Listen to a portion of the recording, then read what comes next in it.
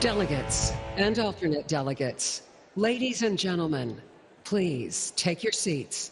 The 2024 Republican National Convention will begin in a few minutes.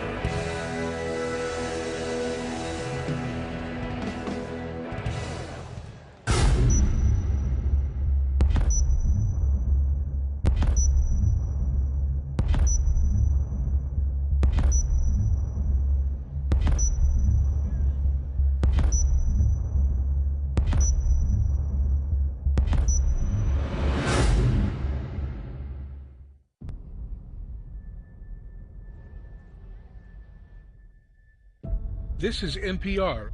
According to a new poll, 1 in 4 Americans now say they live in fear of being attacked in their own neighborhood.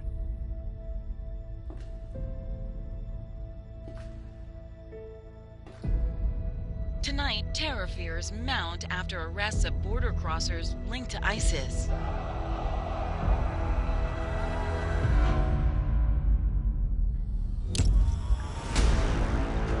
Crimes against children are increasing rapidly, according to the FBI.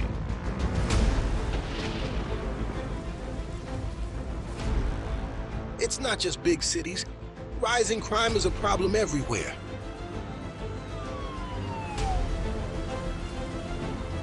The CDC reports over 250,000 Americans are now dead from fentanyl, coming across the southern border under the Biden-Harris administration.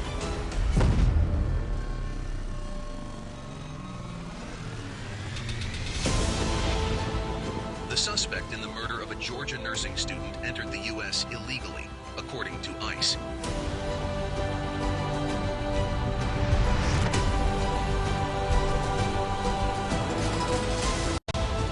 The FBI director confirmed the border crisis poses a major homeland security threat.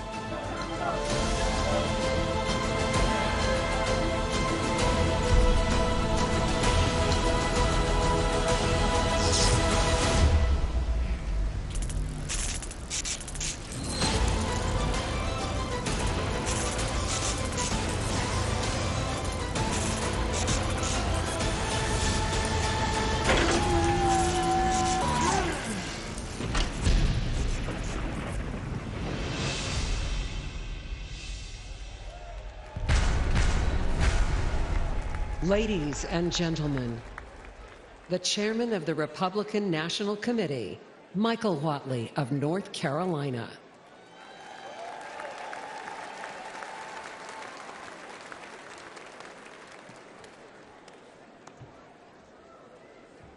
Delegates and alternates, ladies and gentlemen, I want to welcome you all to the second night of this historic Republican National Convention.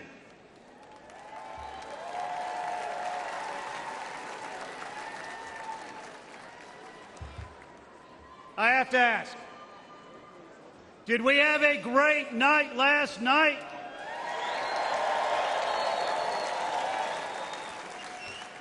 Do we have a great nominee for Vice President in J.D. Vance?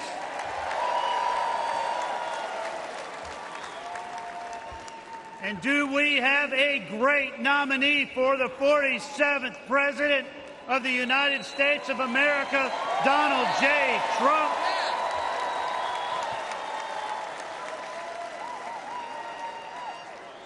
Are you ready for a great night, too? I hereby call this session to order.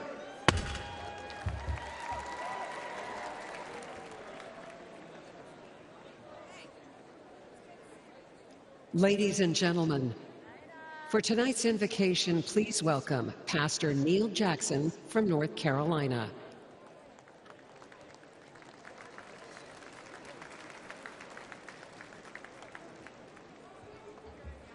Tonight's theme is to make America safe again. That is an impossible task without divine assistance.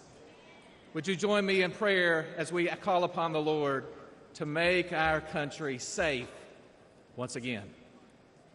Let us pray.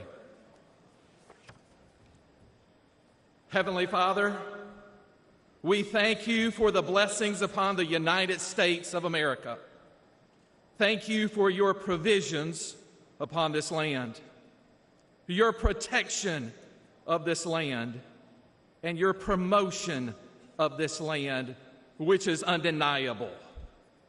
Your word says, "Blessed is the nation whose God is the Lord." Tonight, we claim that for America, believing that you desire to bless and prosper our country as we honor you and your ways. Father, forgive us for when we have strayed from your commandments. and grant us mercy. Tonight, we ask that you would protect our country from those who would do us harm. Thank you for protecting President Trump from the many attacks leveled against him, but especially the attack this past Saturday. Tonight, we pray for our military leaders and officers, pray for our police officers, our firefighters, our first responders, as they risk their lives so we can continue to be the land of the free and the home of the brave. You commanded Joshua to be strong and courageous. Tonight, all across this country, I pray that you would raise up a generation of courageous leaders who follow you with their whole heart and govern with integrity. We ask these things in the name that is above every name, the Lord Jesus Christ. Amen. Ladies and gentlemen, please rise for the presentation of colors. The colors are presented by the professional firefighters of Wisconsin Honor Guard. Let's give them a warm welcome. Left, right, left, left, left, right, left, left, left, right, left, left, left, right, left, left, left, right, left, you left, you left, right, you left, left, right.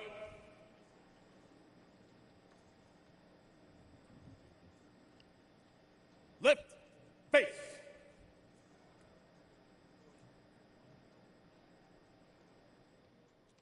Please remain standing for the Pledge of Allegiance and our national anthem. Present arms.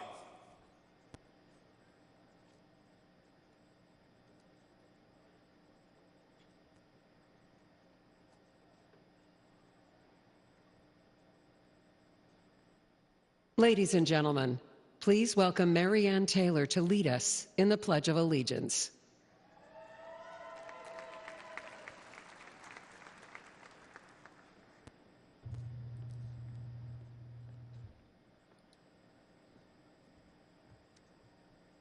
Hello, patriots. Are you ready to pledge this American flag and give them our loyalty? Yes. Well, we're going to do this the Southern South Carolina way, a little bit slower. If you are military, and I'm looking out, and a lot of you already are poised, if you're like me from a military family but not military, we're going to stand at attention, place your right hand over your heart, and pledge with me. I pledge allegiance to the flag of the United States of America and to the republic for which it stands, one nation, under God, indivisible, with liberty and justice for all. Ladies and gentlemen, welcome to the stage Grammy Award-winning singer and U.S. Army veteran, Milwaukee native, Daniel Irby, to perform our national anthem.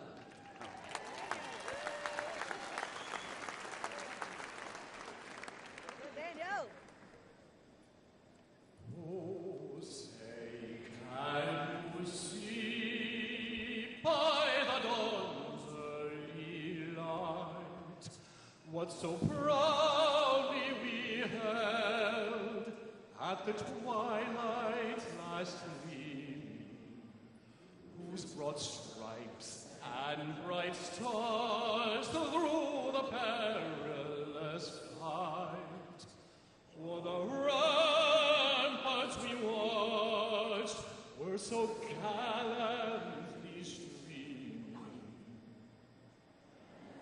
The rockets rolled glare, the bombs bursting in air, gave proof through the night that our flag was still there. Oh, say does that stars star-spangled banner yet wave.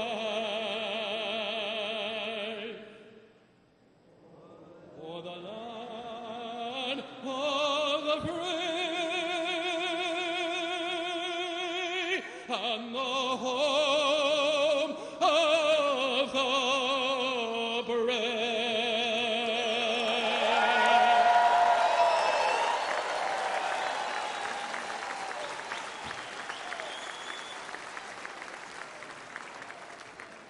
Please remain standing while the colors are retired. Right face. Forward march. Your left, lift, lift, right. Your left, lift, lift, right. Your left, lift, lift, right. Your left, lift, lift, right. Lift, your left, lift, right. Your left, lift, lift, right. Your left, lift, lift, right. Your left, lift, lift.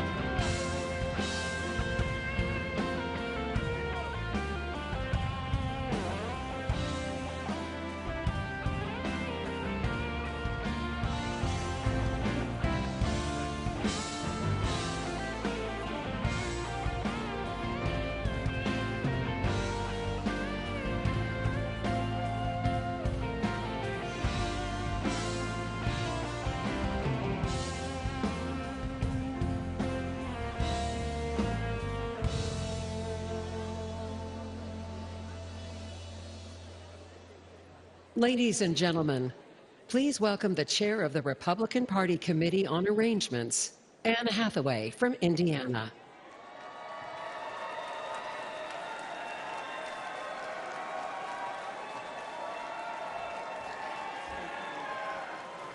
Good evening. My name is Anne Hathaway, and on behalf of the 168 members of the Republican National Committee, the Committee on Arrangements, and the amazing staff of the Committee on Arrangements, I'm honored to welcome you tonight and pleased to be among Republicans from every U.S. state and territory and visitors from over 80 countries from around the world.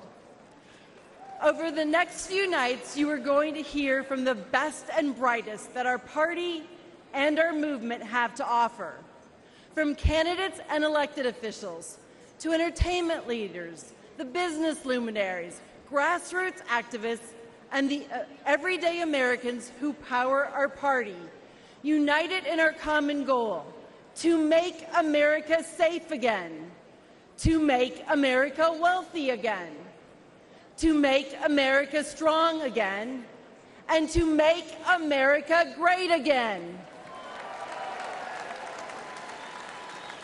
Teddy Roosevelt famously said, "It's not the critic who counts. The credit belongs to those who are actually in the arena, whose face is marred by dust, sweat, and blood." Ladies and gentlemen, this is the arena. Just by participating in this convention, whether you're a speaker, a delegate, or a viewer at home, you have an opportunity to engage in the fight for a better future for our children. So I ask you, as you watch this convention and hear these incredible speakers over the next few days, to listen, to share the message that resonates with you and your friends and your family, and to help us channel the incredible energy of this convention into a resounding victory in November up and down the ballot, starting with electing Donald J. Trump as president and J.D. Vance as vice president. Make sure your friends, families, and neighbors are registered to vote. Get your yard signs. Make a plan to get to the polls. The fate of the free world depends on us giving everything we've got and ensuring that we elect American First candidates up and down the ballot to every office. Thank you, and God bless America. Ladies and gentlemen, please welcome the Governor of the State of Tennessee and Chair of the Republican Governors Association, Governor Bill Lee.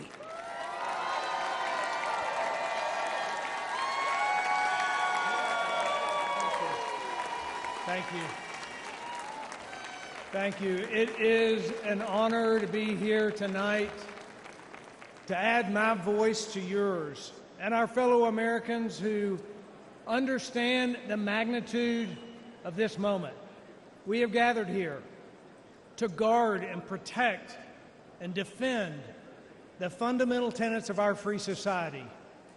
After all, we do still live in the most remarkable country in the world, with freedoms and liberties and opportunities that most of the world has never enjoyed. Now, we know that our freedoms are granted by God, but they are preserved by the people. Generation after generation of Americans have defended their essential freedoms from the encroachment of the federal government. As Republican governors, we are on the front lines of that fight, and we have banded together to preserve freedom and right the wrongs of the last 4 years.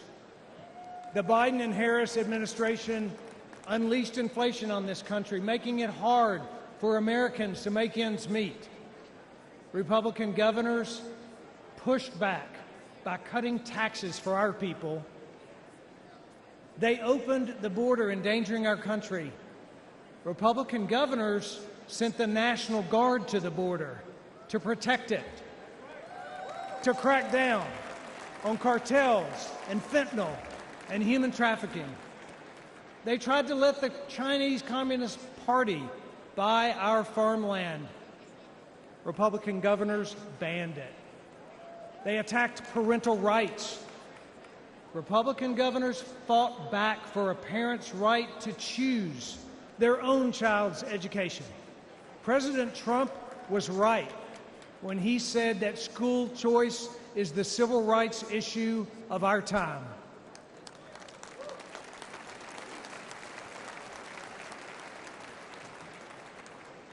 In the storm stirred by Washington, Republican governors across this country have stood as anchors of courage, their states as harbors of hope, and their people as models of freedom. But governors can only do so much. We need strong leadership in the White House. We know what that looks like. We had it before, we need it again. And that's why we, as Republican governors, are joining together, unifying in support for Donald Trump for president.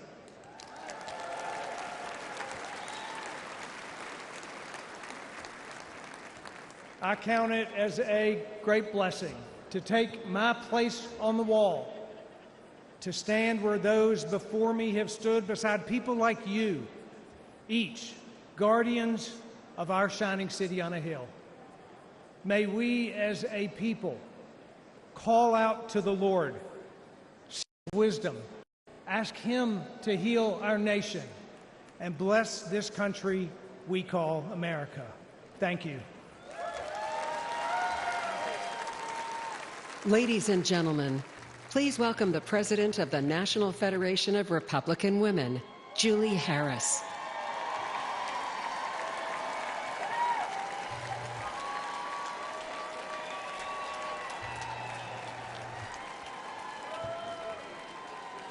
Hello, Milwaukee.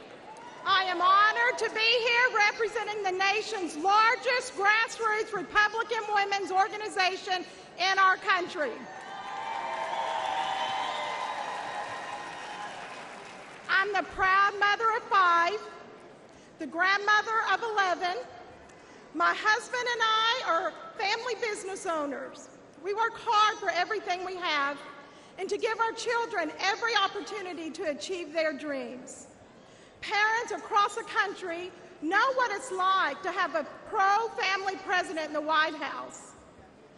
Under President Trump, gasoline and food were affordable. He won huge tax cuts for the middle class and created great high-paying jobs. He worked to keep crime low and to keep drugs out of this country. He's a businessman. He understands what it's like to build something of your own. Joe Biden has never built anything of his own. He uses a government to destroy things and to make it impossible to give your children the life you dreamed of for them. On day one, Joe Biden declared war on families. He made it harder for people to support themselves, to start families, and to raise children. He's robbed families of affordable homes, energy, and food. As our supply chains broke and inflation exploded, Biden's press secretary blamed us. She implied we should buy less. After destroying the economy and flooding America with illegal immigrants, Biden still wants to raise our taxes. The American dream means more than just scraping by. But under Biden, 65% of Americans say they're living paycheck to paycheck. When it's this hard to provide the basics, the other things we want to provide for our families get wiped out too. Piano lessons, summer camp, braces, family vacation, Christmas gifts. This is not the America that we have worked so hard for. Biden wants us to barely scrape by. President Trump wants us to thrive. We need a pro-family president in the White House again.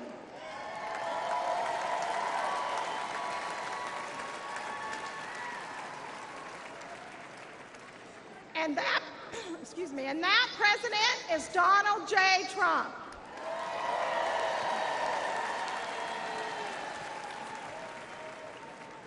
From the National Federation of Republican Women, thank you, Milwaukee. Close your eyes and I'll kiss you. Tomorrow I'll miss you. Remember, I'll always be true.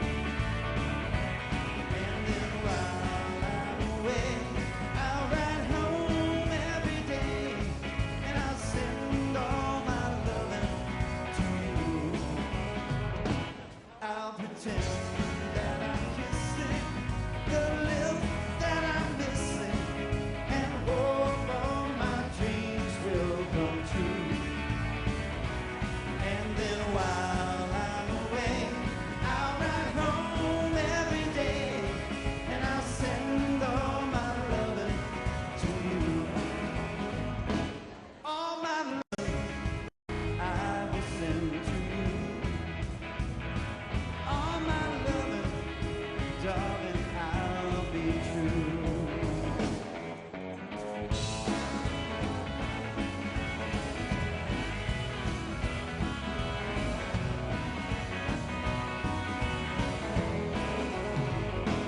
Close your eyes and I'll kiss you. Tomorrow I'll miss you. Remember, I'll always be true. And then while I'm away, I'll ride home every day, and I'll send all my loving to you. All my loving I will send to you. All my loving, darling, I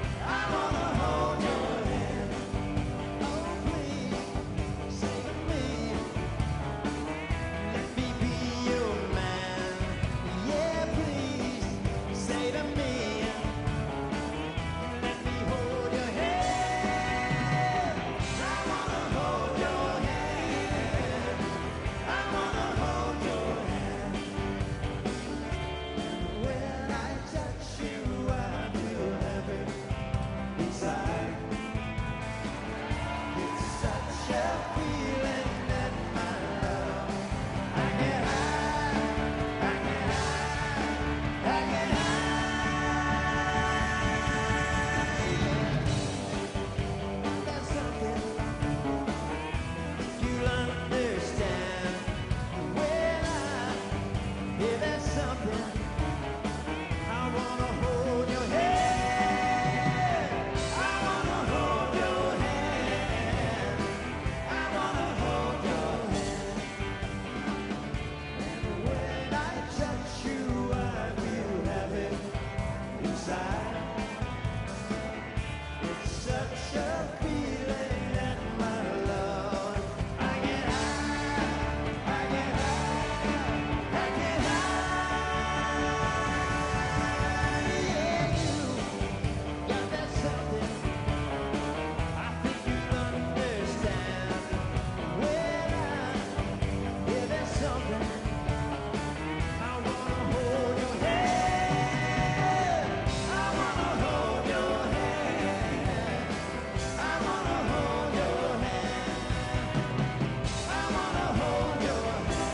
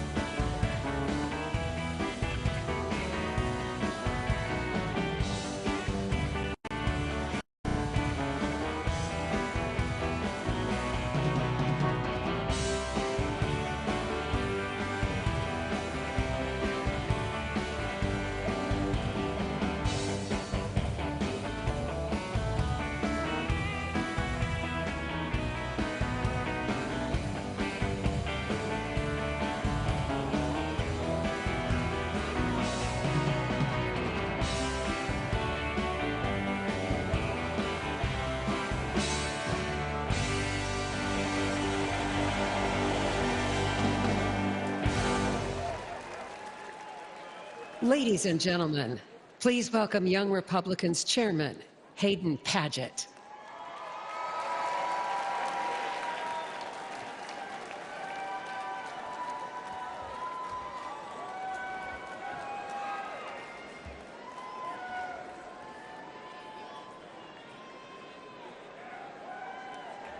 I'm Hayden Padgett. I'm the chairman of the Young Republican National Federation and a proud son of the great state of Texas.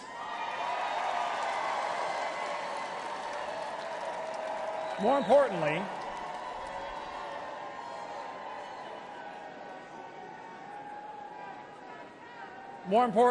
I'm a husband and the father of two wonderful children who are under 2 years old. This election, I'll be fighting to build a better country for them, my kids. America has always been a place where the promise of tomorrow is brighter than the trials of today. But for young Americans, that future is diminishing as quickly as, well, Biden's cognitive ability. In 2 years, America will celebrate her 250th birthday. But for Americans celebrating their 25th birthday now, they see a future where their dreams are increasingly out of reach. The rising cost of education keeps us in debt. The rising price of groceries and fuel keeps us living one paycheck to the next. The rising cost of childcare keeps us from starting our own families, and the rising cost of rent keeps us from owning our own home. But we know that life can be better, that our lives can be more than making ends meet. Because it was better under Donald Trump.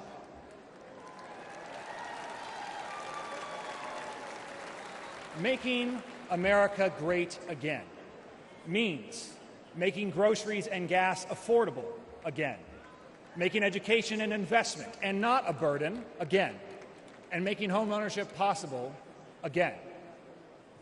We just celebrated our Independence Day, where we were reminded that our founders did not promise us happiness, but the right to pursue it.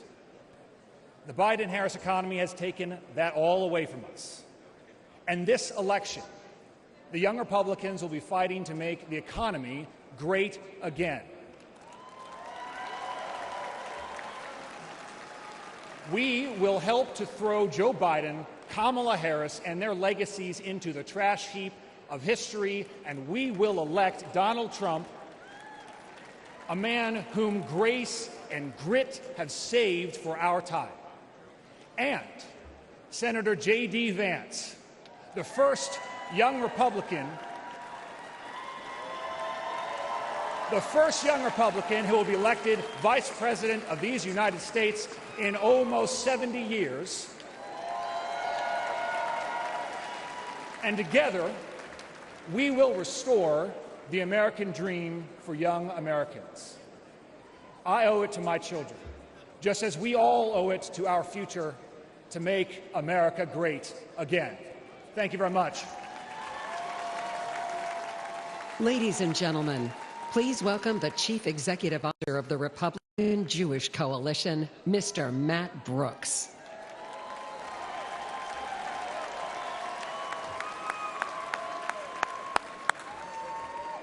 Hello, Milwaukee! Let me hear you cheer if you support Israel. Let me hear you cheer if you support Israel.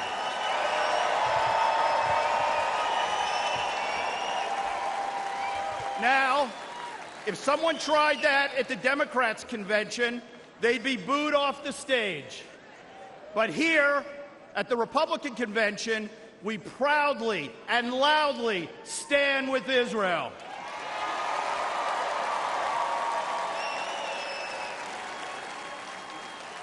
This election is a critical moment for the American Jewish community and for Israel. This is our chance to continue the incredible pro-Israel legacy of the most pro-Israel president in history, Donald J. Trump.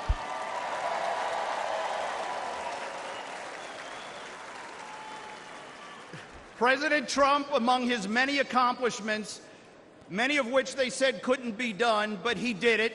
He moved the U.S. Embassy to Jerusalem.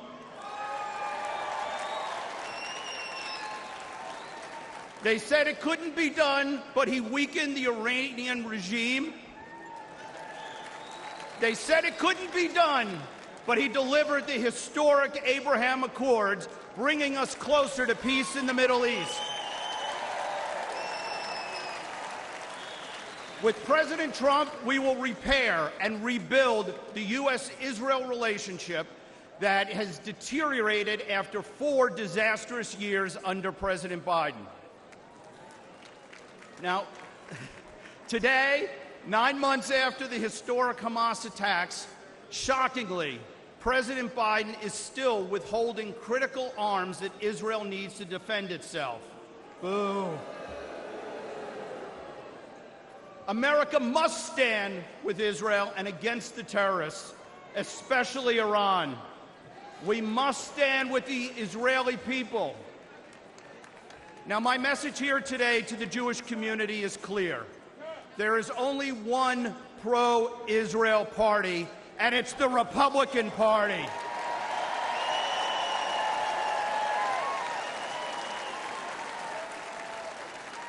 And here at home, under Donald Trump, we will put a stop to the rising tide of anti-Semitism.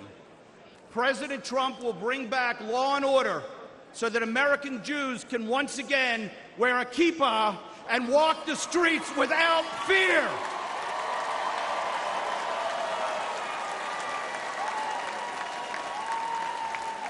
President Trump will stop the mobs on the college campuses so Jewish students feel safe when they go to class. The Jewish community is ready to help elect Donald Trump and J.D. Vance. The Jewish vote continues to increase for Republicans year after year, and I promise you 2024 will be no different. So let me ask all of you, who will best stand up to the Hamas sympathizers and the squad? Donald Trump! Who will best stand with Israel? Donald Trump. Who will make sure Jews feel safe and secure? Thank you, RNC, for the opportunity to speak today, and thank you, President Trump, for your commitment to elevating Jewish American voices. Together, unified, we will win. Am Yisrael Chai!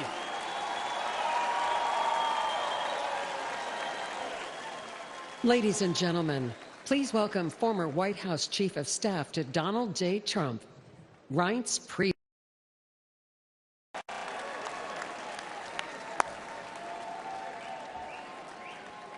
As a longtime Badger, let me say, welcome to Wisconsin. Partners throughout the city of Milwaukee and state of Wisconsin have been preparing behind the scenes for over 2 years to make this convention a reality. I couldn't be more appreciative of everyone who helped make this happen. Milwaukee is a world-class city, and Wisconsinites are some of the kindest people you'll ever meet. While you're here, make sure you experience the beautiful beaches of Lake Michigan. Order a basket of cheese curds, please. And I know you're all going to have a few beers while you're here, right? As the former chair of the Wisconsin GOP and chair of the Republican National Committee, I know firsthand that Wisconsin is the nation's premier battleground state. There's no better place to hold the GOP convention than right here in Wisconsin. And in November, you'll see Wisconsin stand with Donald Trump, and we will help send him back to the White House. I want to say and begin by saying my prayers are with the victims of the shooting in Pennsylvania, and our prayers are with President Trump. As White House Chief of Staff, I saw him right the ship after 8 years of Democrat failed policies, and I'm confident he'll do it again once more. Yet again, Democrat failures of the last 4 years have left many Americans feeling hopeless, unheard, and hurting. But when Donald Trump tells you what he'll do on the campaign trail, well, look out, because he will deliver when he walks into that Oval Office. Let's remember, while president, he decided to drill, baby, drill. He shut down the border. He confronted China head-on, made Europe pitch in on NATO, lowered taxes, put conservatives on the Supreme Court, and he defeated ISIS. Republicans can turn the tide in the United States and make America great again. We, together here, the Wisconsin GOP, we can make Wisconsin red again in 2024 and send Donald Trump back to the White House. Let's stand united as Republicans. Let's stand united as Americans. Let's make America one again. Let's get to work expanding our majority in the House and taking back the Senate, and let's re-elect Donald Trump president. Thank you, and God bless you.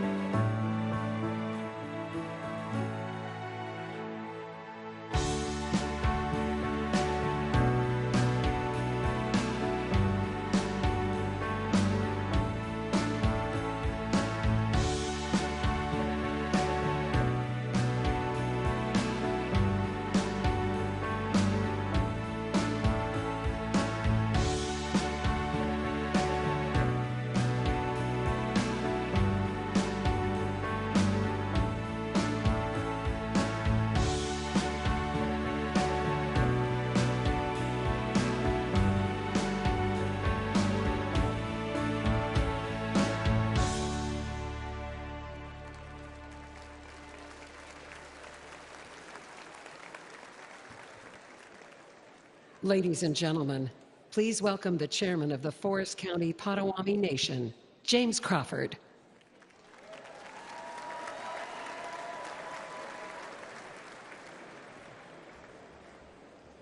Hello, everyone, and hello, Wisconsin. Good evening.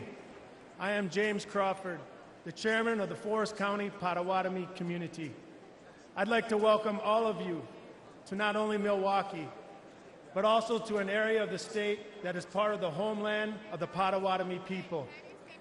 Milwaukee is a particularly special place for Potawatomi.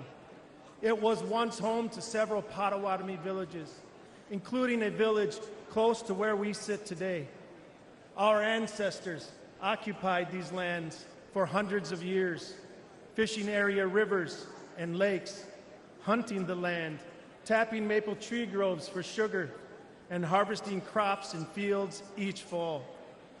The Potawatomi connection to Milwaukee continues.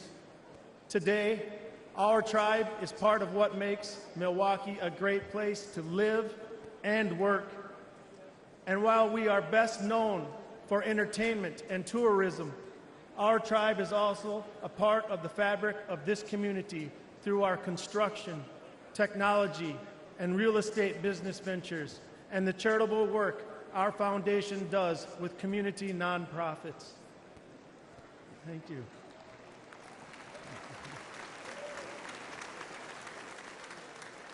Potawatomi are just one of 11 tribes in Wisconsin and one of 574 in the United States. Even though each tribe is unique with their own histories, cultures, and distinct challenges and opportunities, the tribes still share many commonalities, especially a desire and need to keep our people safe. And right now, Native people are facing real threats to ensure our safety. The growing use and abuse of illegal drugs are claiming countless lives on reservations across this country. And Native American women and girls continue to be exploited, trafficked, and subjected to violence at reprehensible levels. So tonight's theme, Make America Safe Again, is especially important for us.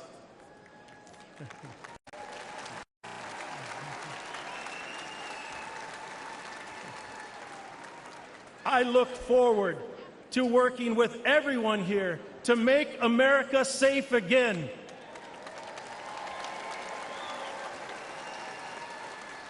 To help us preserve, protect, and enhance our future generations. Miigwech, and God bless America.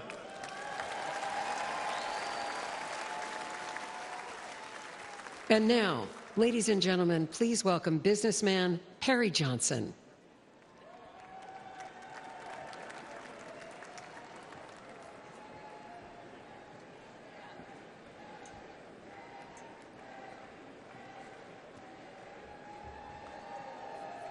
Well, what a group. Well, I'm Perry Johnson, and I'm a business owner of 81 companies around the world. And I'm going to ask you one simple question. Are Americans better off today than they were 4 years ago? No. In 2019, the median household income in the United States was $4,000 more than it is today. And on an average, things are 20% more expensive. Why? Joe Biden. When you go to the grocery store and you find that things are 30% more, you can thank Joe Biden. When you have to fill up your gas tank and it's 50% more expensive, thank Joe Biden. And when you buy a home and get a mortgage, your payments are almost double what they were 4 years ago. And I know because one of my companies is a mortgage company. Now, what do you say we fire Joe Biden?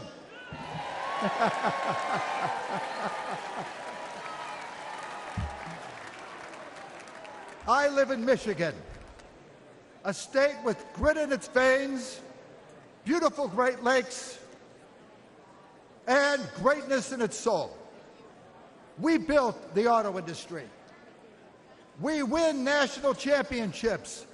Go Blue! But under Joe Biden and Gretchen Whitmer, we can't catch a break. And Michigan isn't alone. Everyone worries about the economy. Do you know that right now, 66% of Americans live paycheck to paycheck? I think that stinks. But Biden says things are looking up. Well, the only person looking up is Joe Biden as he stares into space on the debate stage. In 2016, Americans elected Trump to fix Washington. He built the strongest economy in our lifetime.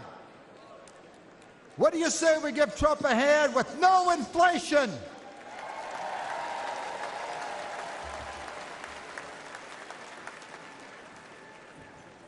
Joe Biden says he can't keep our borders safe. Did Trump keep our borders safe? Yes.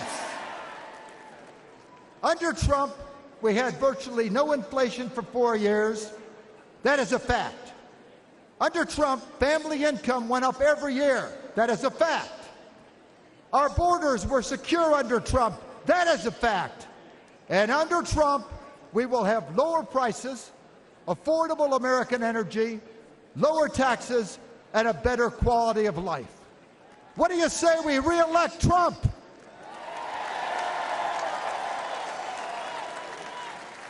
Trump, when I brought quality to the auto industry, it was pivotal in saving the auto industry. In Washington, he will save America. Joe, Carmela, and Gretchen, I have a message for you. Michigan is the state that gave Donald Trump the win in 2016, and Michigan will be the state that sends President Trump back to the White House in 24.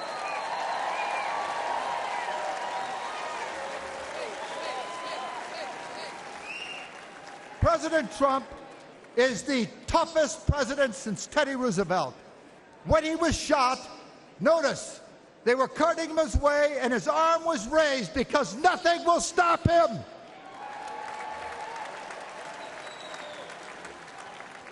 Fight. For him, America is always first. He has the heart of a lion, the brain of a genius, and he's done it before. President Trump is ready to save our country, to make America great again.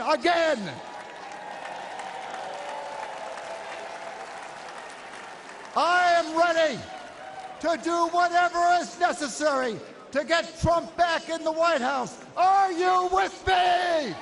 Yes! Yes! Yes! Trump! Trump! Trump! Let's do it!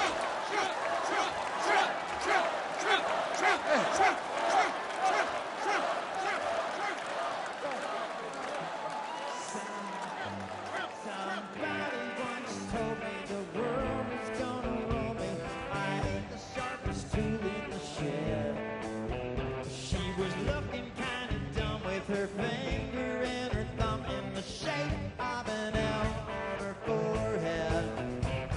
Whether you stop coming and they don't stop coming, bend to the rule and I hit the ground running. Did it make sense not to let it go far? Your brain gets smart and your head gets calm. So much to do, so much to see. So what's wrong with taking the back street? You never know if you don't go. You never shine if you don't go. Hey now, you're an all-star. Get your game on, go play. Hey now, you're a rock star, get the show on, get paid. All that glitters is gold. Only shooting stars break the mold. It's a cool place, say it gets cold. You put on the mountain. Now wait till you get over. The media man begs to differ, judging by the hole in the satellite picture. Ice we skate is getting pretty thin. Water's getting warm and you might as well swim. My world's on fire, how about yours? That's the way I like it and I never get bored. Hey now, you're an all-star, here's a game on, go play.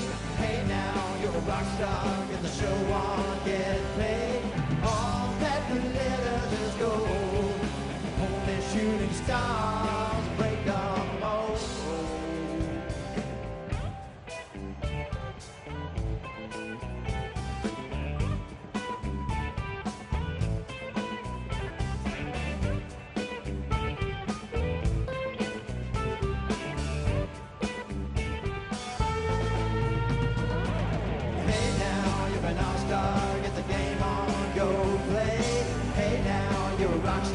Get the show on, get paid.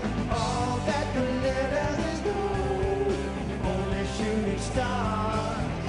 Somebody once asked, could I spare some change for gas? I need to get myself away from this place. I say, yeah, what a concept. I could use a little fuel myself, and we all could use a little change. They just start coming and they don't stop coming. To the moon and I hit the ground running. Till it makes sense to live more fun. Your brain gets smart and your head gets dumb. So much to do, so much to see. So what's wrong? We're taking the back streets. You never know if you don't know.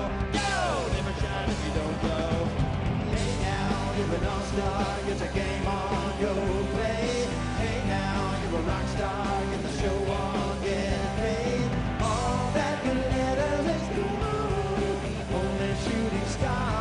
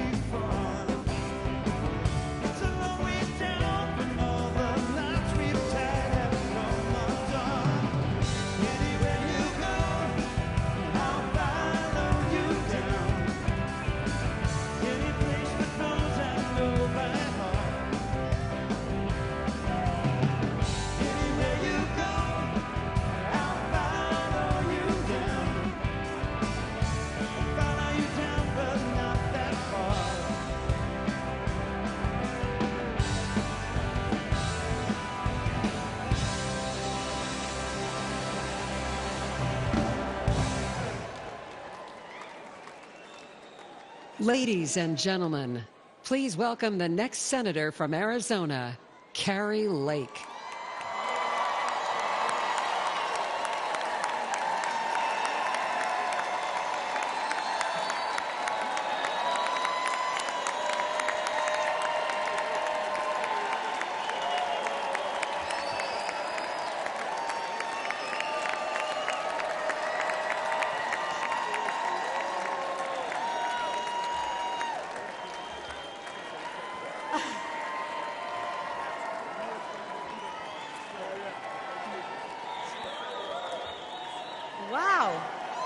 Hello. I love you. I love you. I love you, Arizona.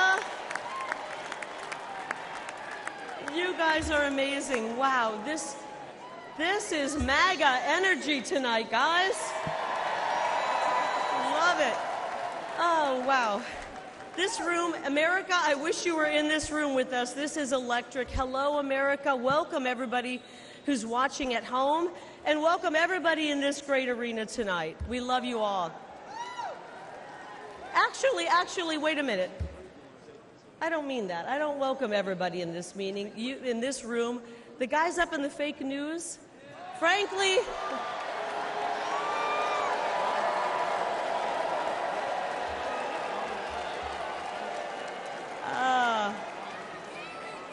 all right, frankly, you guys up there in the fake news have worn out your welcome, right?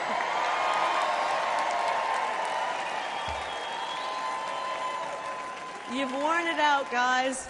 You have spent the last 8 years lying about President Donald Trump and his amazing patriotic supporters.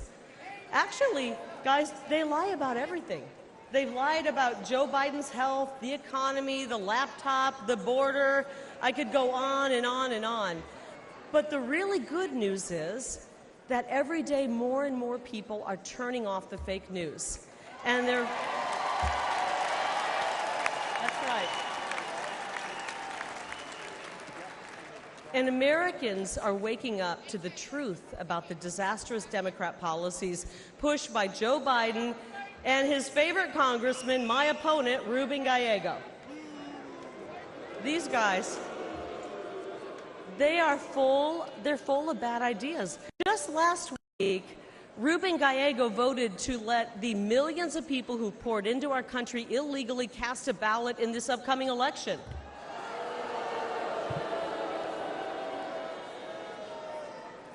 Gallego and the Democrats have handed over control of my state, Arizona's border, to the drug cartels. And because of them, criminals and deadly drugs are pouring in, and our children are dying. Our children are getting their hands on these drugs and dying. I'll tell you, the hardest thing I've had to do on the campaign trail is talk to moms and dads who come up to me and tell me that their 19-year-old son has died because of fentanyl poisoning, or their 22-year-old daughter took a half a pill and she's gone. We are losing a generation of young people to this fentanyl crisis, and it's got to stop. The Grand Canyon state has become the fentanyl state, and it's not okay with this mom. I'm not okay with that. I don't think it's okay with that mom. I don't think it's okay with that mom. It doesn't have to be this way. The problems we face are huge, the problems caused by the Democrat Party. But the solutions, guys, they're really simple. First of all, stop the Biden invasion and build the wall. Easy.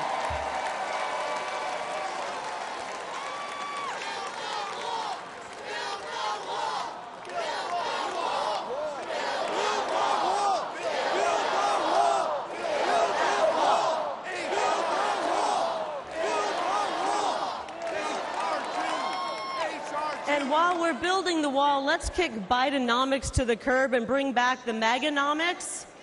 Is that okay? I miss the strong Trump economy. And because I'm a mama bear, I want to replace this indoctrination, this psychological abuse they're inflicting on our children with a real, solid, quality education. It's all common sense.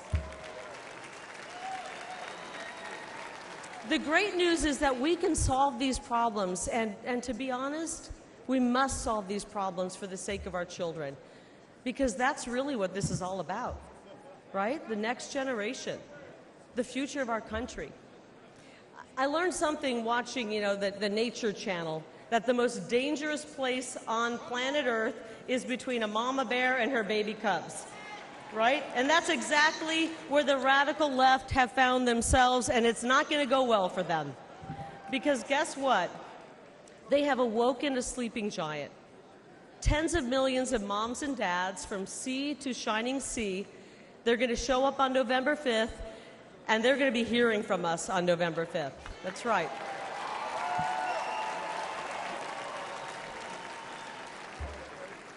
Actually, I can think of one thing more dangerous than a grizzly bear, and it's a middle-aged, fed-up mother in Washington, D.C.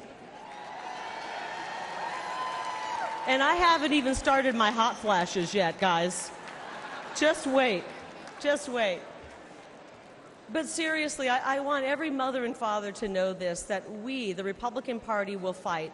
I will fight, not just for my kids and my daughters over here. Are you over there, Ruby? Wave to me. Wave to Mom. My daughter's over there. I want to fight for, selfishly, I want to fight for my kids, but I want to fight for your kids as well. They deserve a better future. They deserve a better future. But the really good news here, and the fake news the fake news wants us to believe we're 50-50 at each other's throat. They're creating division and anger. Americans are actually much more united than people believe, right? You see it. We see it. We want to make life better, and we want to create an incredible future for this generation and the next generation. And together, when we join together, we will make America safe again, and we will make America great again. God bless all of you here tonight. God bless you, America, and God bless President Donald J. Trump. I love you guys. Thank you. Thank you.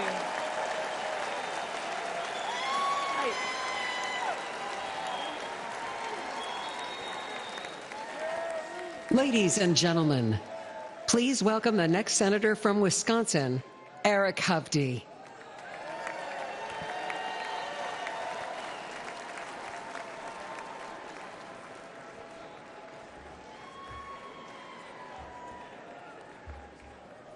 President Trump, Mr. Chairman, and delegates, welcome to Wisconsin.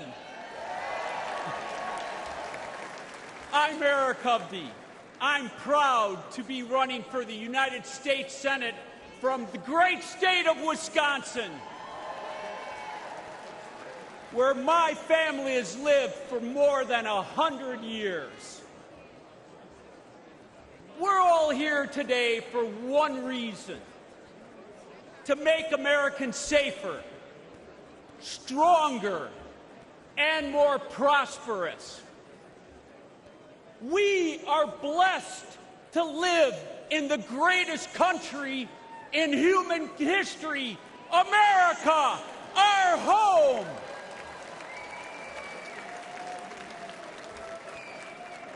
But America is struggling under Joe Biden. And Senator Baldwin has been a rubber stamp voting with him 95.5% of the time. You can believe that. Biden, with Baldwin's help, has weakened us in every way, making Americans less safe. They've eroded us financially by racking up more debt in the last 3.5 years than our country's first 230 years, fueling massive inflation and leaving families wondering how they're going to pay the bills. They've made us less safe at home with their defund the police movement. And Biden, with his border czar, Vice President Harris, opened our southern border, allowing criminals and terrorists to enter our country. They've emboldened drug cartels to flood our streets with fentanyl, killing over 100,000 Americans every year. It is sad. I've talked to parents that have lost their child to this fentanyl poison. They've made us less safe and secure internationally with their incompetent withdrawal from Afghanistan. Our adversaries moved. Putin on Ukraine, Iran through their proxies, Hamas on Israel, and China getting more aggressive every day. Despite all of that, Tammy Baldwin called the Biden administration the most successful in generations. Can you believe that one? I mean, seriously. This shows how detached she is from everyday Wisconsinites. It doesn't have to be this way. Under President Trump, family budgets were more secure. Our border was secure. Our world was secure.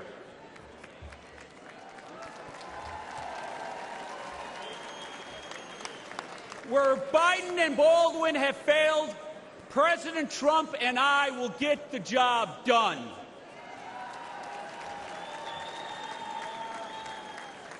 Our country has become too divided, though.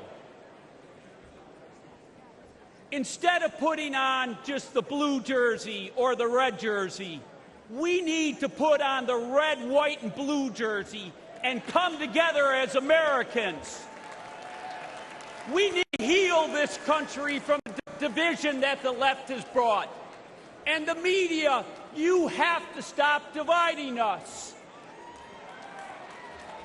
If we can come together, we will win Wisconsin.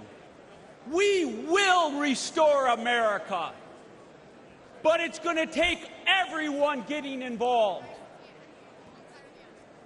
Are you ready to go save your country? Are you ready to restore the American dream? Thank you, everyone. God bless. Ladies and gentlemen, please welcome the next senator from Ohio, Bernie Moreno.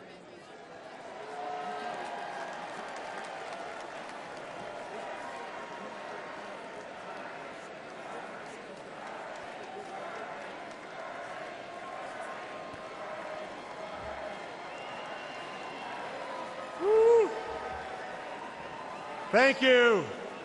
Thank you.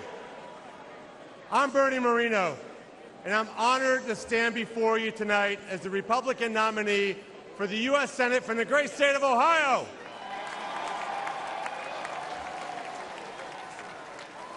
Many years ago, my parents brought me and my siblings to America legally. They left Colombia because they wanted their children to live in a country where they could achieve anything. I will forever be grateful to them. I love America, and I've lived the American dream. I married my best friend, raised a family, built successful businesses, and created thousands of jobs for hardworking Americans. But the American dream that I lived is under attack from Joe Biden and his enablers in the Senate like Sherrod Brown. They have encouraged millions of illegals to invade America.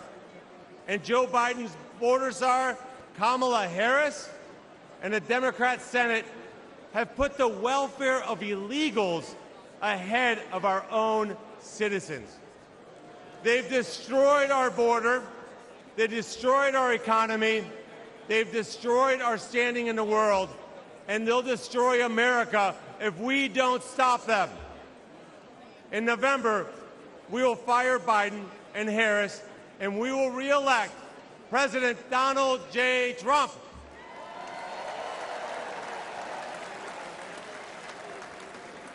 I'm so proud that my senator, my friend, J.D. Vance,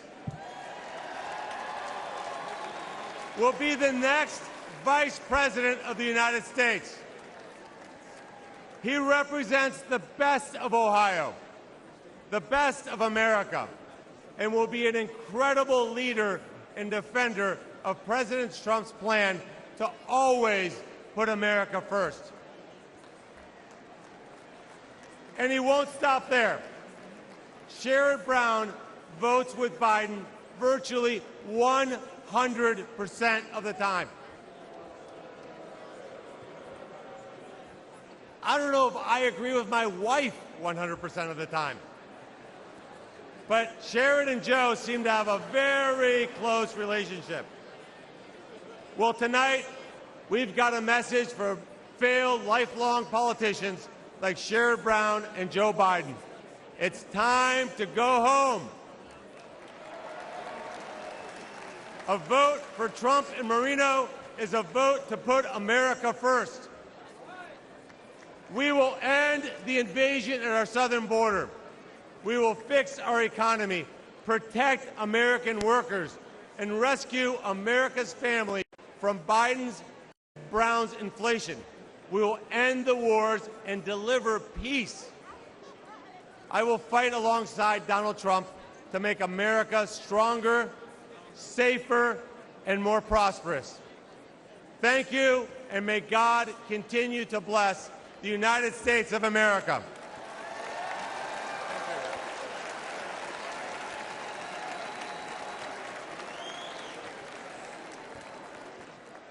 Ladies and gentlemen, please welcome the next senator from Michigan, Mike Rogers.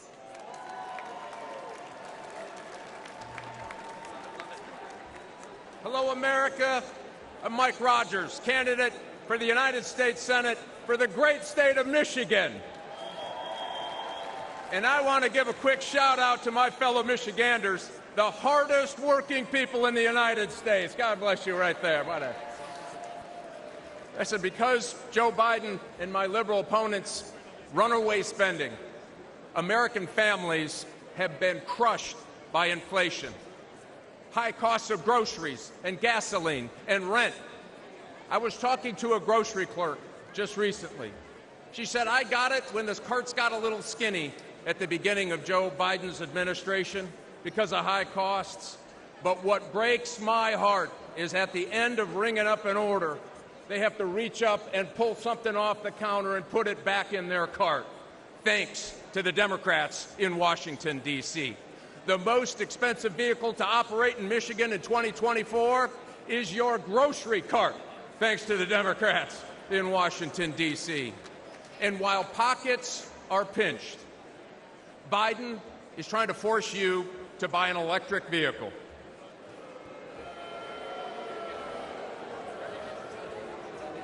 Better get a long extension cord. Let me be clear. EV mandates will destroy American jobs. EVs require 40% less labor to build than gas cars. And here's the kicker. 85% of the critical minerals needed to build them are processed in China. It is impossible to build an EV without getting into bed with the Communist Party of China. Listen, my opponent even signed an agreement to use taxpayer money to bring a Chinese battery company to Michigan, your taxpayers' money. I'll tell you this, I will never put our children's future at the hands, or the matter of fact, the Michigan auto business in Michigan, in the hands of the Chinese Communist Party, and it's the Republicans that are going to stop them from doing that. I'm committed to keep Americans safe from threats both at home and abroad. As a former Army officer, FBI special agent battling organized crime, and chairman of the House Intelligence Committee, I've seen how dangerous the world can be. But in all my time working to protect America, I have never seen anything like the Biden-Harris open border policy. They are rolling out the red carpet for violent gangs, fentanyl, Chinese spies, individuals on the terrorist watch list. And listen, our adversaries aren't stupid. They know that all they need to do is wait until nap time at the White House to push the limit. Does anyone really believe that another 4 years of Biden, Harris, and a Democrat Senate will make us safer or more prosperous? I certainly don't. And I don't think Michigan does either. Listen, it is long past time that we restore law and order. We make groceries affordable again. We make America respected again. We make America safe again. We flip the United States Senate and elect Donald Trump and make America great again. Thanks. Get fired up. This is the election to do your work. God God bless.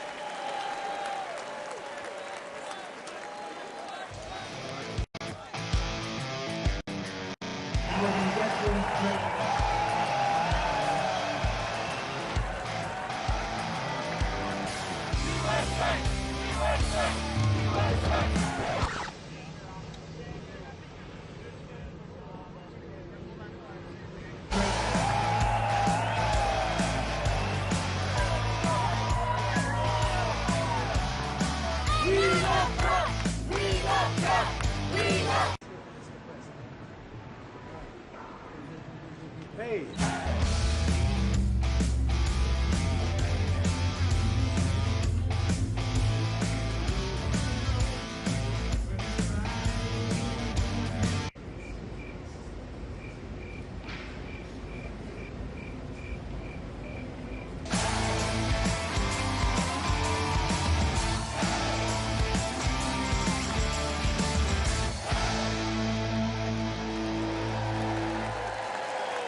Ladies and gentlemen, please welcome the next senator from Pennsylvania, Dave McCormick. Pennsylvania. Hello, Milwaukee. Who's ready? Who's ready to retire Joe Biden and border czar Kamala Harris and send her back to California? Who's ready for that? And who's ready to make Donald Trump our 47th president? Are you ready for that? And who's ready to make J.D. Vance our new vice president? And who's ready to send Chuck Schumer packing? I'm ready. I'm ready. My name is Dave McCormick, and I'm running to be the Pennsylvania's next United States Senator, the great Commonwealth of Pennsylvania. And I want to first acknowledge what transpired just a few days ago in my home state, where I witnessed firsthand from a front row seat in Butler, President Trump's remarkable strength and resolve in a terrifying and unpredictable moment. The president rose brilliantly to the challenge, but what a sad and frightening day for the families of those who were injured or lost, and for our great country. And we all thank God that President Trump is okay.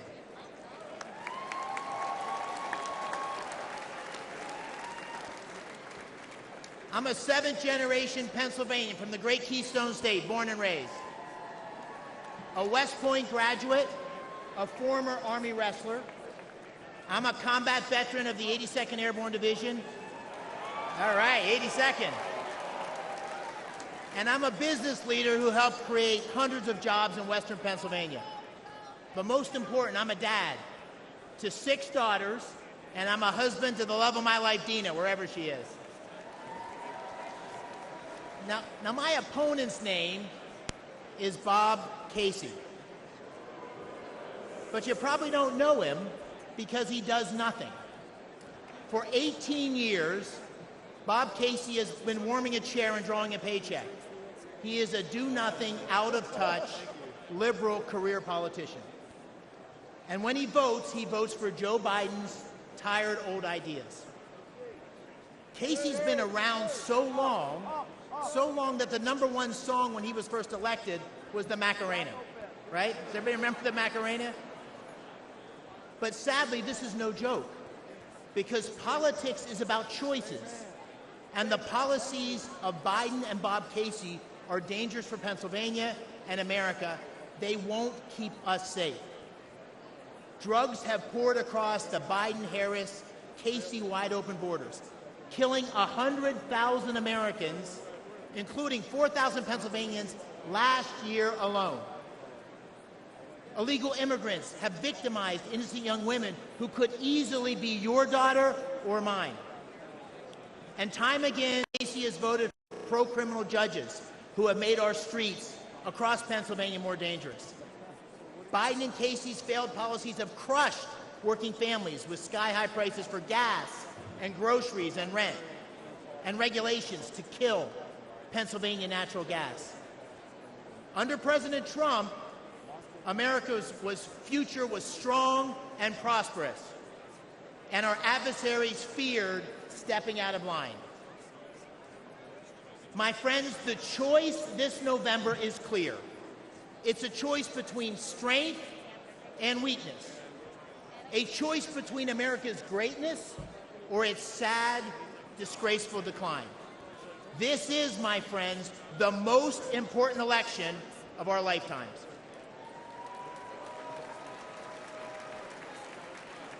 And we deserve a president and a Senate that will go to the mat to fight for America. A president and a Senate that will unite America. And in Pennsylvania, that means voting for Trump and McCormick in November. Thank you all for leading the charge. God bless our United States of America.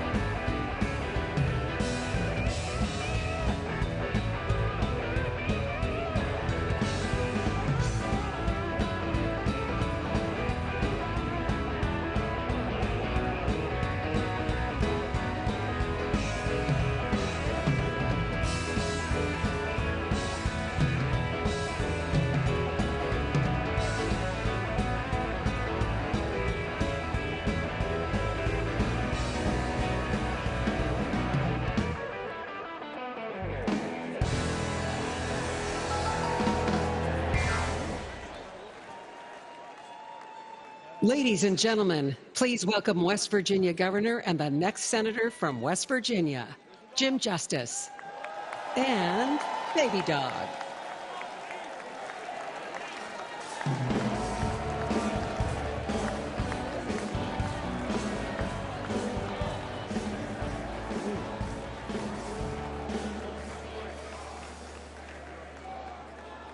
Hello, everybody. I'm Jim Justice, and I'm from West Virginia, and I absolutely believe with all my soul we've got the greatest people in the world in West Virginia, and we want you to come and try us out someday. Now, with all that being said, I know that a lot of you want to meet my little buddy. So if Baby Doll could come on out here.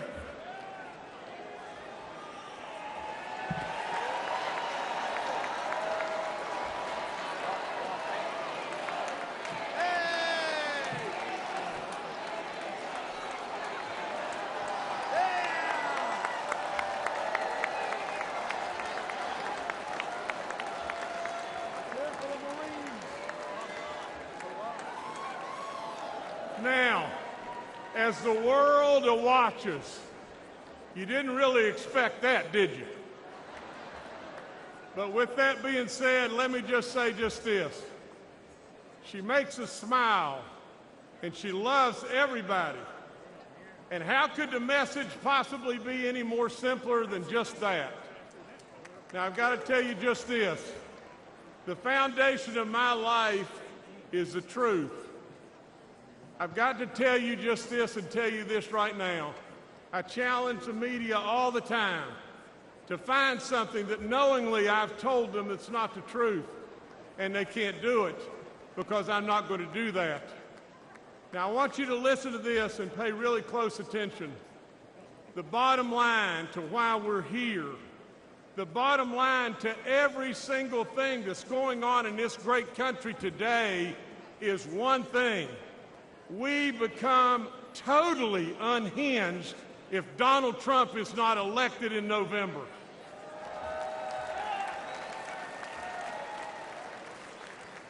I want to talk to you tonight about my relationship with President Trump. I want to talk to you about an incredible man. I want to tell you the truth about him and his family. He's tough. He's super smart. He's a business guy. But maybe there's something that you've missed, and that is he genuinely cares.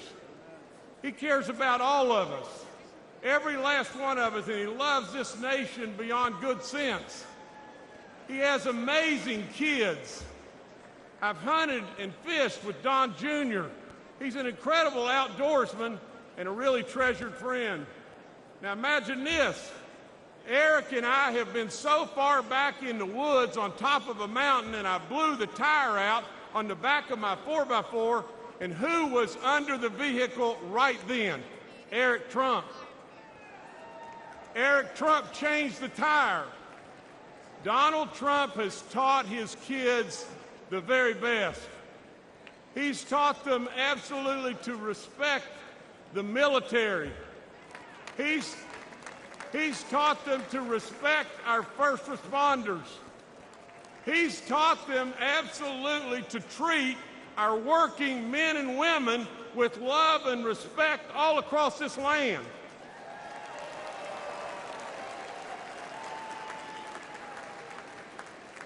Let me tell you just this.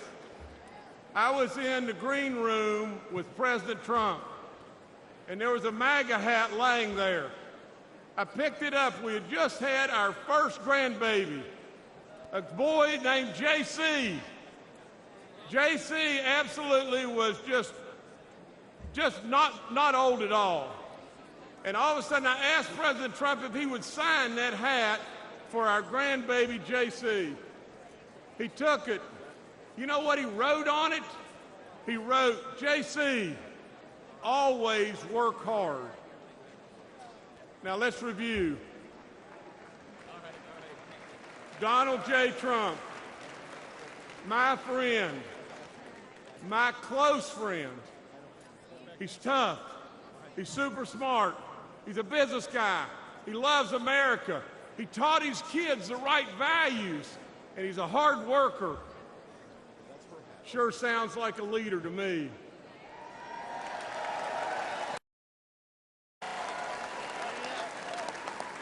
Sure sounds like a president to me.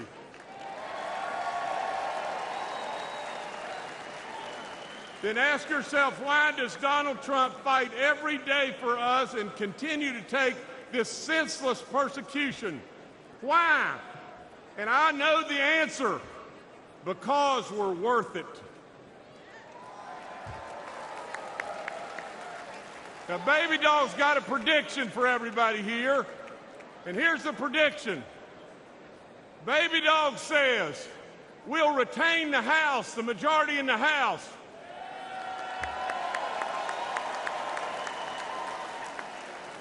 We're going to flip the United States Senate.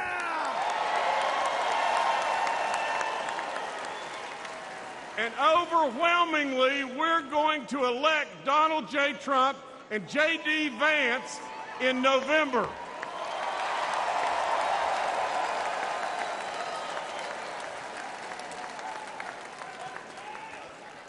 And Baby Dog says, what is the reason that she knows why we're going to win? And the answer is one thing: because we're worth it. God bless you. God bless this great country. And God bless Donald J. Trump.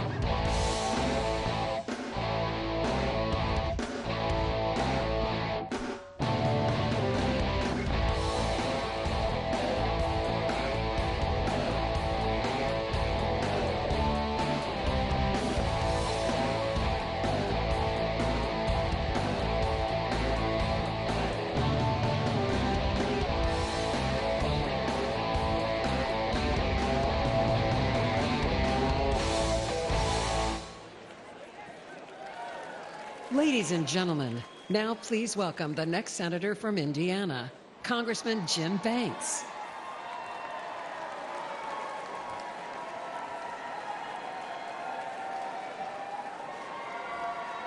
Thank you. I don't know about you, but thank God Baby Dog's a Republican. Thank you, fellow Republicans, and thank you to the great state of Indiana for making me your nominee to be the next United States Senator. Only in America could a kid like me, who was born in a trailer park, the son of a factory worker and a nursing home cook, end up here. I'm Jim Banks, and I have lived the American dream, and I'm proud of it. Holy cow. But the biggest difference today between Republicans and Democrats is that we believe America is the greatest country in the history of the world. But they don't. I got to tell you, as an Afghanistan war veteran, I've never been more ashamed than when Joe Biden's disastrous withdrawal left 13 American heroes dead, and then he lied about it.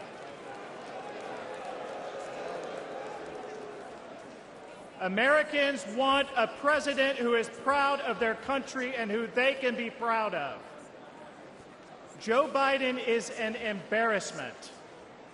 We went from the strongest president of my lifetime in President Trump to the weakest president in history in Joe Biden. We need President Trump back in the White House if we're going to make America great once again. But ladies and gentlemen, he's going to need backup in the United States Senate. This is no time for wimpy Republicans. That's why I'm running. We'll start by securing the border. If you came here illegally under Joe Biden, you're going back to where you came from under Donald Trump.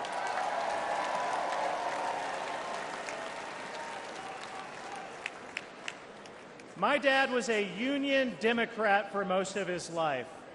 Today, he's a Trump Republican. Because my dad knows that President Trump will always put American workers first. Trump was the first president of my lifetime to hold China accountable for taking our jobs. He brought manufacturing back to Indiana and boosted wages for hardworking Hoosiers. Ladies and gentlemen, Trump saved the American dream. But if we have Biden for 4 more years, that dream won't be there for my 3 daughters. So we are going to take our country back for them, for your children, for your grandchildren, for every American. My friends, I can't wait for November 5th at 6:01 p.m. Eastern Time, when the great state of Indiana is once again the first state on the board to give our Electoral College votes to the greatest president of my lifetime, my friend, Donald J. Trump. Thank you. God bless.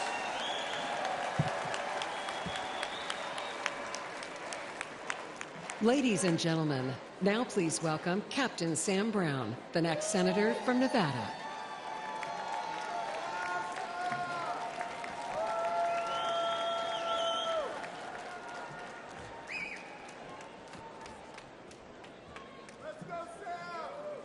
Thank you. I want to start by thanking my God for my life. I want to thank my wife for her strength, for her courage and her support in this race.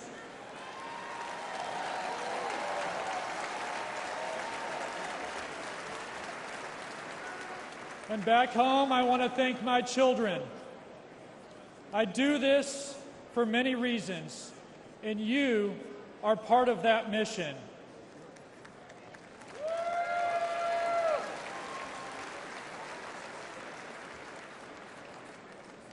Tonight, I offer a message of hope, because I know the importance of hope in difficult times. On September 4th, 2008, my Humvee ran over a roadside bomb in Afghanistan. The explosion left me drenched in diesel and burning alive. As I neared death, I felt the flames being smothered and heard a voice say, "Sir, I've got you."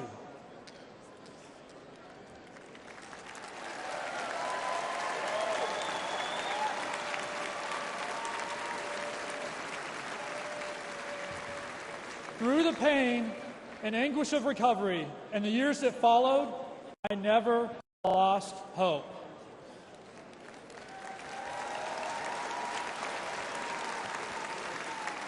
And I stand before you. I stand before you today as a Republican nominee for Senate from the great state of Nevada.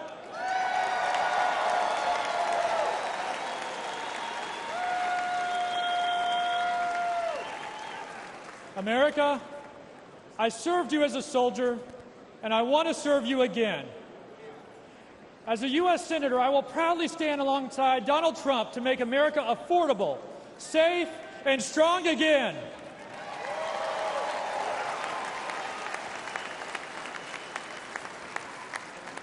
We have a tough fight ahead, but it won't be my first. Nevadans are suffering right now. The unemployment rate in Nevada is nearly 25% higher than the national average.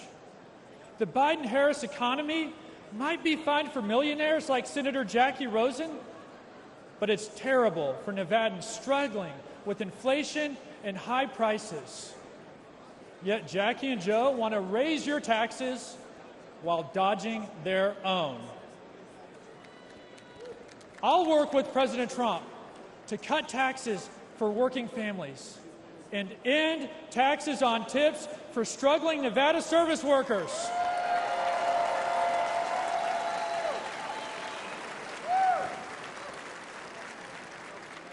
Because life must be affordable for millions, not just millionaires.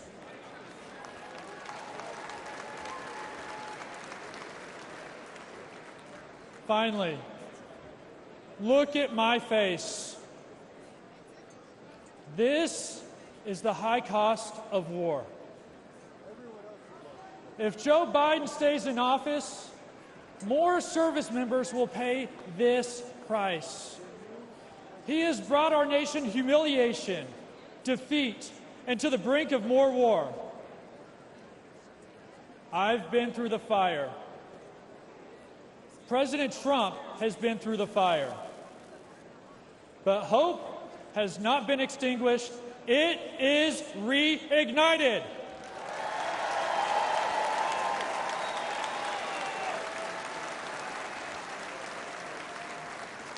And we are more united than ever to save America's future. On November 5th, I ask Nevadans to vote Sam Brown for Senate and Donald Trump for President. Together, we will put America first again.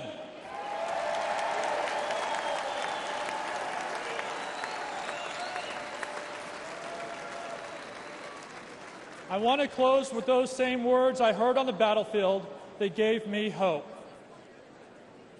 America, I've got you. May God bless President Trump. God bless you. And God bless the United States of America.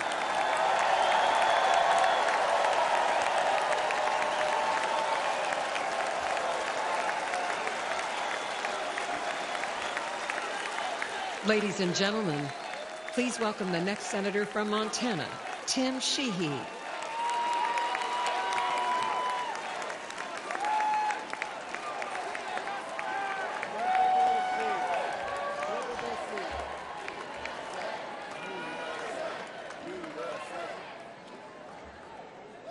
Hey, Montana, how's it going? Hey,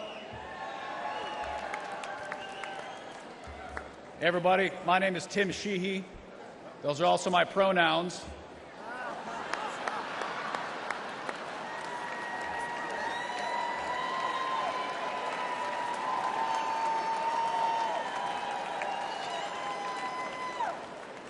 I've been a he-she for 38 years, and I can promise you going to elementary school with that name in the 80s was not fun. That is a joke, but it also shows the lunacy we're living with in Joe Biden and John Tester's America. I'm a former Navy SEAL. My wife was a Marine.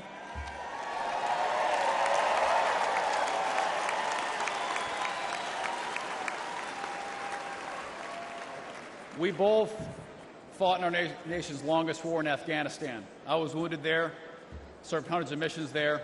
We came home to live the American dream in Montana, the great state of Montana, I might add. And we started an aerial firefighting company in our barn. We created hundreds of jobs protecting our public lands and protecting fellow Montanans from devastating wildfires. I fight wildfires for a living, so take it from me, the world is on fire under Joe Biden. Consider for a minute Biden's disgraceful retreat from Afghanistan, when he let our enemies steal billions of dollars of our equipment and kill 13 brave American service members. To this day, there has been zero accountability, none. And that's why I'm running for the United States Senate in Montana, to bring back accountability to our government and beat John Tester, the liberal Washington politician who votes with Biden and Kamala every single time it matters.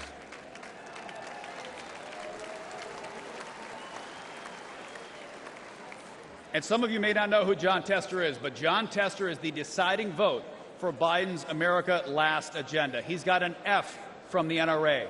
He's voted to open our borders, unleash inflation, and he even put a liberal judge on the Supreme Court who can't even define what a woman is. And even drives a Prius in D.C. Yeah. Priuses don't work in Montana, do they? John Tester doesn't represent Montanans. He's a rubber stamp for Biden's failed presidency and extreme liberal agenda, and it's time to retire them both.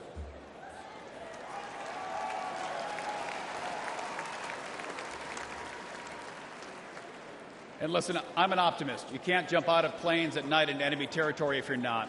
And I truly believe America's future will be better than our past. But that future is not given. And we need political outsiders like President Trump to return common sense to our nation.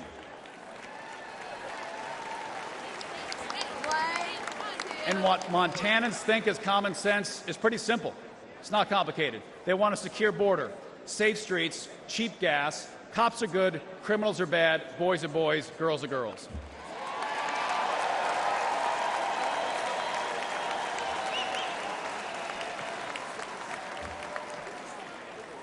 I'm ready to retire John Tester and take back the United States Senate, and I'm ready to join you in sending President Donald J. Trump back to the White House. Let's save America. We've got a lot of work to do.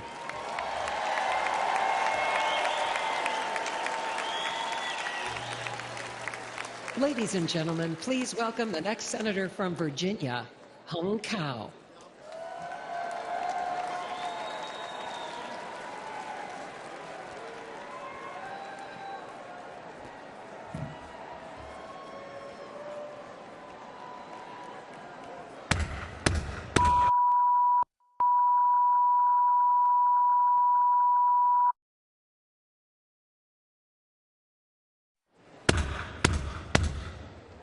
That's the last sound my parents heard when their fathers were taken away in the middle of the night, and they never saw them again. That's my family's real-life story. We escaped from Vietnam just days before Saigon fell to the communists. We were given a new life in the most generous country on earth.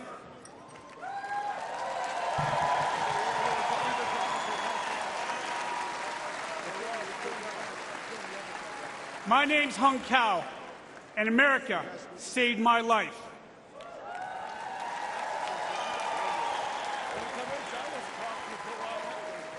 I grabbed on to the American dream. I graduated from the United States Naval Academy, but I paid back every dime of that American dream with 25 years of service.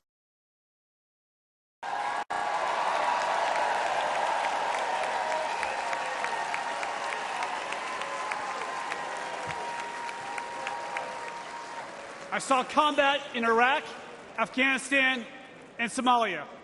I retired as captain of the United States Navy, and now I stand before you as a Republican nominee for the United States Senate in the Commonwealth of Virginia.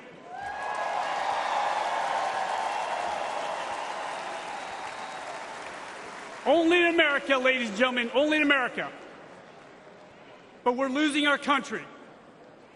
Under Joe Biden, millions of illegal aliens flood our borders. They fly Hamas flags on our campuses, and they shout death to America. As an immigrant to this great country, let me be very clear to everyone who comes here. Don't ask for the American dream if you're not willing to obey the American laws and embrace the American culture.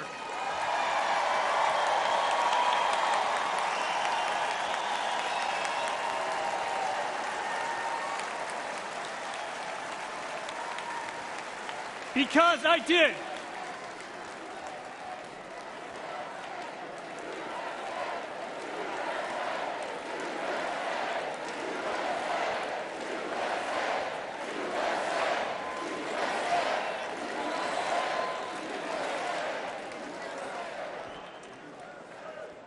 I love this country so much that I wrote a blank check up to and including my life.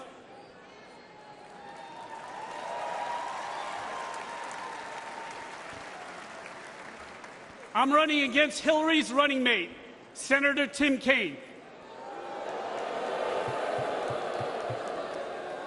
Kaine is a weak man in a dangerous world. We only have one thing in common. The American taxpayer signed our paychecks for 30 years. Except Kaine is a career politician with millions of dollars to show for it.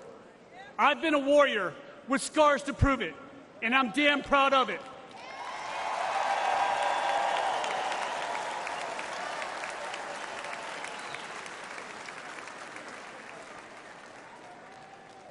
In November, the left will vote for the hatred of one man. We will vote for love. Love of God, love of family, and love for the greatest nation on earth.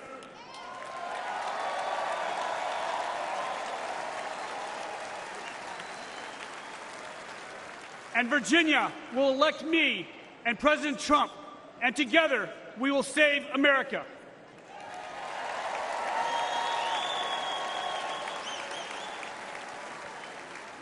My name is Hung Cao. I'm the next senator from the Commonwealth of Virginia, and I'm not done fighting for us.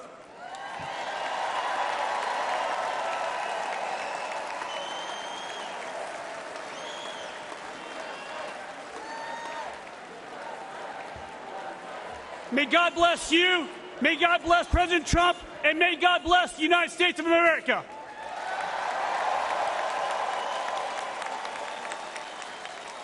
And now, ladies and gentlemen, please welcome United States Senator Rick Scott of Florida.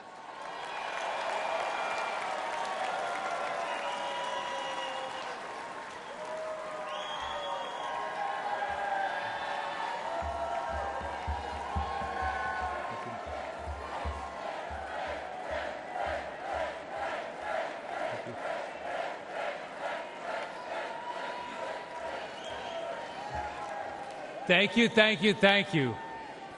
You can tell I'm from the great state of Florida.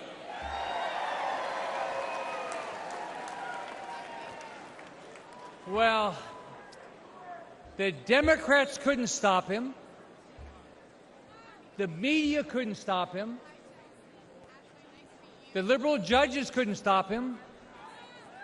A bullet from a madman couldn't stop him. Can anything stop Donald Trump from becoming the next president and making America great again?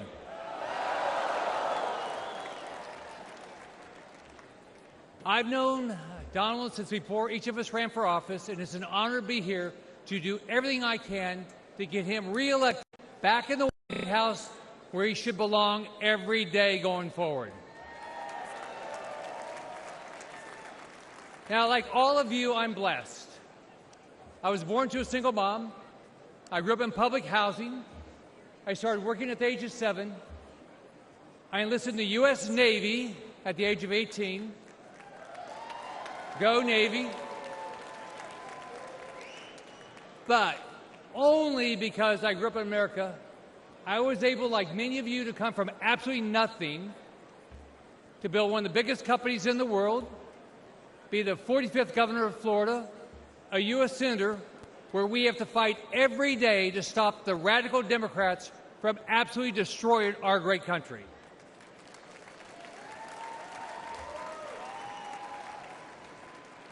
They will lose, we will win.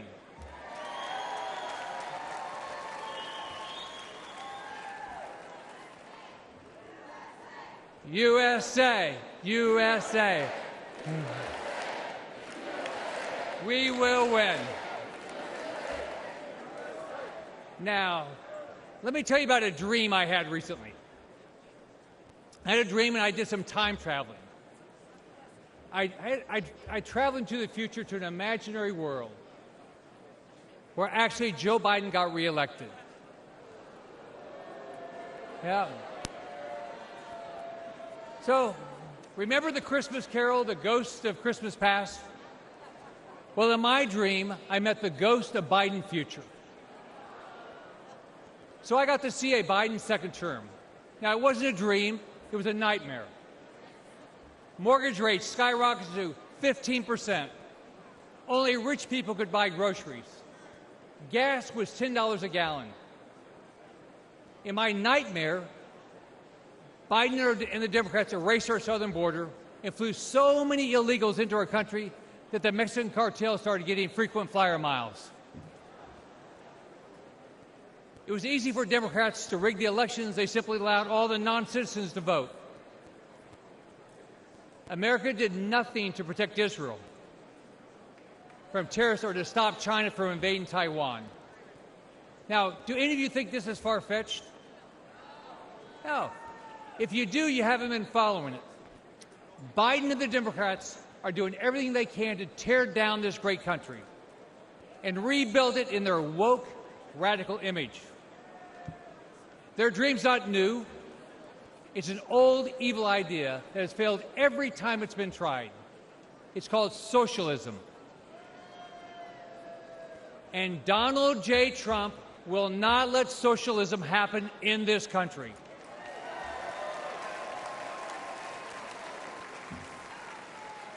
Think about it.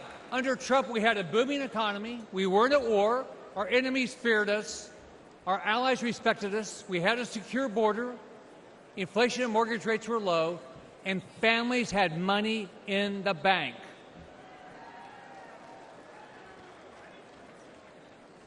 Donald Trump has given up a lot for this country. His family's been slandered.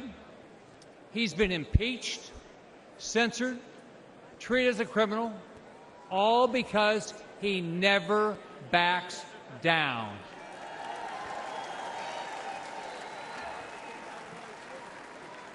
This week, he's shown the courage all of us should display as we rally around him to rescue our great country.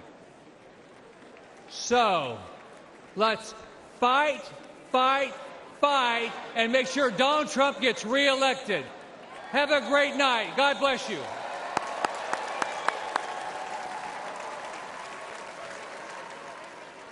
Ladies and gentlemen, please welcome Congressman Jeff Van Drew of New Jersey.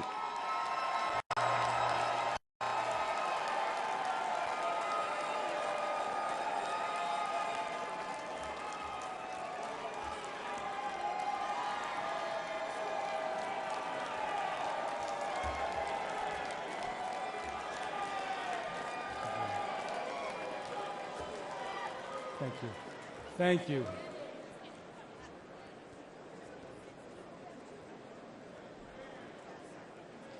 Good evening. My name is Jeff Van Drew.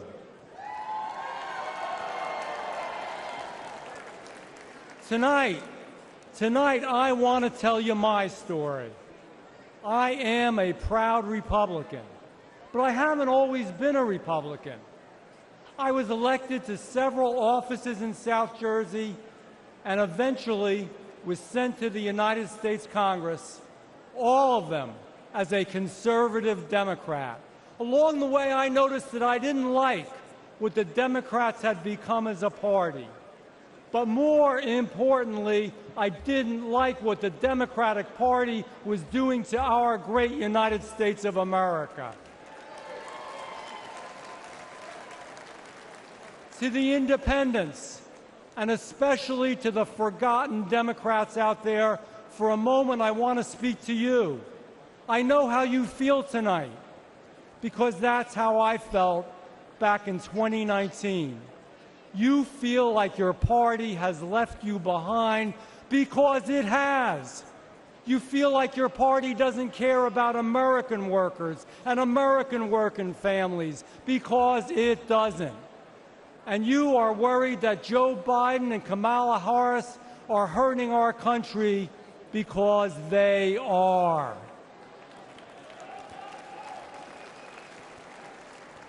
I felt the same way.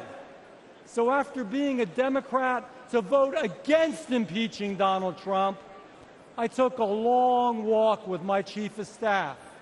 I remember saying to her that perhaps my time in elected office was done. And you know what? I was okay with that. There was no way I could be a Democrat anymore.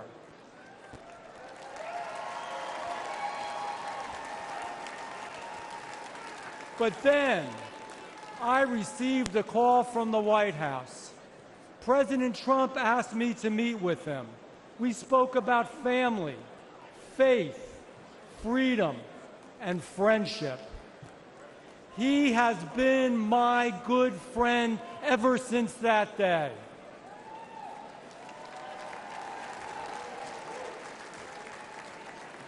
He said that I should be a Republican. I said, Mr. President, I will be a Republican.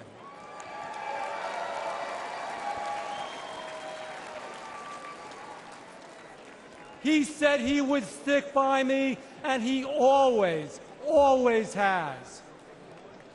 Ladies and gentlemen, after the tragic shooting last Saturday, we need to come together. All of us, Republicans, Democrats, and independents, we need to be the shining city on the hill, a nation that empowers us to do extraordinary things. We will conquer new challenges. We will reach new heights. And we will blaze new trails of greatness. We will make America great again.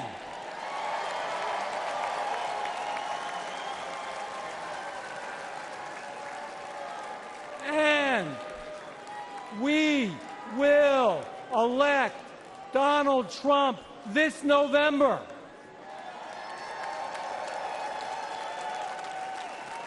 Now, I have a question for you, and I'll give you the answer. The answer is yes, but we want to hear your answer from the East Coast to the West Coast and around the world. Can you do this? Will we win in November? Will we win in November? God bless you. God bless Donald Trump. And God bless the greatest country that ever existed on the face of the earth, the United States of America.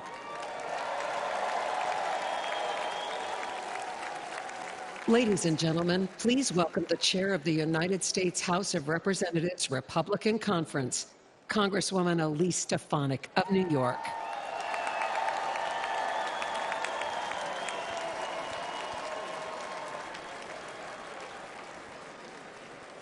Good evening, Milwaukee.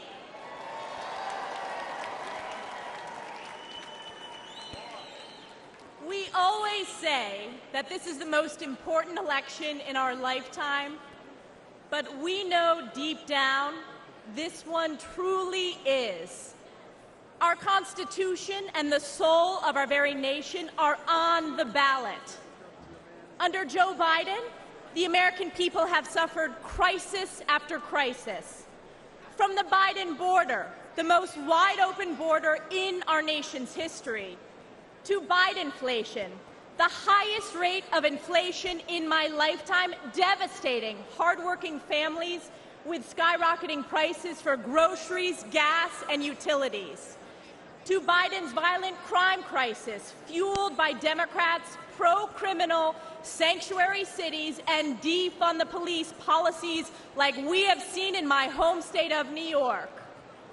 All while corrupt Democrat prosecutors and judges wage illegal and unconstitutional lawfare against President Trump in an effort to do Joe Biden's political bidding.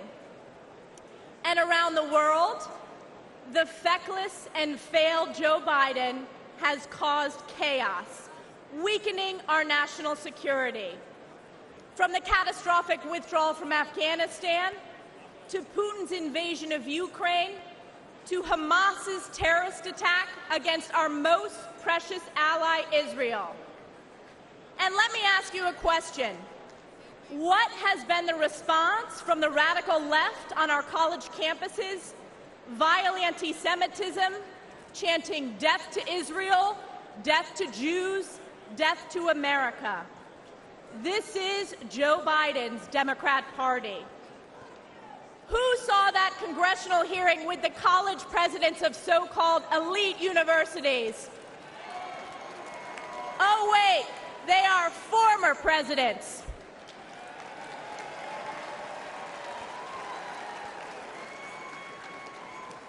You know, I asked one simple question at that hearing. It was not a political question. It was a moral question, and that was this. Does calling for the genocide of Jews violate your university's code of conduct? And one after the other said it depends on the context.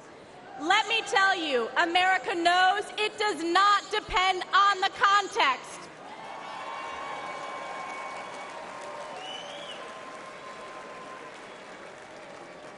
President Trump will bring back moral leadership to the White House, condemning anti-Semitism and standing strong with Israel and the Jewish people. President Trump will once again deliver the most secure border in our nation's history and unleash the American economy. And he will bring peace through strength as Commander-in-Chief, standing with our allies and causing our enemies to fear us. President Trump has done it before, and he will do it again. This November, we are counting on you, we the people, to save America by electing President Donald J. Trump. It is clear for the whole world to see nothing, absolutely nothing will stop President Trump from standing and fighting for our great country. And I have been proud to always stand in the breach during the toughest moments for President Trump, from leading the charge against illegal impeachments, to standing for election integrity, to unifying House Republicans, to proudly being the first member of Congress to endorse him for re-election. And as we embark on the difficult path ahead to save America, call upon Galatians 6:9. And let us not grow weary of doing good, for in due season we will reap if we do not give up. We the people will never give up on President Trump, and we will never give up on the United States of America. God bless you, God bless President Donald J. Trump, and God bless the United States of America. Ladies and gentlemen, please welcome the Majority Whip of the United States House of Representatives, Congressman Tom Emmer of Minnesota.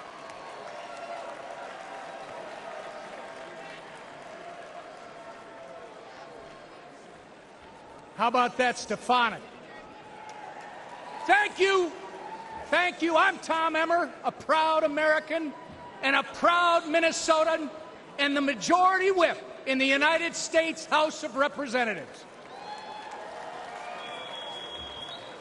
In 2022, Americans elected our House Republican majority to stop the Biden-Harris agenda. In spite of having one of the smallest majorities in history, House Republicans have held the line.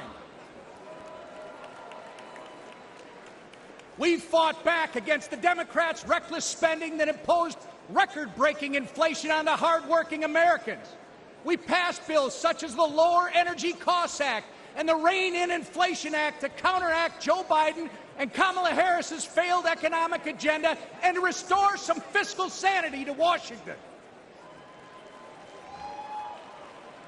We ended the vaccine mandate in our military.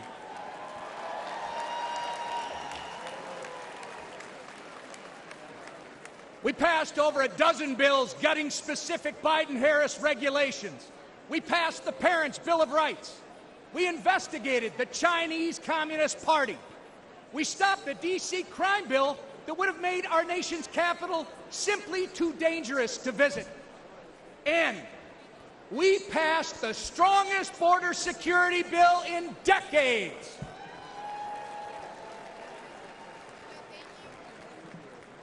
Get ready, because when we grow our majority, when we flip the Senate, and when we send President Donald J. Trump back to the White House, we won't just be holding the line anymore, we'll be moving forward. We will turn America First principles into law. I know firsthand that Minnesotans can't afford 4 more years of Joe Biden and Kamala Harris. That's right. Which is why I'm confident that we will make history this November when we turn Minnesota red for the first time in 50 years.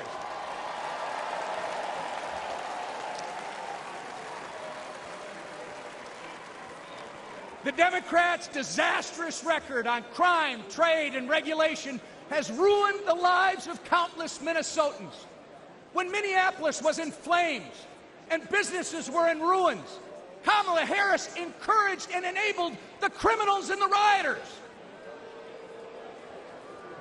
Oh, it gets worse. She even promoted a fund to release the criminals from jail. It doesn't get reported much in our media, but one criminal Kamala Harris freed in Minneapolis went on to murder a man in St. Paul, Minnesota.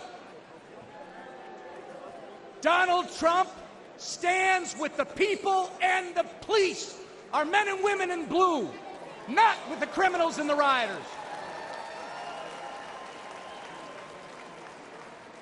Donald Trump also fought for Minnesota workers and farmers, fighting back against Chinese trade abuses, ending NAFTA, and replacing it with the USMCA. Joe Biden voted for NAFTA and China's entry into the WTO, devastating Minnesota's economy. And Kamala Harris, she opposed tariffs on China. Of course, when they aren't outsourcing our jobs through bad trade deals, Joe Biden and Kamala Harris are destroying them through taxes and regulation. They are America last. But next year, Donald Trump, with the support of Trump majorities in the House and Senate, will put America first again. Thank you. And I'm confident that together we are going to make America great again. God bless you. May God continue to bless Donald Trump and his family, and God bless America.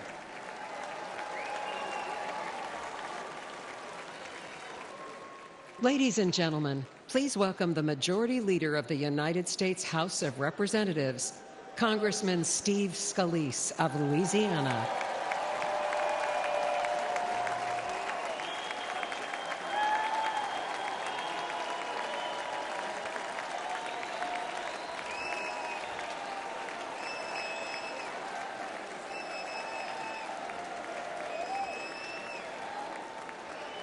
God bless each and every one of you.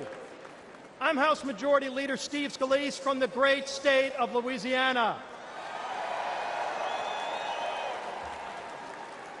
Now, I was born in New Orleans, so I've seen some crazy things in my time. But New Orleans has nothing on Washington, D.C. these past 4 years. Joe Biden and Kamala Harris have spent your tax dollars trashing America's finances in ways no sane or sober-minded person ever would. Let's talk energy. They've eroded the American energy dominance that President Trump delivered. Joe Biden approved the Nord Stream pipeline for Russia, but he killed the Keystone pipeline here at home. Thousands of American jobs gone. It doesn't end there. Biden let Iran and Venezuela export their oil, but he stopped liquefied natural gas exports here in America. President Biden's not done. President Biden waived taxes on Chinese solar panels, but he raised taxes on Americans. When we elect Donald Trump as our next president and expand our Republican House majority, we will end the Democrats' assault on American energy once and for all. Now let's look at taxes. Biden and Harris want a $5 trillion tax hike. In our first 100 days, President Trump and a Republican majority will make the Trump tax cuts permanent. And yes, We will end taxes on tips and deliver another tax cut for working families. On the border, Biden and Harris opened it up to the entire world. Prisons are being emptied. President Trump and a Republican majority will repass H.R. 2, the strongest border security bill in decades. We will lock down the border, and yes, we will finish building the wall.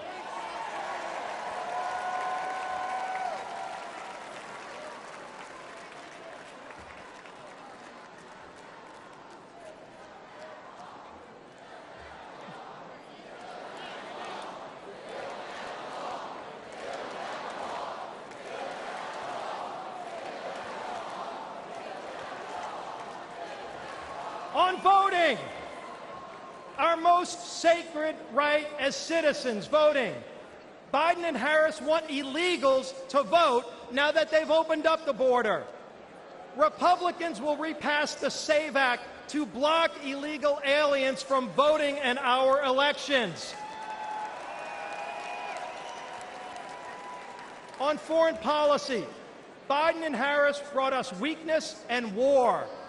President Trump and a Republican are rebuilding our military and will end the woke indoctrination in its ranks. We will restore American power and peace. On education, Biden and Harris oppose school choice. They actually investigated parents at school boards. President Trump and a Republican majority will pass legislation expanding school choice and will repass the Parents' Bill of Rights. Parents should be free to choose what their children are taught and where. Now, lastly, I need to say something about Saturday's attempt on President Trump's life. Many of you know I was the survivor of a politically motivated shooting in 2017. Not many know that while I was fighting for my life, Donald Trump was one of the first to come console my family at the hospital.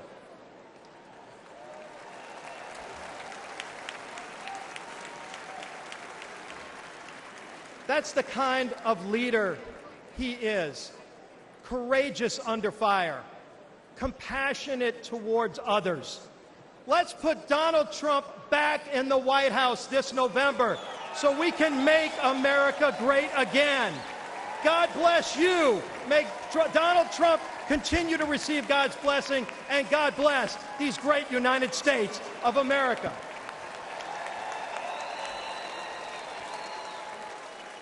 Ladies and gentlemen, please welcome the Speaker of the United States House of Representatives, Mike Johnson of Louisiana.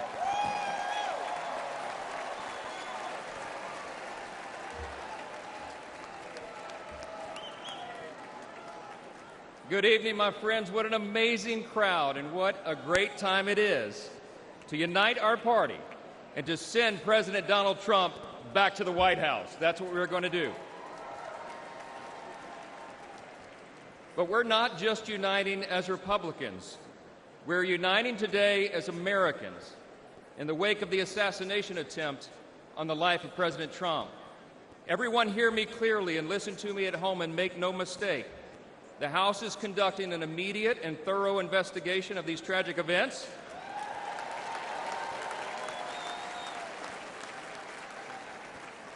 And that work has already begun. The American people deserve to know the truth, and we will ensure accountability. I promise you that. I promise you that. This has always been an important principle to us.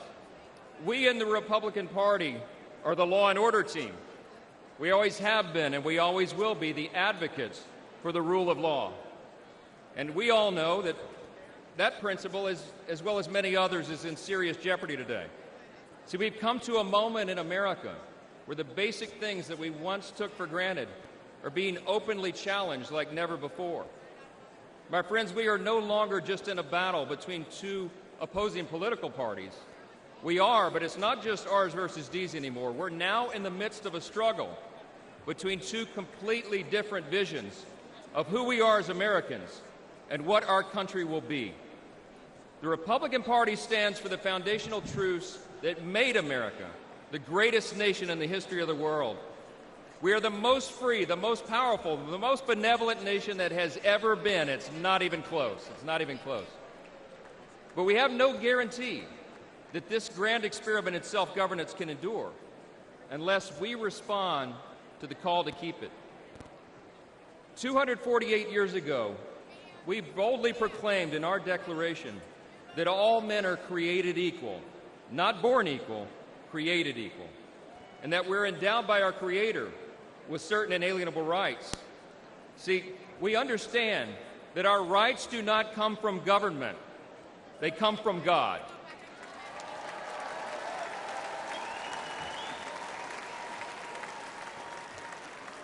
There's another thing that we recognize. We recognize that we are made in His image. And because of that, every single person has inestimable dignity and value. And your value is not related in any way to the color of your skin, what zip code you live in, where you come from, what your talents are, or what you can contribute to society. Your value is inherent because it is given to you by your Creator. That's what we stand for.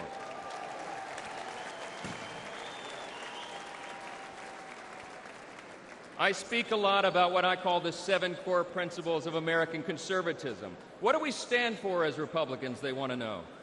I think it boils down to a few things: individual freedom, limited government, the rule of law, peace through strength, fiscal responsibility, free markets, and human dignity. Indeed, those are the 7 core principles of American conservatism, but they're actually the core principles of our republic itself. And while they resonate in our hearts and in the hearts of most Americans, listen to me, the radical, woke, progressive left has disdain for those principles, all right? They have a very different vision for what America should become. They want to tear down those foundations and remold us into some sort of borderless, lawless, Marxist, socialist utopia. We're here to say, not on our watch. We will not allow that to happen.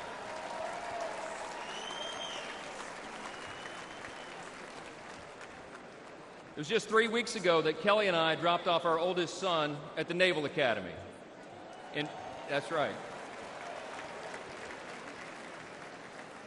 In 4 years, he'll graduate, and he'll join the 1.3 million active duty service members who bravely defend our country.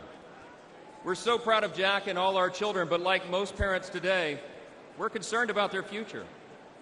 America can't risk 4 more years of Joe Biden's weakness that has invited so much aggression by our enemies. We can't survive the dramatic increases in violence, crime, and drugs that the Democrats' policies have brought upon our communities. And we cannot allow the many millions of illegal aliens they've allowed to cross our borders to harm our citizens, drain our resources, or disrupt our elections. We will not allow it.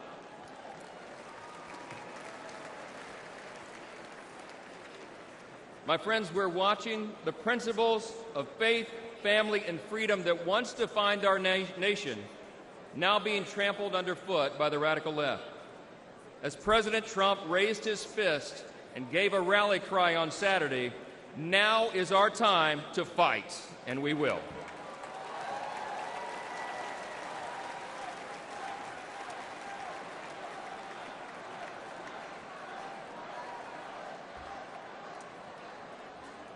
We're in a fateful battle of ideas, my friends, and we have to recognize that.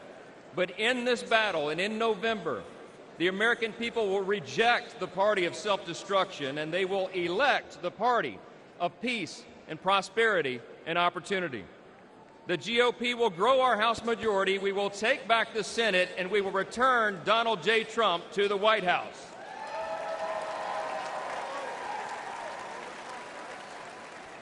Standing arm in arm, we will make America safe again. Listen, we reach out tonight to everyone watching at home. We invite all Americans who believe in the promise of our great nation to join us in this fateful battle. We can and we will reverse this current decline. We can restore our founding principles, and we can preserve this exceptional nation that God has entrusted to us and what Abraham Lincoln referred to as the last best hope of man on the earth. Thank you so much. God bless you, God bless our troops, and God bless America.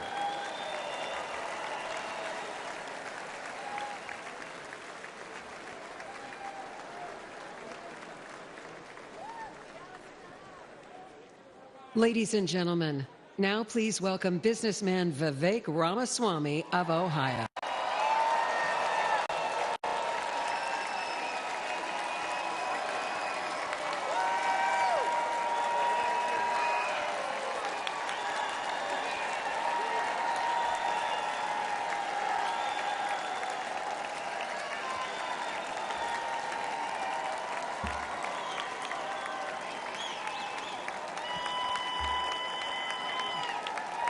Love it. Thank you, guys. Thank you for the warm welcome.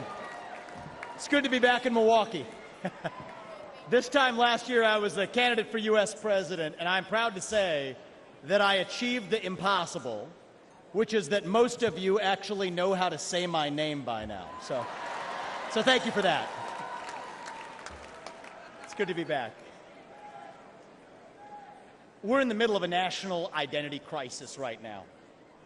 Faith, patriotism, hard work, and family have disappeared, only to be replaced by race, gender, sexuality, and climate. But we're not going to win this election just by criticizing the other side. We're going to win this by standing for our own vision of who we really are. What does it mean to be a Republican in the year 2024? What does it mean to be an American in the year 2024? It means we believe in the ideals of 1776. It means we believe in merit, that you get ahead in this country, not on the color of your skin, but on the content of your character and your contributions. It means we believe in the rule of law. And I say this as the kid of legal immigrants to this country. That means your first act of entering this country cannot break the law. That is why we will seal the southern border on day one. Thank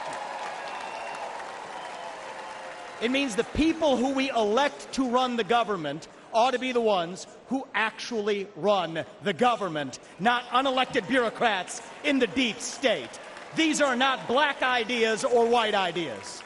They are not even Democrat ideas or Republican ideas. They are American ideas that we fought a revolution to secure. And the man who will revive these ideals in the United States of America is your next president, the 47th president of the United States, Donald J. Trump.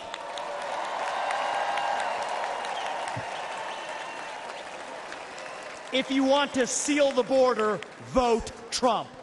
If you want to restore law and order in this country, vote Trump. If you want to reignite the economy in this country, vote Trump. If you want to revive national pride in this country, vote Trump.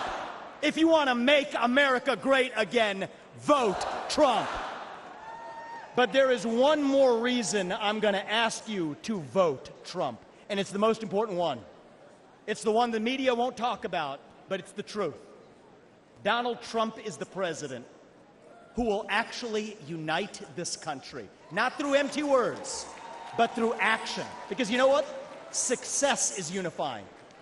Excellence is unifying. That's who we are as Americans. That's who we've always been.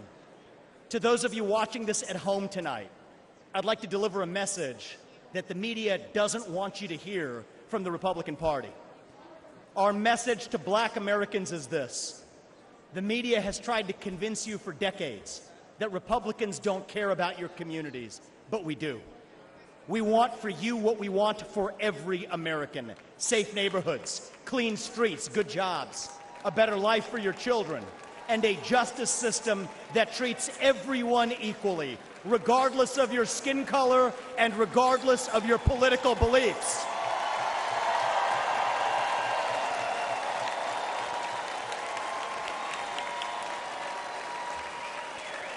Our message to every legal immigrant in this country is this: you're like my parents. You deserve the opportunity to secure a better life for your children in America. But our message to illegal immigrants is also this: we will return you to your country of origin, not because you're all bad people, but because you broke the law. And the United States of America was founded on the rule of law.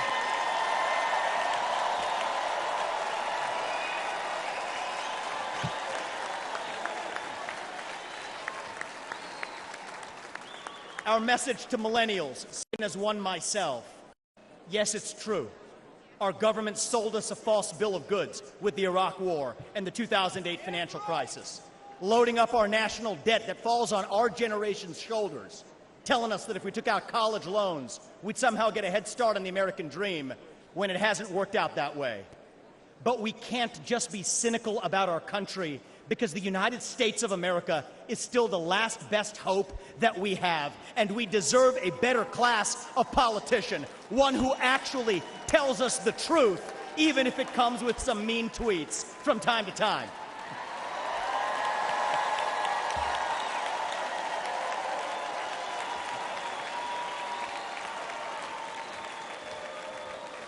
And our message to Gen Z is this: you're going to be the generation that actually saves this country. You want to be a rebel? You want to be a hippie? You want to stick it to the man? Show up on your college campus and try calling yourself a conservative. Say you want to get married, have kids, teach them to believe in God and pledge allegiance to their country. Because you know what? Fear has been infectious in this country, but courage can be contagious too. That too is what it means to be an American. And you know what? If you're at home and you disagree with everything I just said, our message to you is this: we will still defend to the death your right to say it, because that is who we are as Americans. We are the country where we can disagree like hell and still get together at the dinner table at the end of it. That is the America I know. That is the America we miss. We do not have to be ancient Rome. We don't have to be this nation in decline. We can still be a nation in our ascent. A nation whose best days, not in some fake politician way, but in a true way, a nation whose best days are actually still ahead of us. Still on our way to that shining city on a hill, that country where no matter who you are, or where your parents came from, or what your skin color is, or how long your last name is, that you will still get ahead in this country with your own hard work, your own commitment, your own dedication, and that you know what? You are free to speak your mind at every step of the way. That is the American dream. That is what won us the American Revolution. That is what reunited us after the Civil War. That is what won us 2 world wars and the Cold War. That is what still gives hope to the free world. And if we can revive that dream over group identity and victimhood and grievance, then nobody in the world, not a nation, not a corporation, not a virus, not China, is going to defeat us. That is what American exceptionalism is all about. And that is what we will revive this November when we send Donald J. Trump back to the White House. Thank you all. God bless you and your families. And may God bless our United States of America. Thank you. Thank you.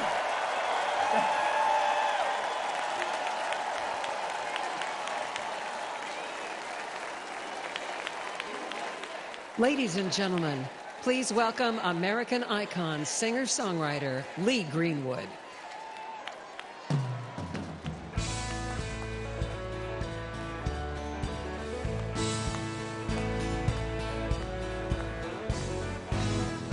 They say love is a gamble, you can win or lose. Well, I dealt me a queen the day I found you. Now the cards are in my favor, oh, and I'm gonna play them right. You're the one I waited for, I'm gonna hold on tight. Hey, holding a good hand, come on. I bet my life on you, I'm not gonna let go. Now that I found a heart that's true,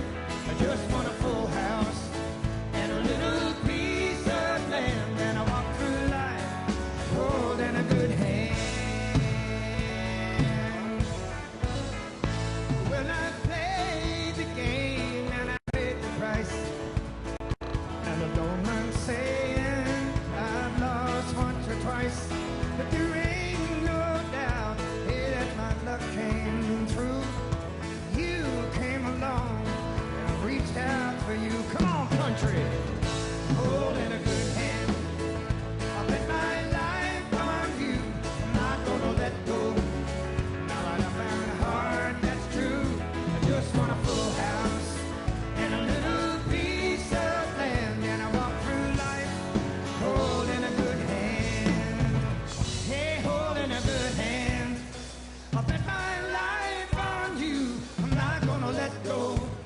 Now that I found a heart that's true, I just want a full house and a little piece of land, and I walk through life holding a good hand, holding a good hand. I bet my life on you, I'm not gonna let go.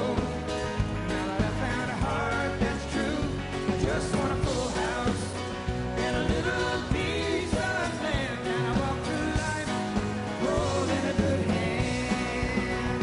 I just want a full house and a little piece of land, and I walk through life holding a good hand.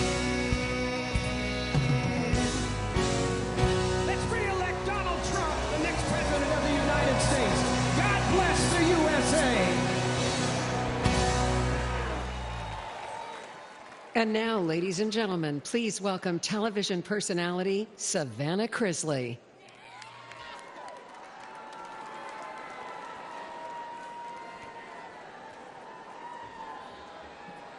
Good evening. 726-00019 and 726-01019.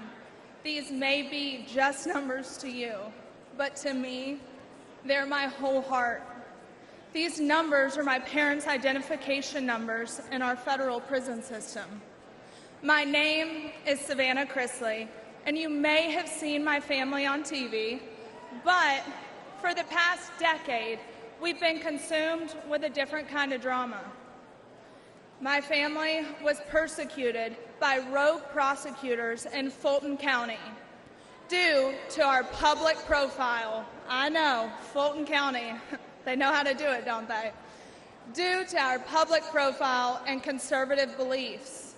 They accused my parents of fraud, when really, we were defrauded by a dishonest business partner who, let's not forget, the government gave full immunity to. We suffered warrantless raids and harassment. One of the officials even had my father's face on a dartboard in his office. My parents were sentenced to a combined 19 years. I know.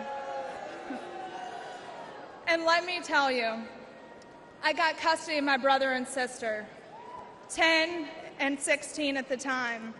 And you don't know heartache until you look two children in the eyes and say, I don't know when mom and dad are coming home. I'll never forget what the prosecutor said in the most heavily Democrat county in the state before an Obama-appointed judge. He called us the Trumps of the South. Yeah, hey, it's fun.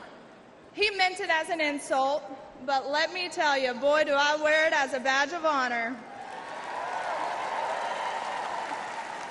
We live in a nation founded on freedom, liberty, and justice for all. Justice, it's supposed to be blind, but today we have a two-faced justice system. Just look at what they're doing to President Trump. All while, let's face it, Hunter Biden is roaming around free and attending classified meetings.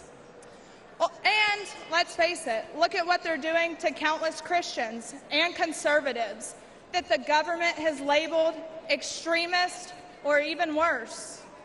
Meanwhile, the Democrats are releasing actual violent offenders who have hurt innocent people. A lawyer of mine, Brett Tolman, who's a former U.S. attorney, he told me about a plaque that hangs in the Department of Justice, and it reads, "The hallmark of fairness in the administration of justice is consistency. The only thing consistent about Democrat justice is how they consistently punish their enemies. That's not justice. Look at what they've done to Steve Bannon. I mean, the man should be at home." Proverbs 24:16 says, "For though the righteous fall 7 times, they rise again. But the wicked stumble when calamity strikes." It's about time we start seeing people stumble. We need to rise above the persecution. We need to hold rogue prosecutors accountable. There should be no immunity. We need to expose the Democrats' corruption, and better yet, the Biden family's corruption. And guess what? I know just the man for that job. Donald J. Trump has only one conviction that matters, and that is his conviction to make America great again. Thank you, and God bless America.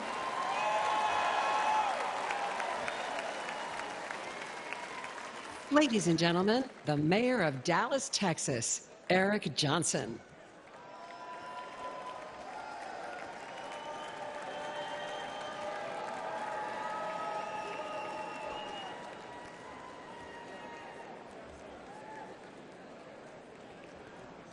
"4 years ago, progressive activists stood on my front lawn with the stated goal of intimidating my family.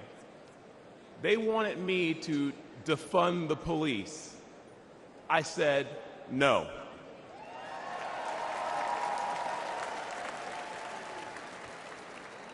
Folks, I grew up in high-crime neighborhoods. What we wanted was more and better policing, not less.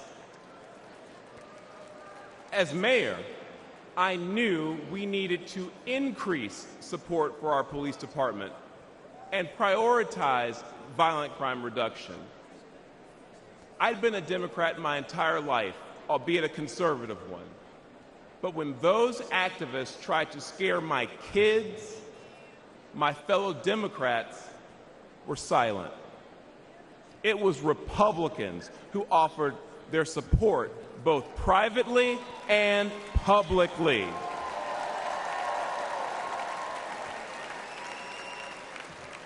Party affiliation didn't matter. They cared about doing what was right. Today, I'm the proud Republican mayor of Dallas, Texas. The largest city in the United States led by a Republican.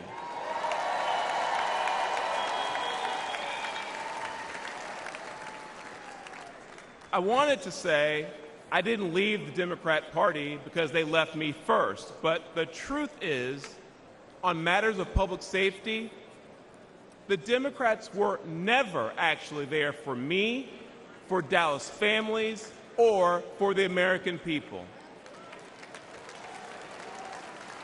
With their words and their actions, and sometimes with their silence and their inaction, Democrats in power demonstrate they don't care about stopping the killers or the thieves who terrorize black and brown communities. They don't care about securing our border. And they don't care about dangerous homeless encampments. No, the heart of today's woke Democrat Party is with the criminals, not with their victims. Democrats are good at using safe words, but terrible at building safe neighborhoods and safe cities. But there is a better way. Dallas bucked national trend and achieved a remarkable 3 straight years of violent crime reduction. Today, Dallas is viewed as America's safest large city, and Republicans lead 11 of the top 15 safest cities.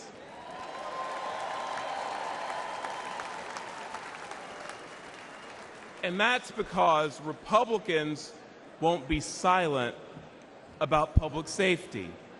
Folks, let's make our city safe again by supporting Republicans who will stand up and fight for our safety. That's my focus as chairman of the Republican Mayors Association. And you know what else? Together, Let's make America safe again by retiring Joe Biden and electing Donald J. Trump. Thank you.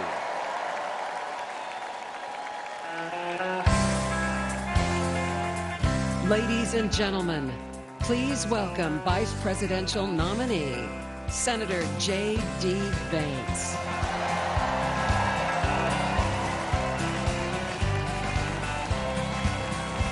Why don't we liberate these United States? We're the ones who need it worst. Let the rest of the world help us for change, and let's rebuild America first. Our highways and bridges are falling apart. Who's blessed and who has been cursed? There's things to be done all over the world, but let's rebuild America first.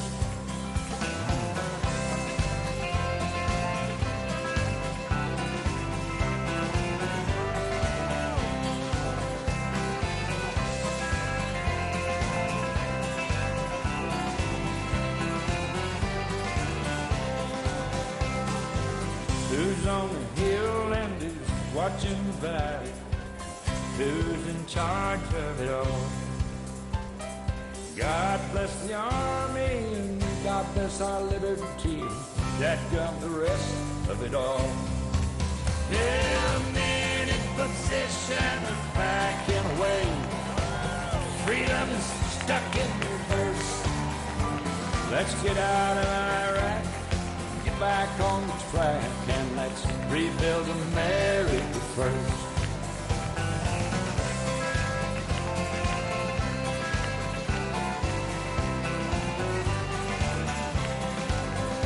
Once more.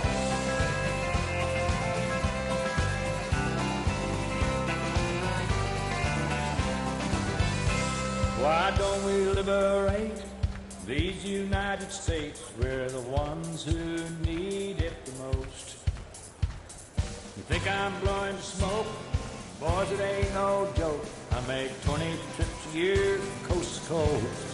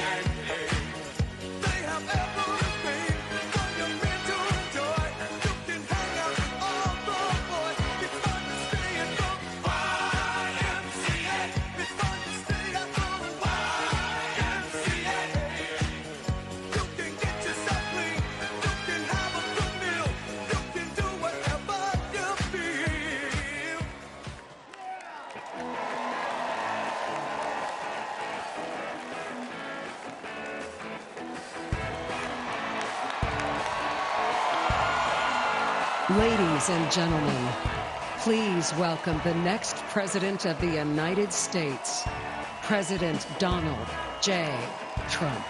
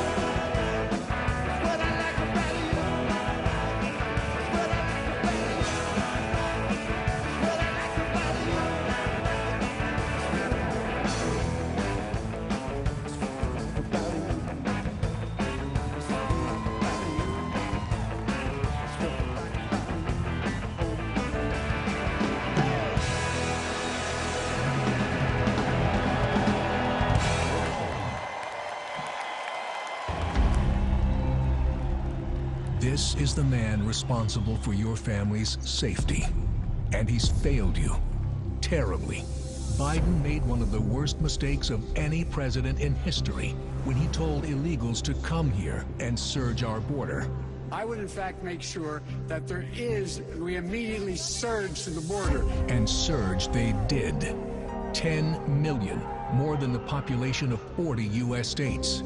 And Biden's open border became an open invitation for violent Venezuelan gang members, sex traffickers, and now confirmed, ISIS terrorists entered through Biden's wide-open southern border, putting America on high alert for an attack, and your family at great risk. We immediately surge to the border. But it gets even worse. Biden's incompetence has led to a horrific 300,000 Americans now dead. Not from a nuclear bomb, but from lethal fentanyl brought in through Biden's wide-open border. And on Biden's watch, enough illegal fentanyl has crossed our borders to kill every single American. That's terrifying. This weak man has been great for the Mexican drug cartels, while being a death sentence for over 300,000 Americans, including young children.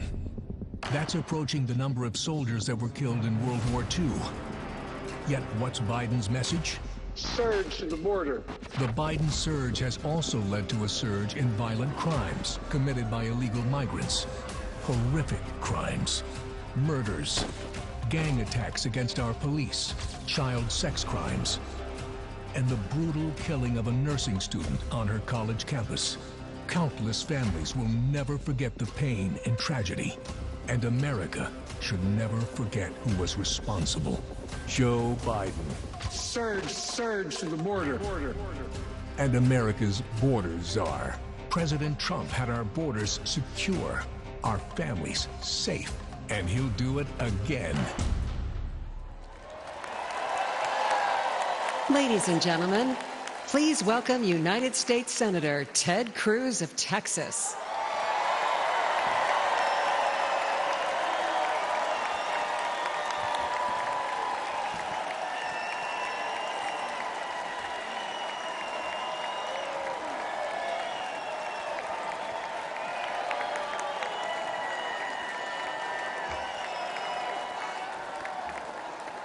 God bless Donald J. Trump.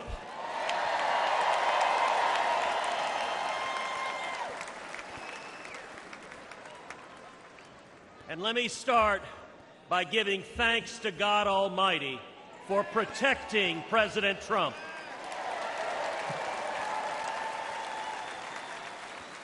And for turning his head on Saturday as the shot was fired. Together we lift up in prayer all of our leaders for protection. And our prayers are in particular with the family of Fire Chief Corey Comparatore and the others injured on Saturday.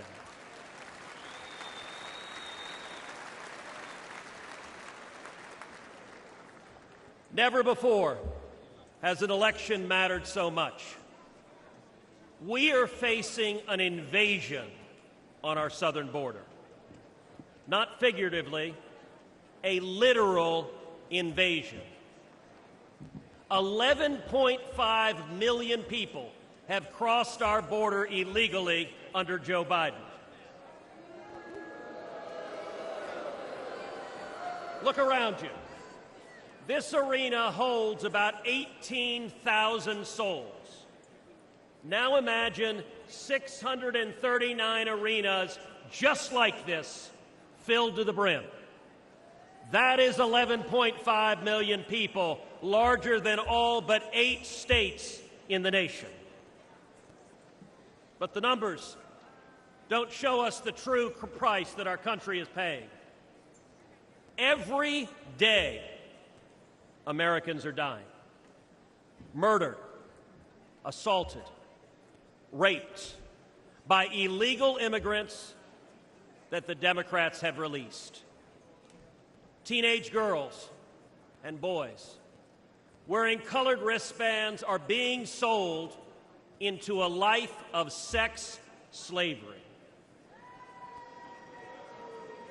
This is evil and it's wrong. And it is happening every damn day. Think of Kate Steinle. She was 32, walking with her father on a San Francisco pier when a bullet tore through her heart. The man who fired that gun, he'd been deported 5 times. Every damn day. Think of Laken Riley. Just 22 years old, a nursing student with dreams of healing others. She went for a jog and never came home. Her life taken by someone who should have never been here. Every damn day. Or Rachel Marin, a beautiful mother of 5, raped and murdered in suburban Maryland by an illegal immigrant the Democrats released. Every damn day. Or Jocelyn Nungary, only 12 years old. It was just 1 month ago today that she was brutally raped and murdered in Houston by 2 men who were supposed to be detained and monitored, but instead released and allowed to roam free. Every damn day.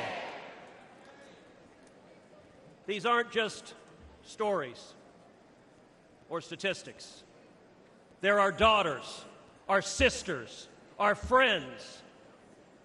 The families don't care about the empty numbers. They care about the empty chairs at the dinner table about the voices they'll never hear again, about the laughter lost, and about the dreams that will never be fulfilled. I've sat with these families in living rooms where the silence is so loud that it hurts, where photo albums are opened with trembling hands. How did we get here? It happened because Democrats cynically decided they wanted votes from illegals more than they wanted to protect our children.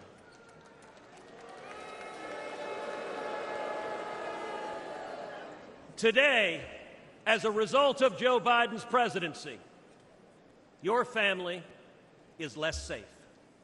Your children are less safe. The country is less safe. But here's the good news. We can fix it. And when Donald Trump is president, we will fix it.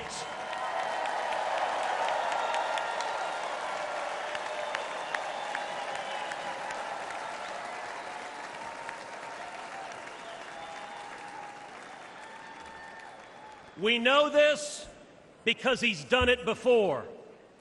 I know this because I worked hand in hand with President Trump to secure our border, and we achieved the lowest rate of illegal immigration in 45 years.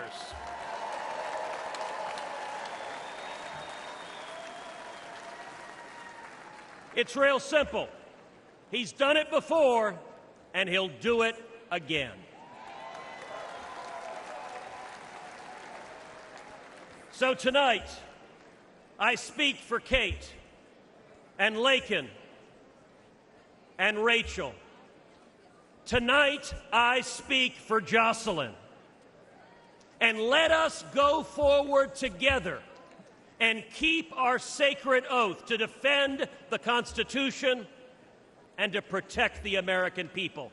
Let us secure our borders, enforce our laws, protect our children, and restore the future.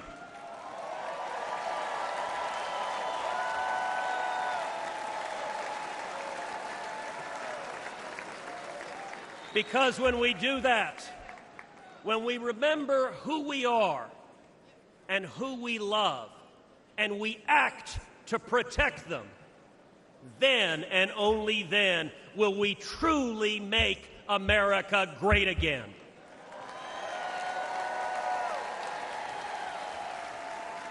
Thank you. God bless Texas, and God bless the United States of America.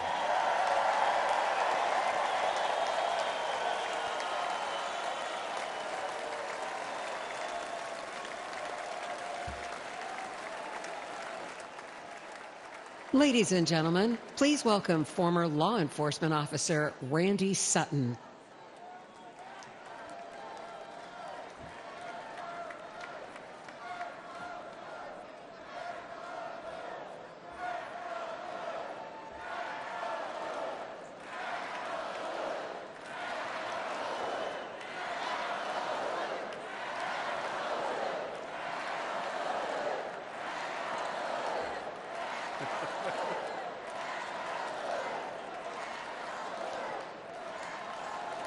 Thank you. Thank you for that. Thank you for that. Hello, America. My name is Randy Sutton, a police lieutenant. I was a police officer for 34 years.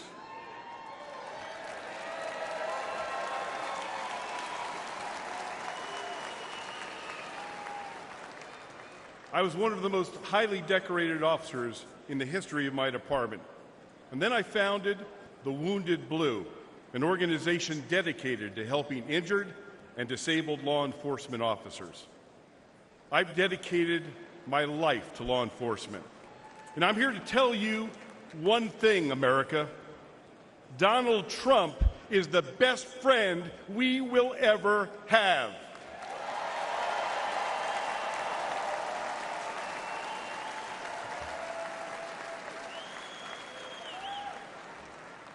Ladies and gentlemen, we're experiencing a plague of crime across America.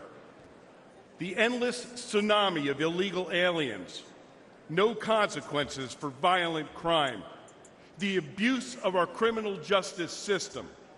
It's all made America more dangerous than ever before. Police are the thin blue line between criminal predators and their victims. Donald Trump and Republicans stand that line with our police. Joe Biden and Kamala Harris, well, they stand with the criminals. The last few years have been devastating for our police. The war on cops is very real, and it's getting Americans killed. Last year alone, more than 70,000 law enforcement officers were physically assaulted. They were shot, they were stabbed, they were beaten, they were hit with bricks, and in the last 5 years, 1,834 made the ultimate sacrifice and gave their lives in the line of duty. But all of this will end on the day we elect Donald J. Trump president.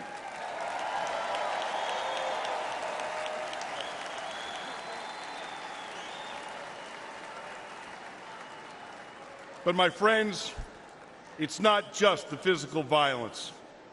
It's the relentless effort to divide the people from the police. This is about the soul of America. Make no mistakes. If the radical left succeeds in defunding and destroying policing as we know it, they will break apart the cornerstone of our system, law and order. Well,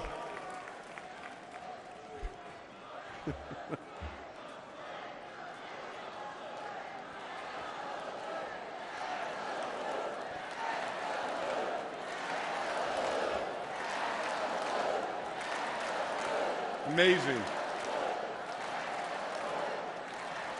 Thank you.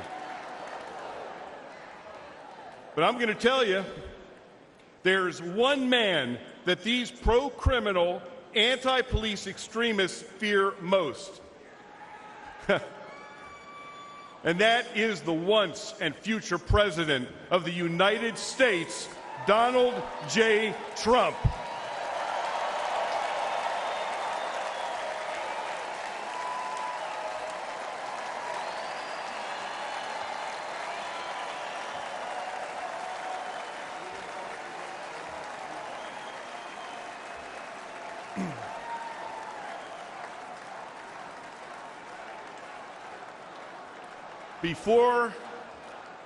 Before I finish my remarks, I want to do one thing, and that is salute our president.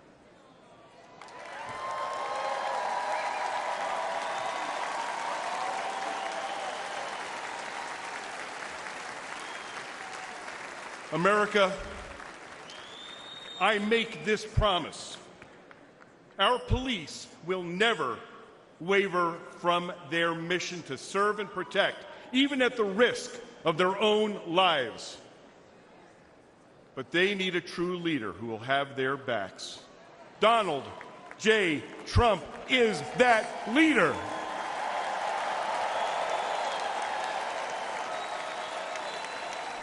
Thank you. May God bless you. May God bless those that walk the line. And may God bless America.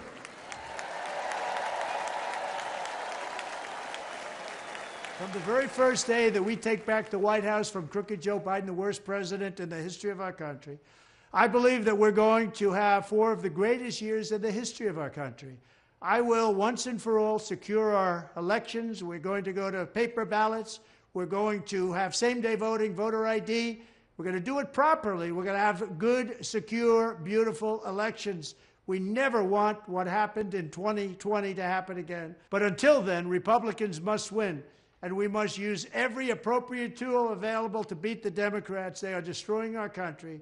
Whether you vote early, absentee, by mail, or in person, we are going to protect the vote. That's the most important thing we have to do, is protect the vote. Keep your eyes open, because these people want to cheat, and they do cheat, and frankly, it's the only thing they do well. We will make sure your ballot is secure and your voice is heard.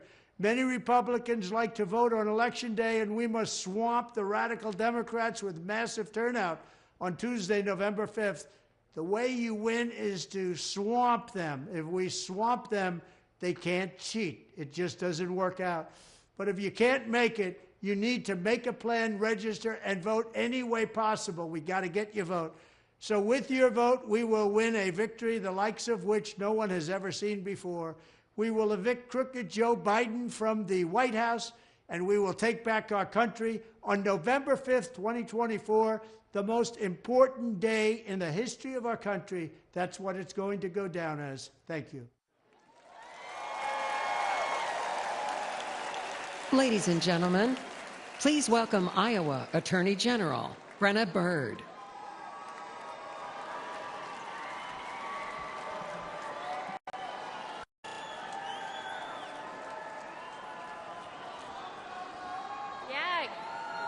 Good evening, Milwaukee. My name is Brenna Bird, and I am the Attorney General of the great state of Iowa.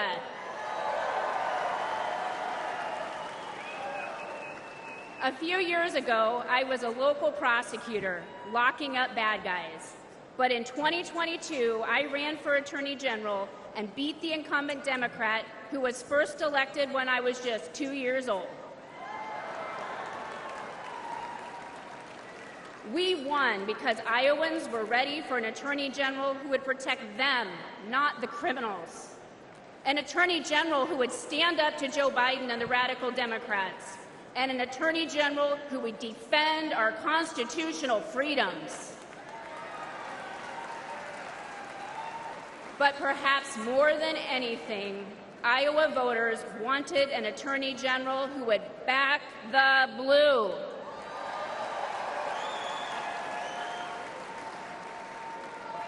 Unfortunately, Democrats like Joe Biden and Kamala Harris have made life miserable for law enforcement. They treat police like criminals, and criminals like victims. And tragically, many crime victims feel abandoned by a justice system that doesn't seem to put their interests first. They deserve better than what these defund the police Democrats deliver. Yet the radical left believes in handouts, not handcuffs. Democrats like Harris use words like reimagine the police. They're probably imagining more DEI programs for the police. Harris even said that putting more cops on the street wouldn't make communities safer. American families disagree. Never forget. The Democratic Party is the party of defunding the police. They said it, they mean it, and they can't wiggle out of it.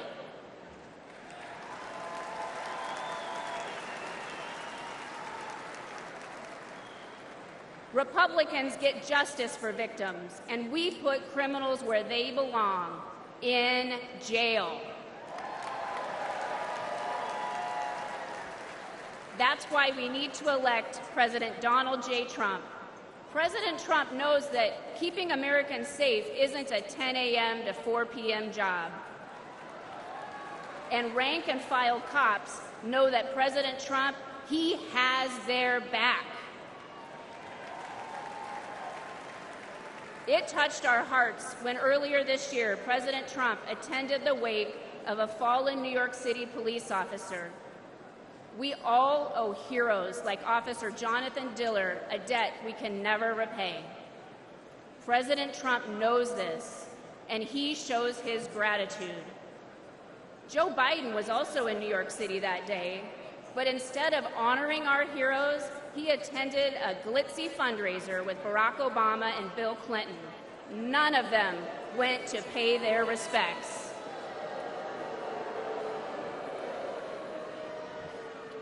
That day, we saw Democrat priorities, and we saw Donald Trump's priorities, and we saw that Trump's values are our values.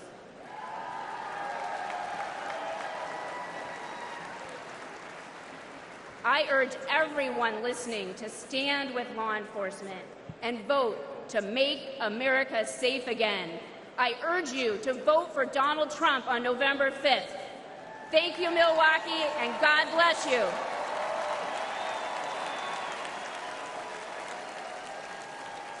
Ladies and gentlemen, please welcome former Governor of South Carolina and Ambassador to the United Nations, Nikki Haley.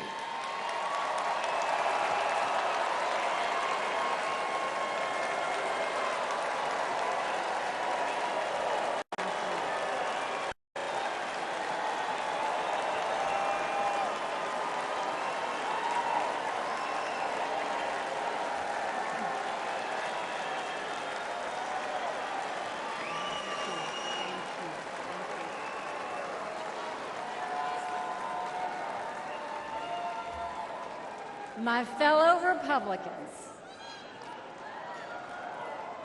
President Trump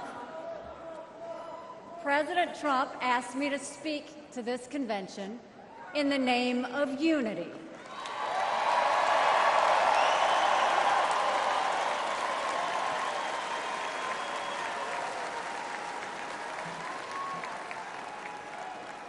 It was a gracious invitation, and I was happy to accept.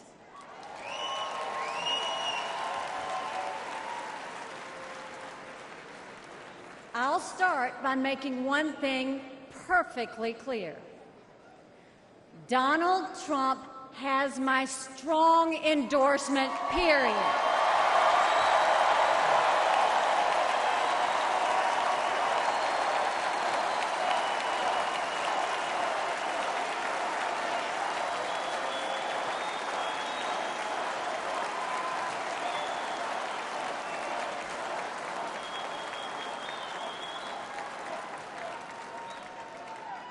Our country is at a critical moment. We have a choice to make. For more than a year, I said a vote for Joe Biden is a vote for President Kamala Harris. After seeing the debate, everyone knows it's true. If we have 4 more years of Biden, or a single day of Harris, our country will be badly worse off. For the sake of our nation, we have to go with Donald Trump.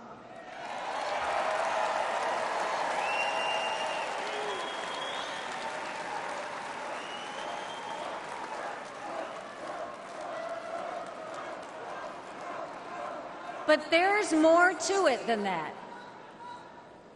We should acknowledge that there are some Americans who don't agree with Donald Trump 100% of the time. I happen to know some of them. And I want to speak to them tonight.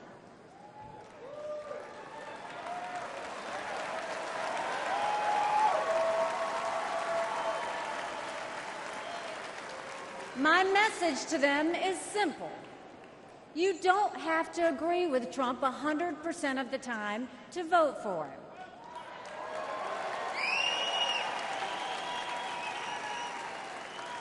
Take it from me, I haven't always agreed with President Trump. But we agree more often than we disagree.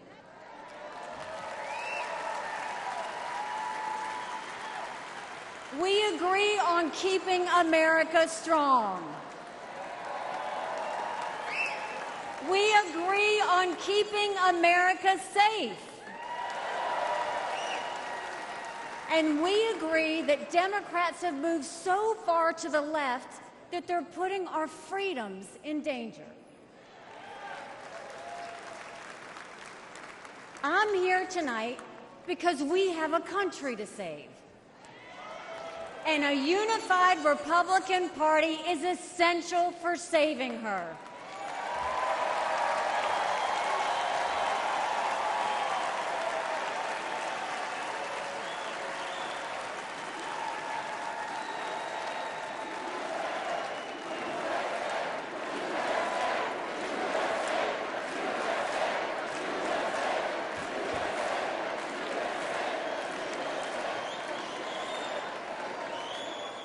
For those who have some doubts about President Trump, I want to tell you a few things about the Commander-in-Chief I know and worked with. As ambassador to the United Nations, I had a front row seat to his national security policies. We sure could use those again.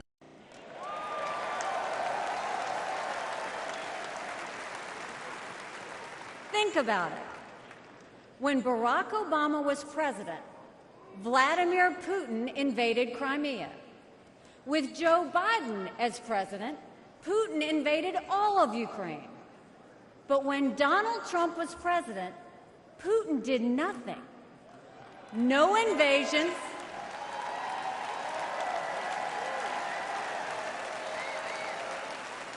No invasions, no wars. That was no accident. Putin didn't attack Ukraine because he knew Donald Trump was tough. A strong president doesn't start wars. A strong president prevents wars.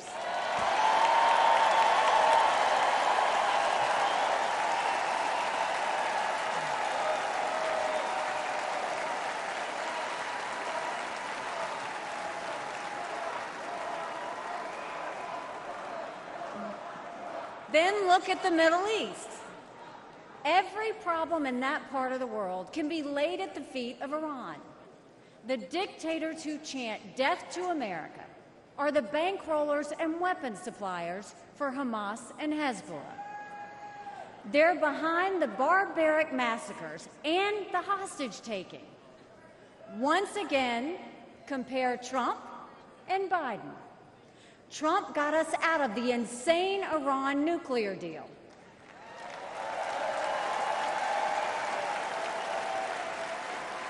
He imposed the toughest sanctions ever on Iran.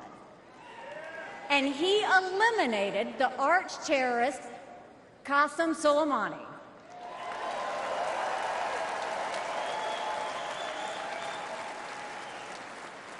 Iran was too weak to start any wars. They knew Trump meant business, and they were afraid. And then there's Joe Biden. He lifted the sanctions. He begged them to get back into the nuclear deal. He surrendered in Afghanistan. He sent every possible sign of weakness. Even now, while Hamas is still holding Americans hostage, Biden is pressuring Israel instead of the terrorists.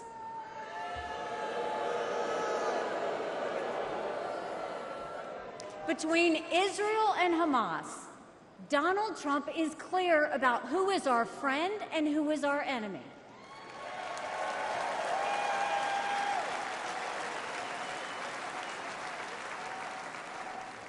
Then look at the border. It's the single biggest threat Americans face. Under Joe Biden, migrants are coming into our country by the thousands every day. We have no idea who they are, where they end up, or what they plan to do. And let me remind you, Kamala had one job, and that was to fix the border. Now imagine her in charge of the entire country.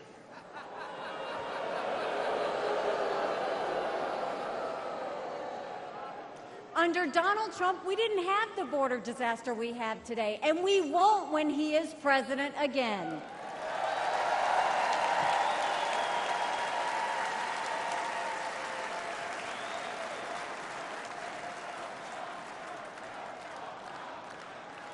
I was proud to serve America in President Trump's cabinet, and I'll tell you something you won't hear from the critics. He appreciated advice and input. Americans were well served by his presidency, even if they didn't agree with him on all things. Now, to my fellow Republicans, we must not only be a unified party, we must also expand our party.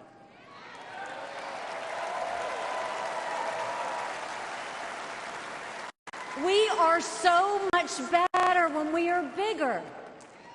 We are stronger when we welcome people into our party who have different backgrounds and experiences. And right now, we need to be strong to save America. This is a defining moment, not only for our party, but for our country. Our fellow Americans are fearful right now. Families are suffering from inflation and wages that don't keep up with prices. Young people are being indoctrinated to think our country is racist and evil. The Jewish community is facing an obscene rise in anti-Semitism. Too many minorities are trapped in communities devastated by crime. Our foreign enemies win when they see Americans hate each other. They see that today, whether it's on college campuses or in a field in Butler, Pennsylvania.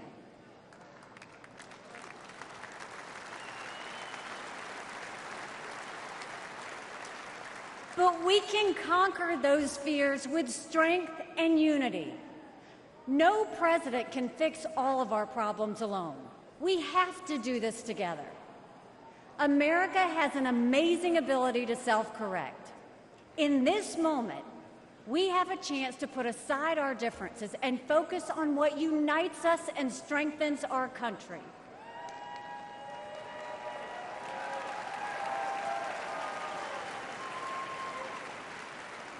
Let us join together as a party. Let us come together as a people, as one country, strong and proud. Let us show our children and the world that even on our worst day, we are blessed to live in America. God bless you. Thank you. God bless the United States of America.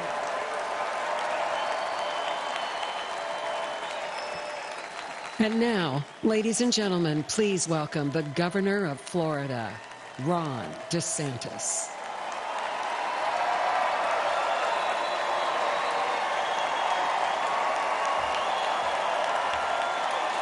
My fellow Republicans, let's send Joe Biden back to his basement and let's send Donald Trump back to the White House.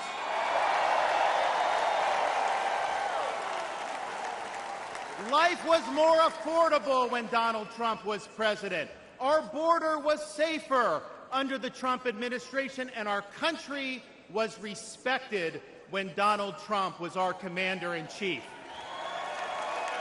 Joe Biden has failed this nation. As a veteran, I was appalled when 13 of our service members were killed in Afghanistan due to Joe Biden's dereliction of duty.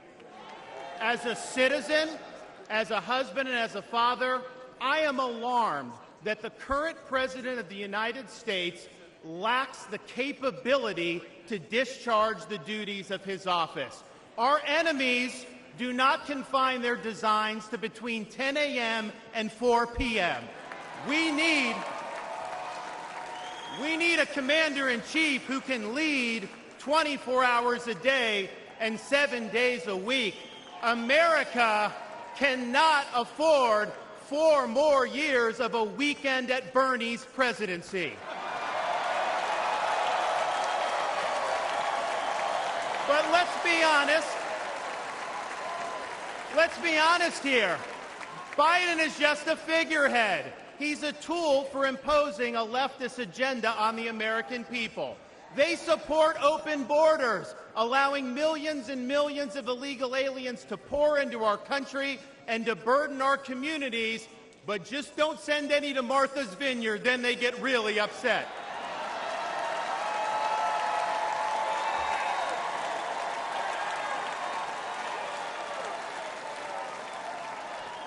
They have unleashed progressive prosecutors across our nation who care more about coddling criminals than about protecting their own communities. They use the unelected bureaucracy to impose their will on us without our consent, and they weaponize political power to target their political opponents like they've done to our own nominee. They want to ban gas automobiles, eliminate Second Amendment rights, and impose gender ideology on everyone from our infantrymen to kindergartners. They stand for DEI, which really means division, exclusion, and indoctrination, and it is wrong.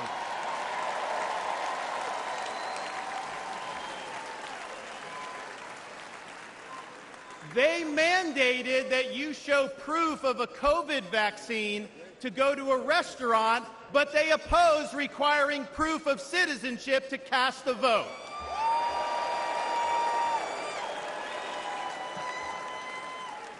They can't even define what a woman is. Now, Donald Trump stands in their way, and he stands up for America. Donald Trump has been demonized, he's been sued, he's been prosecuted, and he nearly lost his life. We cannot let him down, and we cannot let America down.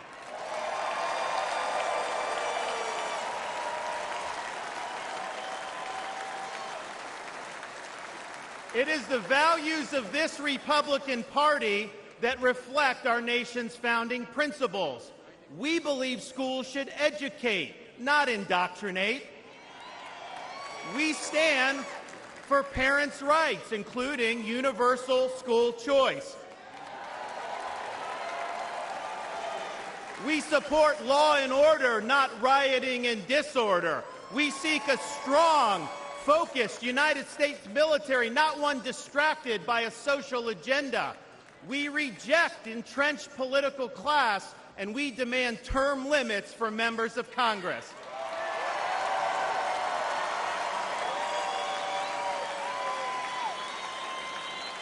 We stand for fiscal sanity, for low taxes, and for reduced debt. We seek to reclaim the constitutional government as envisioned by our founding fathers by bringing the administrative state to heel once and for all. We believe that you must be a citizen in order to vote, and that photo ID should be required before casting a ballot.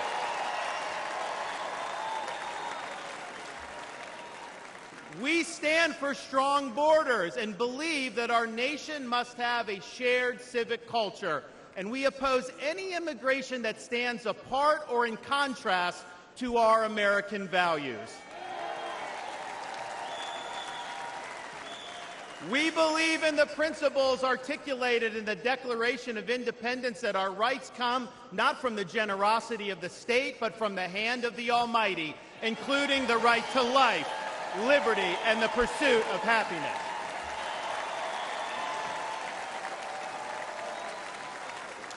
Now, none of this is easy, but it can be done. For decades, my home state saw elections determined by razor-thin margins. Today, due to bold leadership, the Democratic Party lies in ruins. The left is in retreat. Freedom reigns supreme. The woke mind virus is dead, and Florida is a solid Republican state.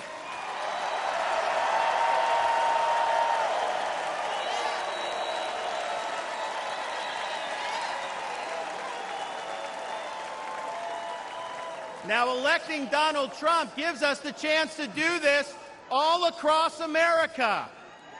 And we have a responsibility to step up and make it happen. We have a responsibility to preserve what George Washington called the sacred fire of liberty. This was a fire that burned in Independence Hall in 1776 when 56 men pledged their lives, their fortunes, and their sacred honor to establish this nation. It's a fire that burned at a cemetery in Gettysburg, Pennsylvania, when our nation's first Republican president pledged this nation to a new birth of freedom. It's a fire that burned at the foot of the Berlin Wall in 1987, when our nation's 40th president stood in front of that wall and said, "Mr. Gorbachev, tear down this wall."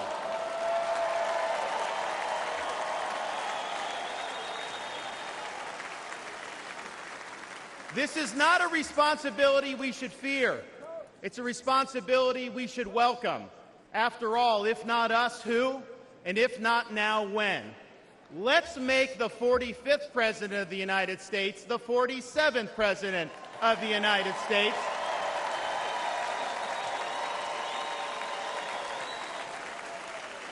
Let's elect Republicans up and down the ballot, and let's heed the call of our party's nominee to fight, fight, fight for these United States. Thank you.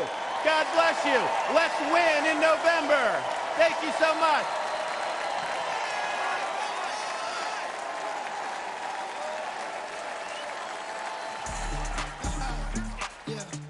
It's the mayor of Magaville, baby. Hey, you know who we voting for? We voting Donald Trump, baby. America needs saving. America needs saving. We voting Trump, Trump, baby. November 5th, we going crazy. November 5th, we going crazy.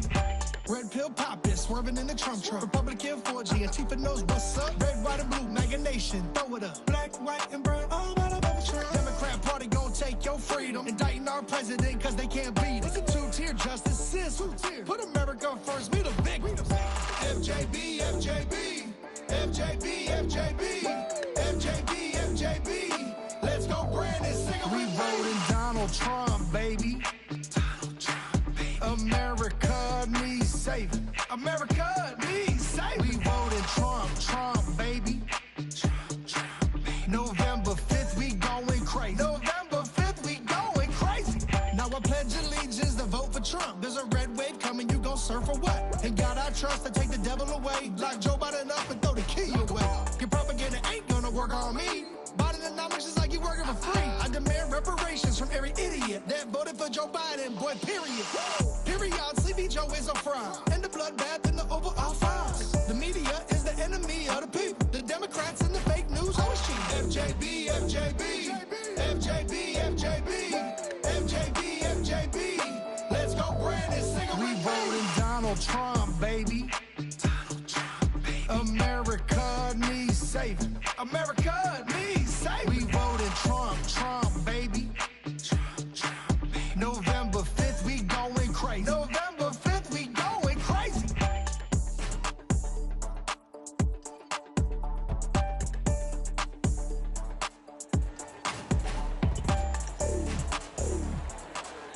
Ladies and gentlemen, please welcome United States Senator Eric Schmitt of Missouri.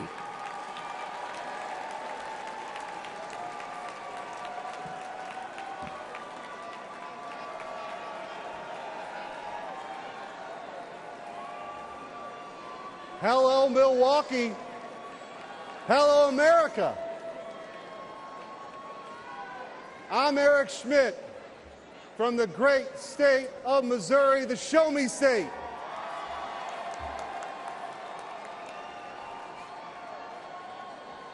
It's not lost on me how unlikely my presence is on this stage.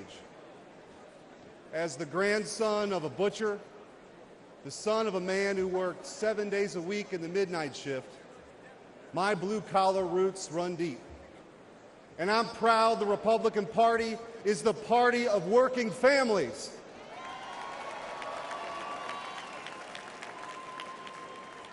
Missouri is home to cities named Liberty and Independence, and towns called Freedom and Defiance. So it should come as no surprise that we are sick and tired of Joe Biden and Kamala Harris. And I am here with a simple message. Enough is enough. We're ready to take our country back.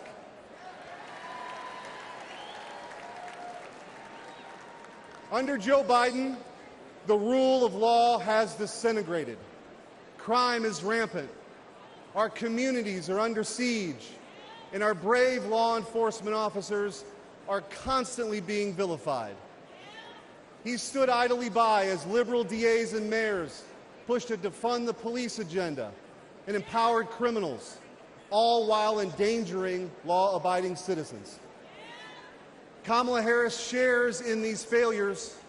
She campaigned as a progressive prosecutor and even called for us to reimagine public safety. Americans don't need to reimagine safety. We know exactly what safe communities look like.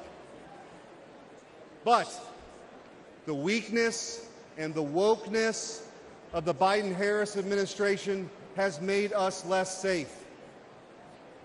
Biden and Harris opened our border to terrorists, to criminals. They allowed drug cartels to flood our communities with Chinese fentanyl that's killing more than 200 Americans each and every day. It doesn't have to be this way. As Missouri's former Attorney General, I went toe-to-toe with the radical defund the police crowd and had the backs of our men and women in blue. When Soros-backed officials refused to prosecute violent criminals, I stepped in and put those dangerous felons behind bars.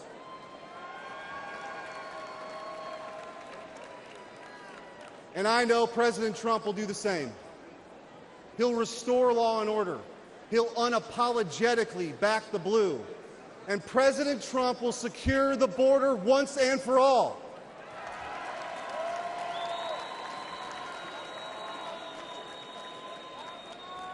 I believe in an America where our best days are ahead of us. I believe in an America where moms and dads can raise their kids in safe communities. And I believe in an America where we defend the police, not defund the police.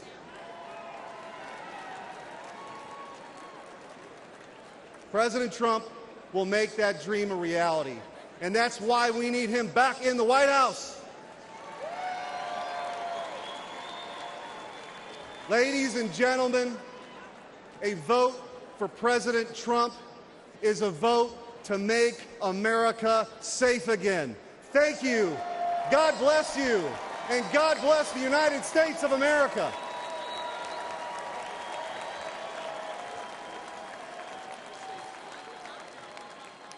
Ladies and gentlemen, please welcome United States Senator Tom Cotton of Arkansas.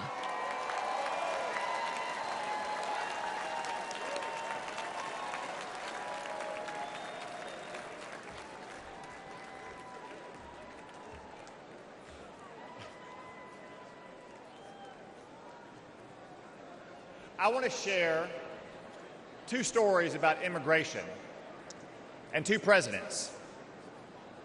Manuel was a house painter in Arkansas and a green card holder from Mexico.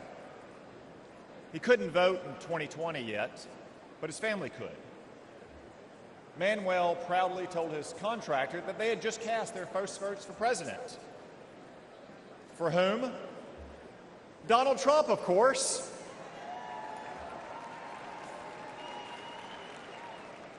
When asked why, Manuel gestured to the parking lot and responded, "Have you seen my new pickup? And did you know that my brother and sister both have full-time jobs? With Trump, we've had more work than ever. Things are good."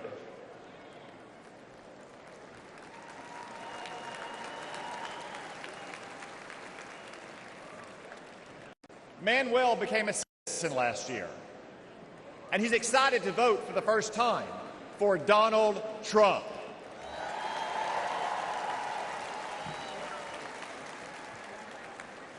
By contrast, after Joe Biden and the border czar, Kamala Harris, reversed President Trump's immigration policies and welcomed a third world invasion, I traveled to our border. What did I see? The body of a migrant drowned in the Rio Grande. Human traffickers on the southern bank taunting the Border Patrol. Migrants huddled under a bridge. I asked them why they came. None said persecution. Most said for a job. A few admitted because they could get in. Another answered with one simple word: Biden. My flight home the next day was full of these migrants. And you, all of you, paid for their tickets.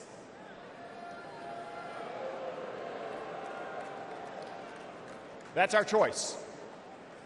A secure border and an immigration system that works for all of our citizens, whether your ancestors bled with George Washington, or like Manuel in Arkansas, you just took the oath of citizenship, or Joe Biden's chaos.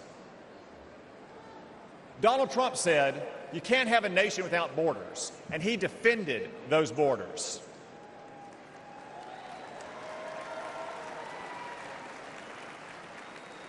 Joe Biden thinks borders are racist. Donald Trump will secure our border once again.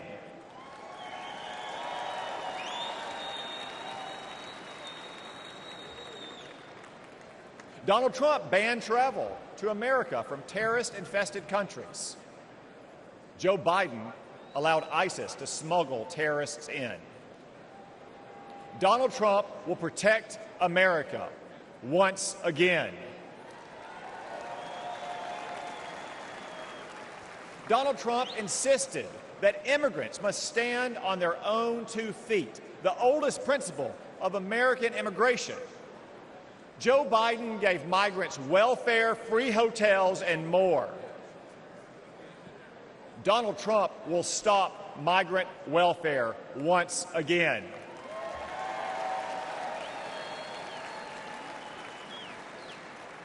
Donald Trump ended bogus asylum claims. Joe Biden created an app to let illegals schedule their arrival. Seriously. Donald Trump will stop this migrant fraud once again.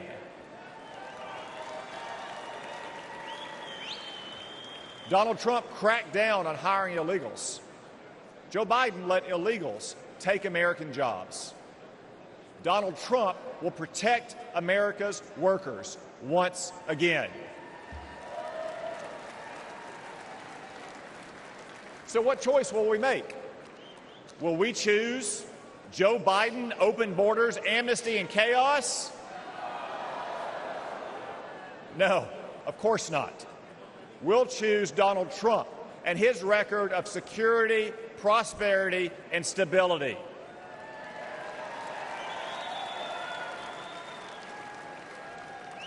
As Manuel said, things were good with Donald Trump, but everything has gone to hell under Joe Biden. But this Biden chaos will end soon, because it's time for us to elect President Trump to secure our border and to make America great again. Thank you all. God bless you. God bless the United States of America.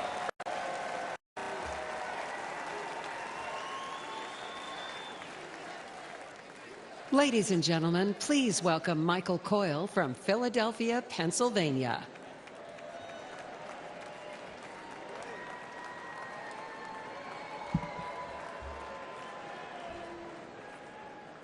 Good evening, Milwaukee.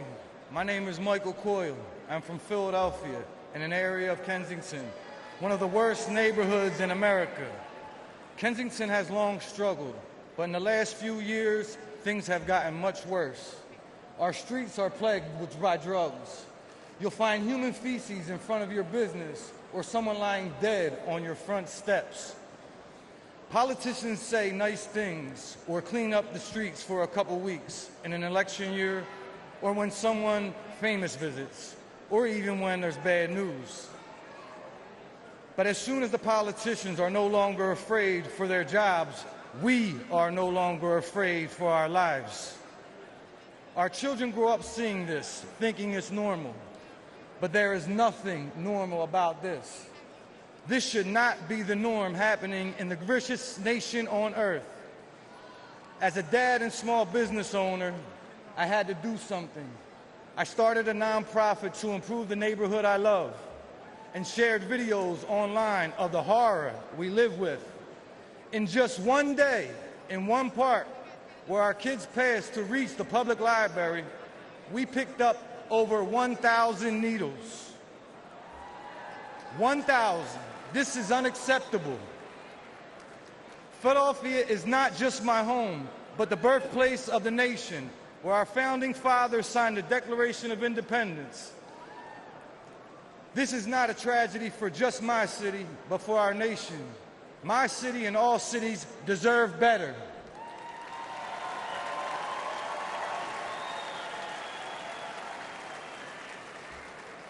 Joe Biden and Kamala Harris are the ones who opened our southern border and allowed Chinese fentanyl to pour in unconditionally.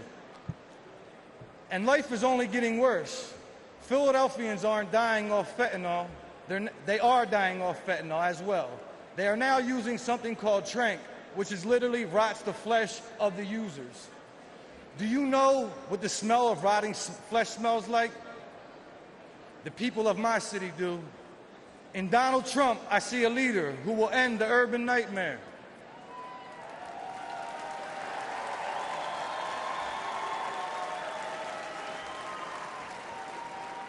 I ask you to join me in supporting him this fall, because a vote for President Trump is a vote to restore our cities and to make America safe again.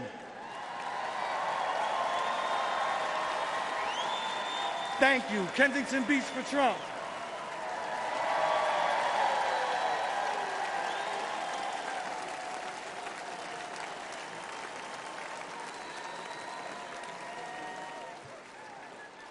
Ladies and gentlemen, please welcome Aaron Koper from Pittsburgh, Pennsylvania.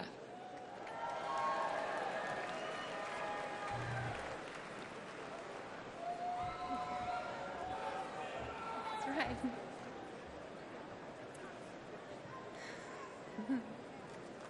Good evening. My name is Aaron Koper. I'm a grassroots organizer, a proud Republican woman, and a longtime resident of Pittsburgh, Pennsylvania.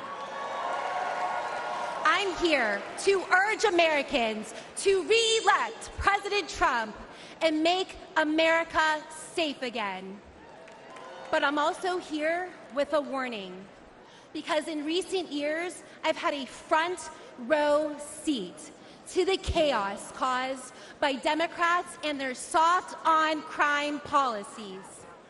Democrat Mayor Ed Gainey, Congresswoman Summer Lee, and especially Socialist County Executives Sarah Innamorato have demoralized and disrespected our police while unleashing criminals to our communities.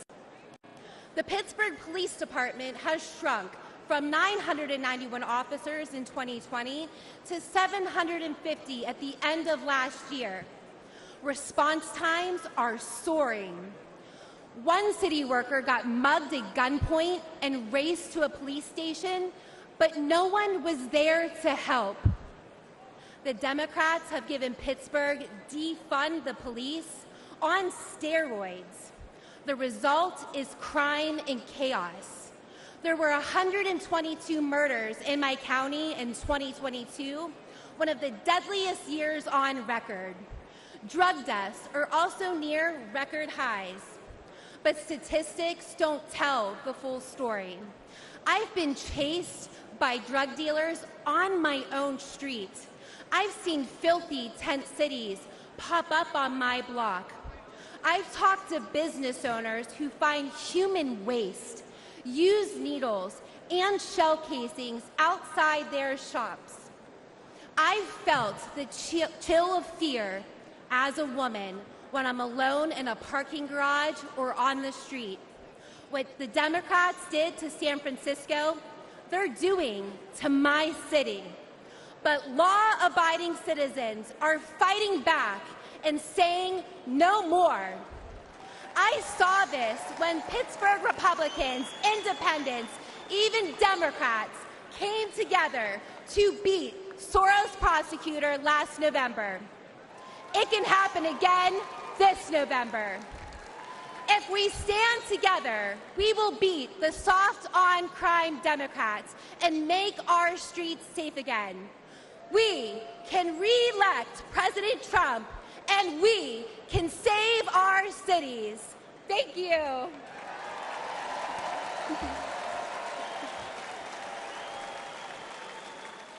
Ladies and gentlemen, please welcome American mom and funder.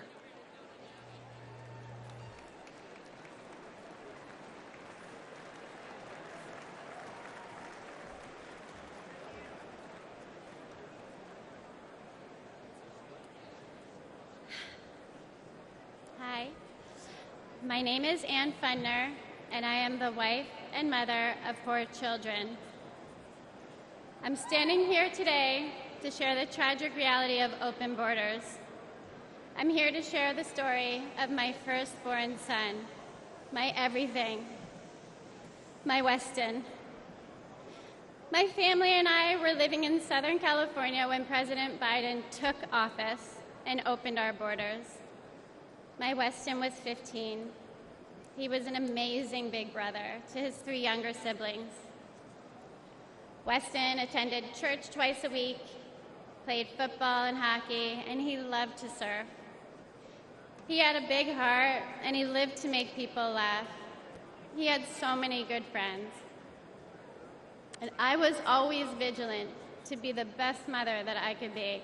I was room mom, school ambassador, and I attended all of his sports. We had family dinners and barbecues at the beach. And like most teenagers, Weston wanted to fit in.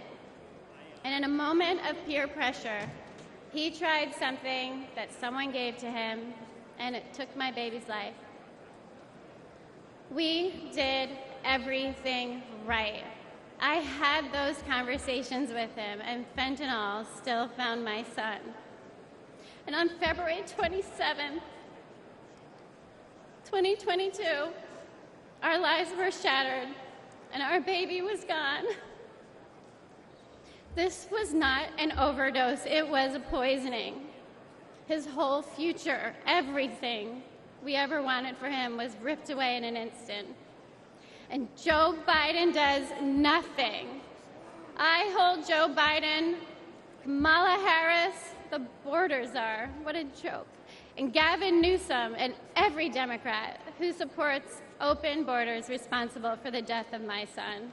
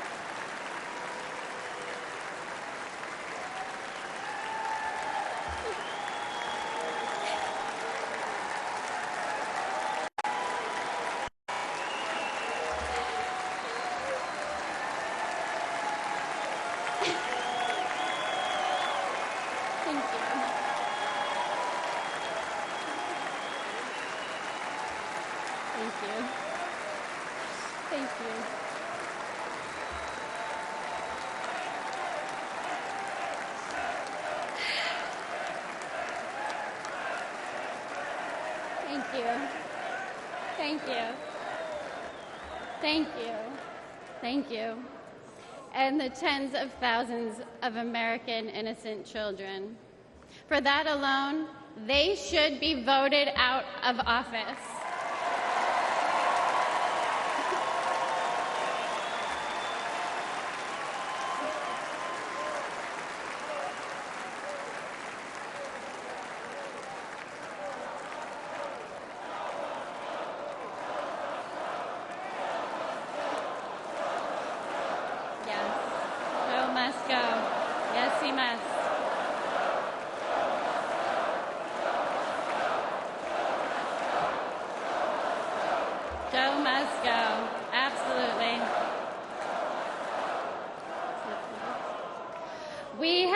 The highest number of fentanyl deaths during the Biden-Harris administration, and fentanyl is now the #1 killer of Americans ages 18 to 45, and it is quickly becoming the leading cause of death for teens, with 14 and under being the fastest growing demographic.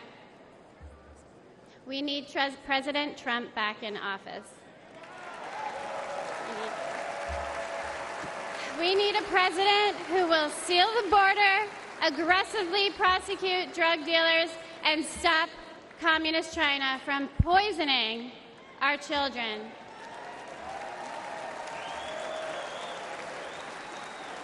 This is not a red or blue issue. This is a red, white, and blue issue.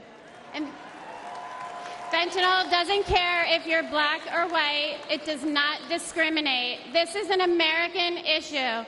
We need a president who will call the drug cartels what they are: terrorist organizations.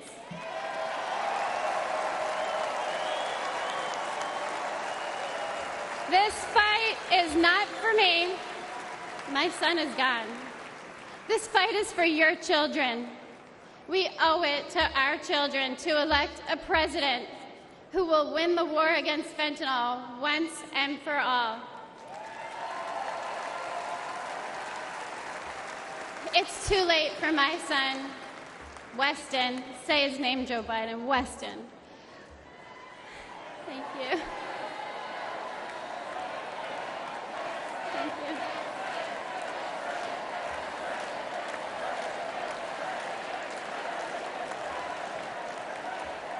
But we can change this for your children. We need President Trump back to save the lives of our kids. Thank you. Thank you. God bless America.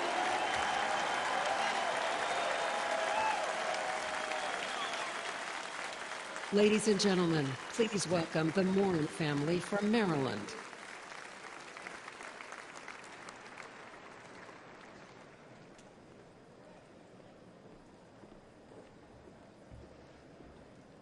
Last year, we lost my beloved sister, Rachel.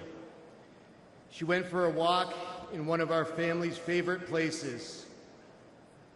This beautiful trail was to us a safe place where we pushed our babies in strollers, where we walked together as a family, where my wife and I got married, near what would later become the spot where my sister's body was found.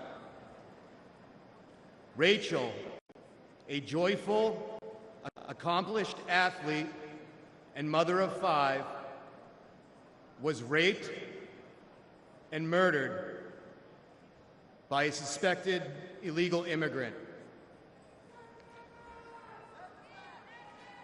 This was described as among the most brutal and violent offenses that has ever occurred in Harford County, Maryland history. Open borders are often portrayed as compassionate and virtuous. But there is nothing compassionate about allowing violent criminals into our country and robbing children of their mother.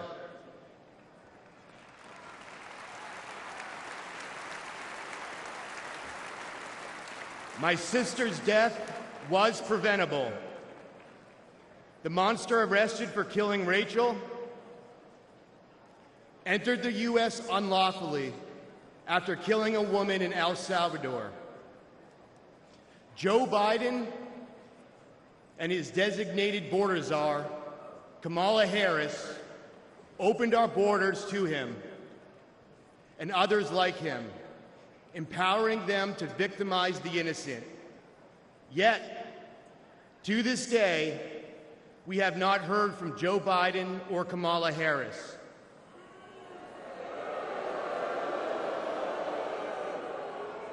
They never apologized. But when Rachel was killed, President Trump called my family to offer his condolences.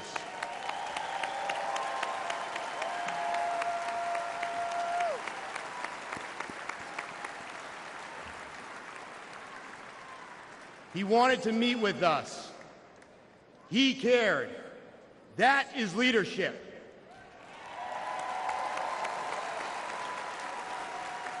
And we need real leadership back in the White House. What has gotten us through this unthinkable loss is our faith in Jesus Christ.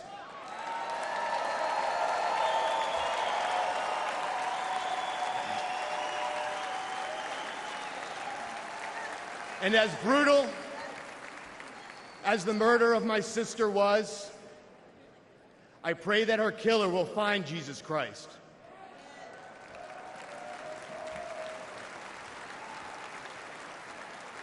For all the affected by senseless tragedy, I pray for peace, knowing that all things work together for good, to those who love God, to those who are called according to his purpose.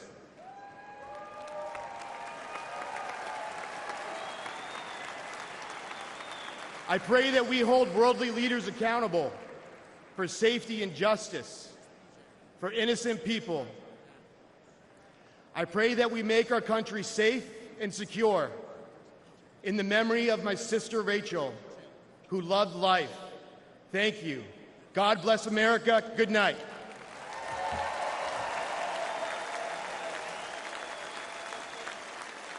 Ladies and gentlemen, please welcome Madeleine Brame from New York.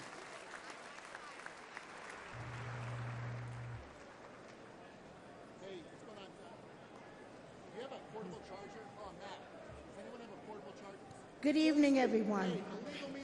My son, Sergeant Hassan Korea, an Afghanistan War retired veteran.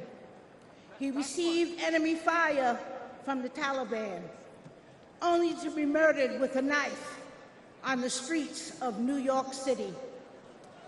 The 4 assailants responsible for his death initially were facing justice, but that changed when District Attorney Alvin Bragg was elected.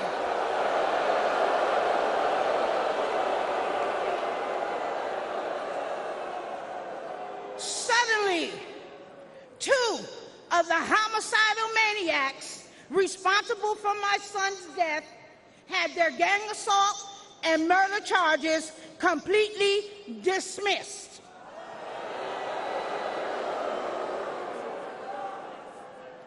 One of them received 14 months time served.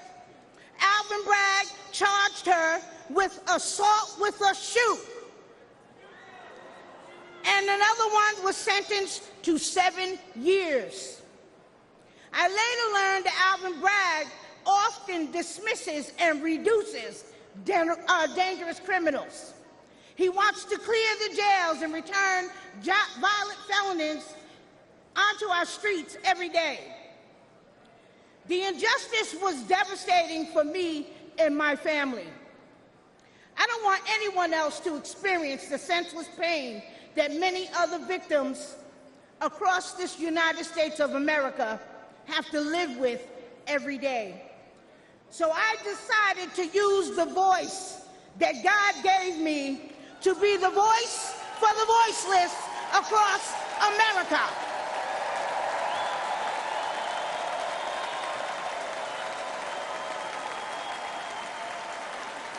We need justice for victims, and we need accountability for prosecutors who fail in their duty. Soft on crime prosecutors like Alvin Bragg in New York, Kim Foxx in Chicago, and George Gascon in Los Angeles have turned our great country and cities into war zones. Poor and neglected communities like mine are suffering. And who else in here is sick and tired of being sick and tired?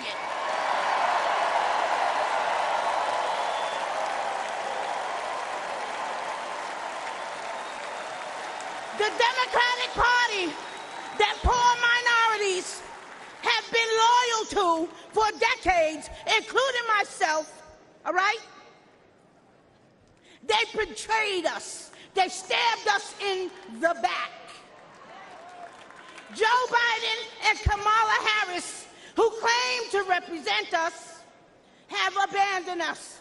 They neglected the poor minority communities across America.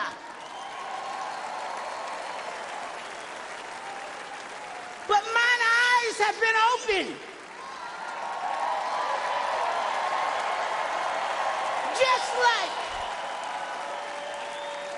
Just like so many other poor minorities across America. Donald Trump shares our values, love of God and family and country.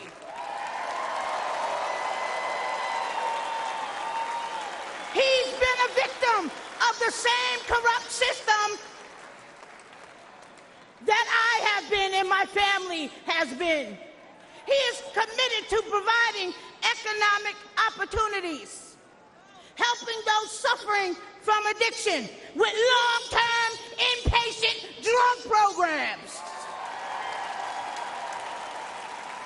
rolling back deadly bail reform policies that are getting our children killed every single day, and supporting our police. We back the NYPD. We back the blue.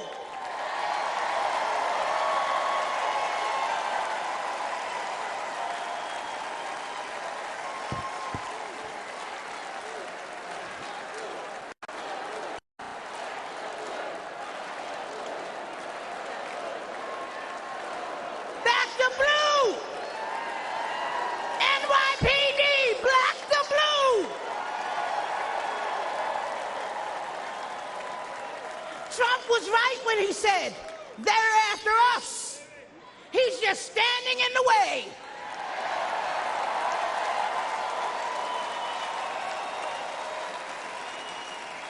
And guess what? He always will. That's why I'm standing with him today. Let's make America safe again.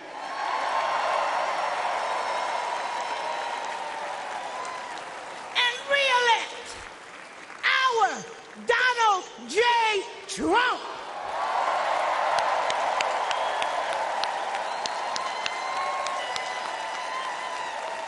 Thank you, and good night.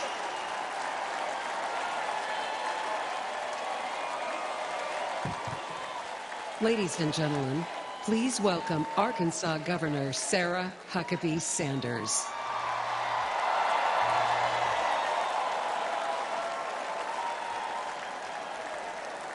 Thank you. What a powerful story to follow. Good evening. I'm Sarah Huckabee Sanders.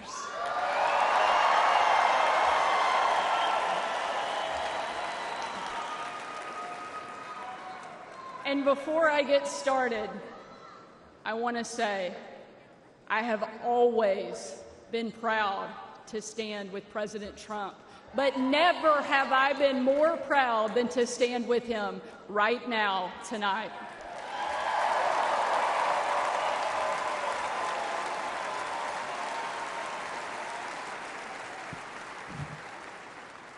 Not even an assassin's bullet could stop him.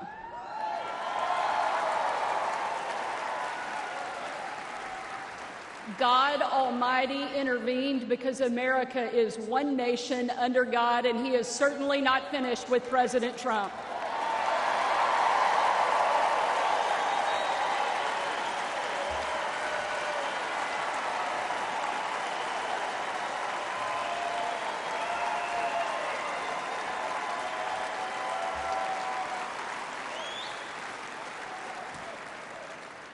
And our country is better for it. I am here tonight as America's youngest governor, the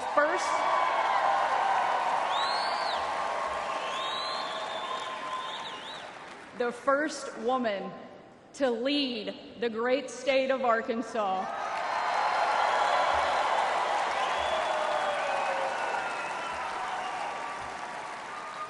And most importantly, a mom to 3 amazing kids, Scarlett, Huck, George.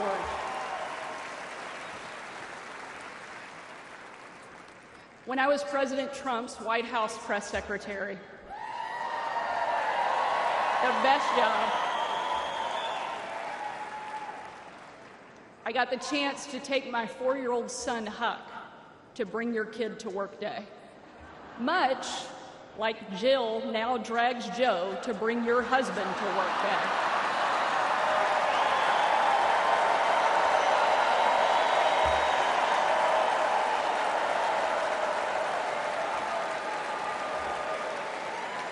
And while I was briefing the president on the upcoming event in the Oval Office, all of the kids who were attending that day gathered in the Rose Garden, getting ready to meet him. And we were walking out onto that beautiful, perfect colonnade. And I saw out of the corner of my eye that my son Huck was running full speed directly at the President of the United States. Being the gracious person he is, President Trump bent down to give him a big hug. And right in front of everyone, Huck sidestepped the president, completely ignoring him in front of everyone, and ran straight into my arms.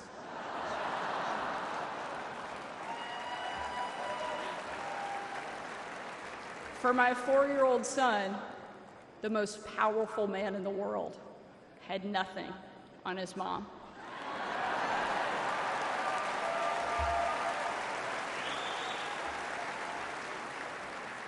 But because he's the amazing man he is, President Trump didn't mind at all. After all, he's a dad to 5 unbelievable kids and a grandfather to 10.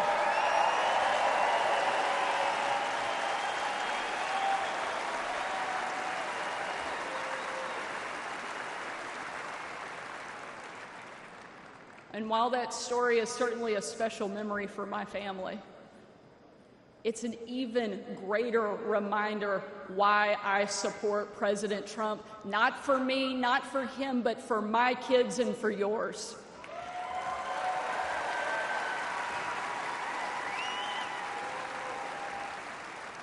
Under President Trump, America was safer, the world was safer, and it felt like the next generation would have a chance at the American dream. President Trump did the job that Kamala won't and Joe Biden simply can't.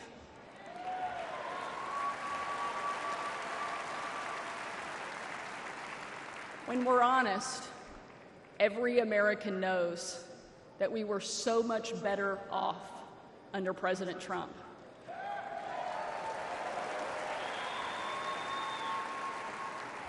So tonight, I don't want to just speak about President Trump's successful policies. While there are many, I want to talk about the man that I know.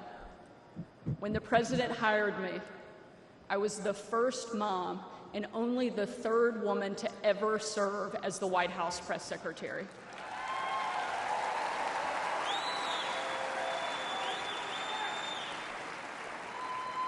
And in that role, I endured relentless attacks from the left. I was insulted as a guest at the White House Correspondents' Dinner. My family was denied service and kicked out of a restaurant.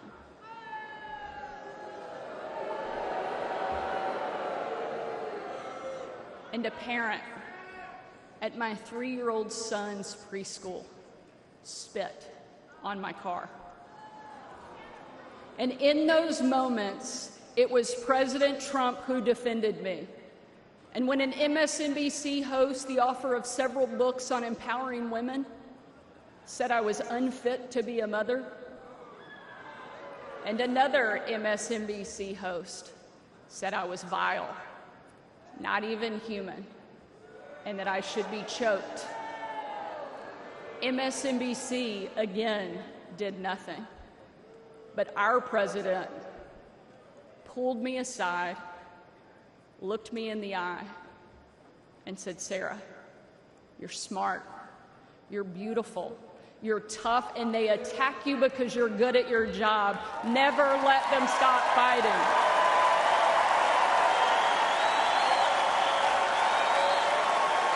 Thank you, Mr. President. Thank you.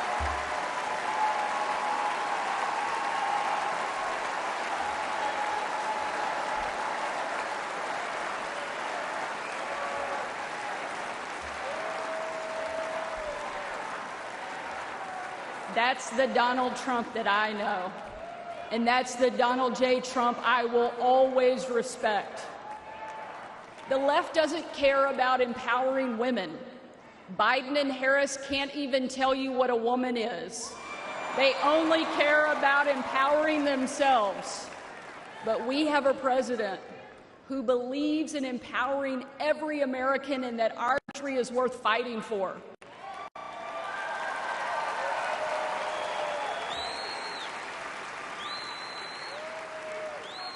For the last 4 years, Republican governors have been leading that fight and doing what Joe Biden refuses to do. We've deployed the National Guard to the border. We've cracked down on crime and drugs. We cut taxes to give hardworking Americans a break from Bidenflation. And we empowered parents with universal school choice across the country.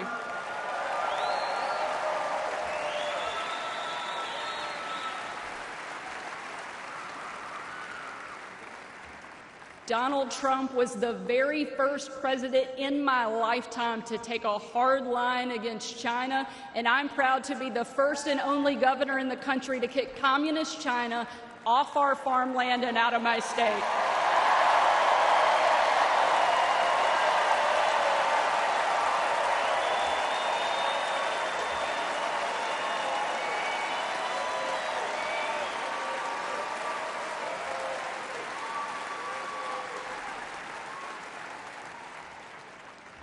President Trump is a leader, and he's the leader our country needs.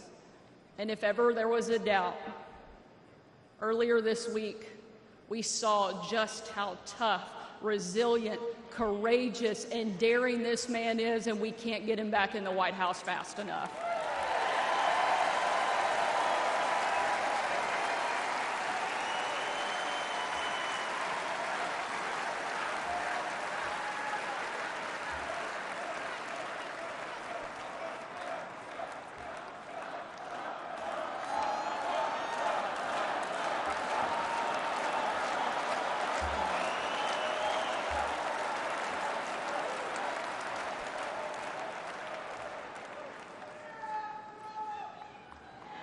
Ladies and gentlemen, we are not called to stand still in the face of great danger. You and I were put on this earth at a moment in time to charge boldly ahead. We cannot know what the future holds, but we know damn sure who holds the future in his hands.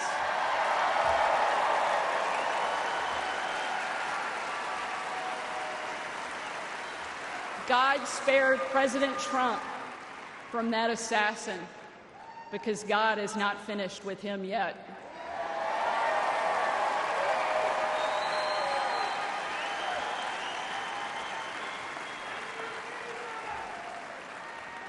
And he most certainly is not finished with America yet either.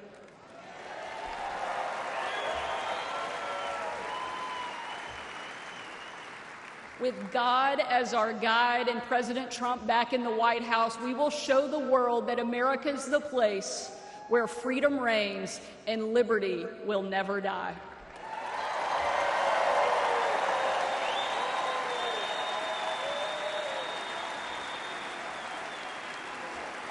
Ladies and gentlemen,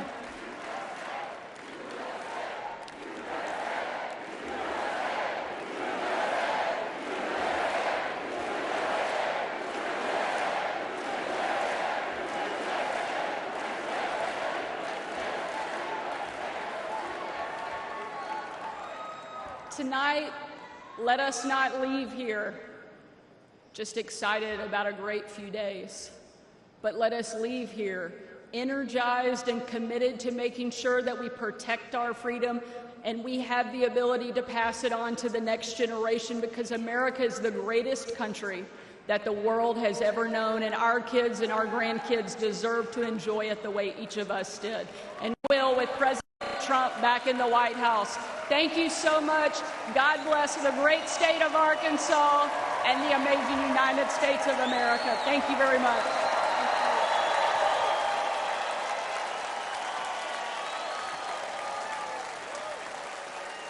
Ladies and gentlemen, please welcome former United States Secretary of Housing and Urban Development, Dr. Ben Carson.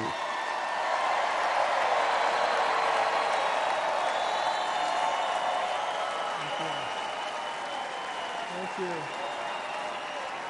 Thank you so much. Thank you. You know, Sarah Huckabee always says to me, I hate to follow you, but I think she turned the table on me tonight. I want to thank you all for being here and for being involved. Like many of you last week, I watched with horror as the events unfolded in that Pennsylvania field. I saw President Trump, a dear friend, escape death by mere inches, and my thoughts immediately turned to the book of Isaiah that says, "No weapon formed against you shall prosper."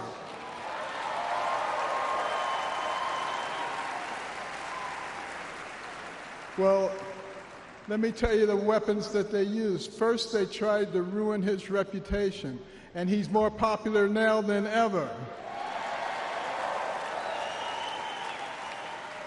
And then they tried to bankrupt him, and he's got more money now than he had before. And then they tried to put him in prison, and he's freer and has made other people free with him. And then last weekend they tried to kill him, and there he is over there alive and well.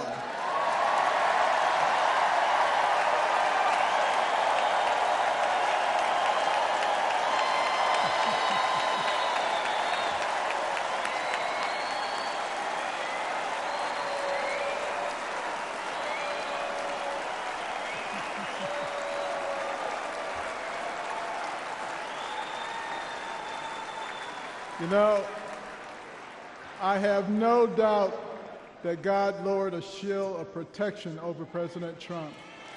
And I join millions of Americans in thanksgiving for President Trump's safety. And I encourage you to join me in praying each day for his continued protection. You know, our hearts go out to the victims in the audience. Let's also pray for them and their families. These events have brought unusual clarity to the times we are living in. We have all harbored the nagging feeling that everything we love is slipping away. All you have to do is turn on the television. The free press, a pillar of any free society, has abused the public trust and resorted to lies, deception, and disinformation. They divide us along lines of race, class, and gender, rather than uniting us around our shared bond as Americans. Our government has been no better, shredding our Constitution and upending the rule of law. We have a wide open border, a broken education system, and chaos breaking out around the world. And on top of it all, we have a president who, well, if you can't say anything good, don't say anything at all. But ask anyone around the world, what does it mean to be an American? Most will tell you that it means unlimited opportunity, that where you begin in life doesn't dictate where you will end. That's the America I grew up in. In no other country could a poor inner-city kid raised by a single mom make it to an Ivy League school, then to medical school, become a successful neurosurgeon, run for president, and eventually become a member of the president's cabinet.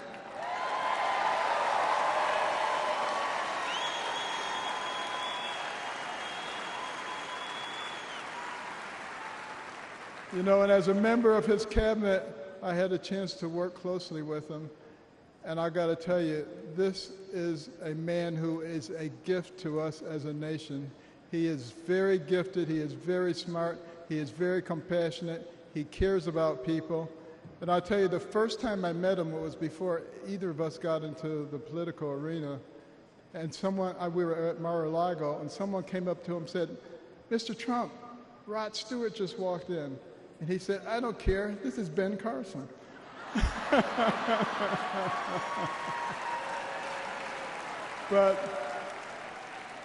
I feel blessed that I've been able to live the American dream, but my story is moving further out of reach in America today.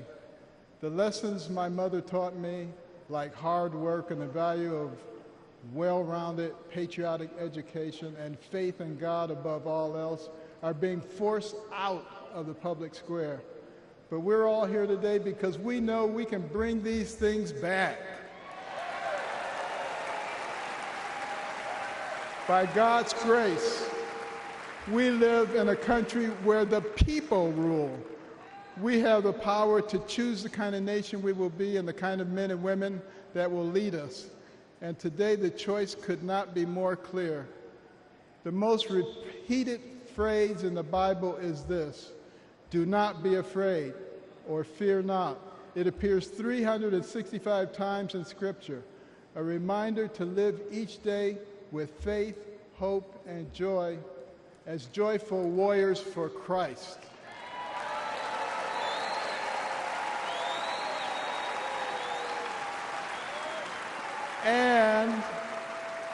And when God is with us, nobody can stand against us. With this assurance from the Almighty, even the face of evil itself cannot shake our resolve. We will keep fighting, we will keep praying, and by the grace of God, we will save our country and re-elect President Trump together with Vice President Vance this November. And I want you to remember this. In 1831, Alexis de Tocqueville came to America to study our nation because the Europeans were fascinated. They wanted to know, how could a nation barely 50 years old already compete with them on virtually every level? So he looked at our government, and he was duly impressed by our checks and balances and separation of powers. And then he looked at our business environment. He was duly impressed by how we encourage entrepreneurship and innovation. And he looked at our educational system, and he was blown away by the fact that he could find a mountain man in the middle of the woods who could read, who could tell him about the Declaration of Independence. But the thing that impressed him the most was when he went to our churches, and he heard those inspirational sermons from the pulpits that inspired a ragtag bunch of militiamen to defeat the most powerful army in the world and gave the American people a moral base.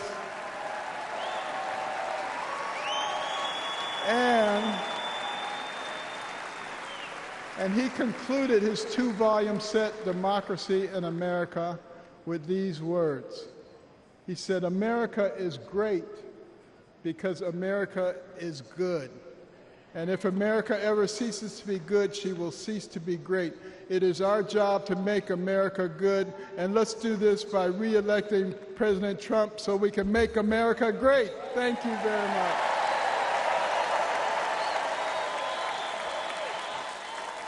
Ladies and gentlemen, please welcome United States Senator of Florida.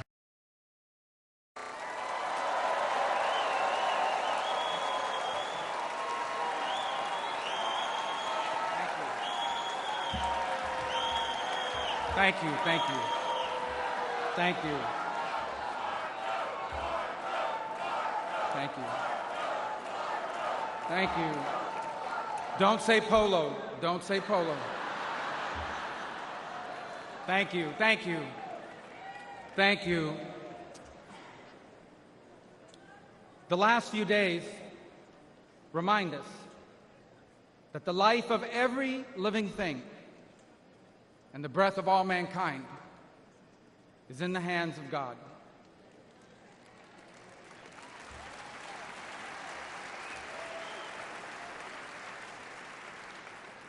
We were brought to the precipice of the abyss, and by the hand of God, reminded of what truly matters in our lives and in our country. This thing we do called politics, it matters. It's not unimportant. But it is our people who must always matter the most in everything we do.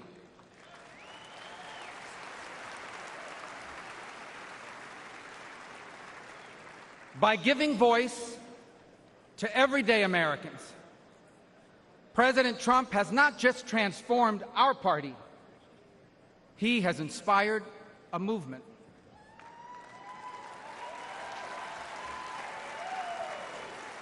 A movement of the people who grow our food and drive our trucks, the people who make our cars and build our homes, the people whose taxes fund our government, and whose children fight our wars. Americans like Corey Comparatori. He was a former fire chief and a loving husband. He was described as the best dad a girl could ever ask for. As a man of God who loved Jesus fiercely and looked after members of his church. Corey was one of the millions of everyday Americans who make our country great. He wasn't rich, he wasn't famous, and the only reason why we know his name and story now is because last Saturday, he shielded his wife and daughter from an assassin's bullet and lost his life the way he lived it, a hero.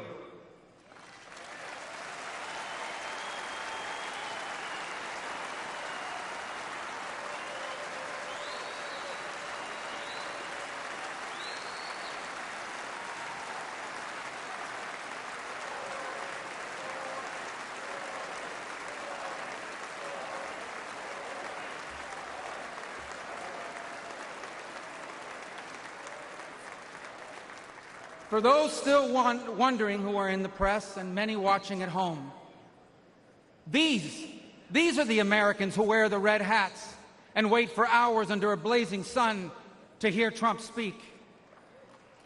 And what they want, what they ask for, it is not hateful or extreme. What they want is good jobs and lower prices. They want borders that are secure, and for those who come here to do so legally.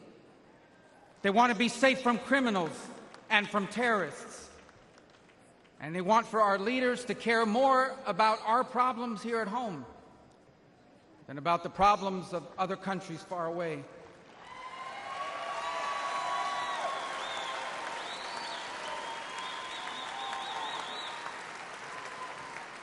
There is absolutely nothing dangerous or anything divisive about putting Americans first.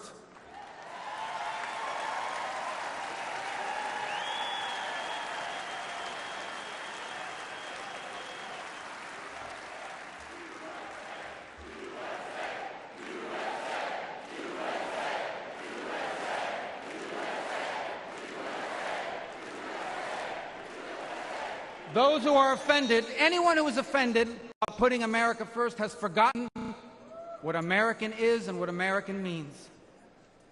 American isn't the color of our skin or our ethnicity. Americans are people as diverse as humanity itself. But out of many, we are one. Because as the life story of our next Vice President, J.D. Vance, reminds us, we are all descendants of ordinary people who achieved extraordinary things.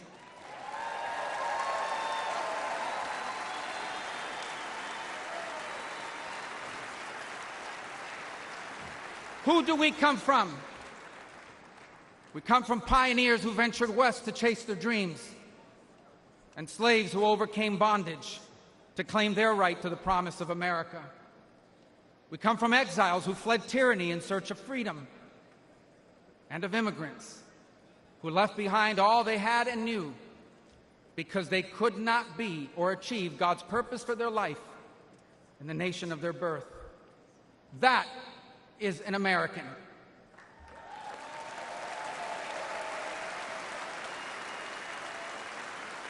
And putting Americans first must be what this election is about. When President Trump was in the White House, Americans had more money and lower prices. Our borders were secure and our laws were enforced. Iran was broke, the Taliban stopped killing Americans, and Putin didn't invade anyone.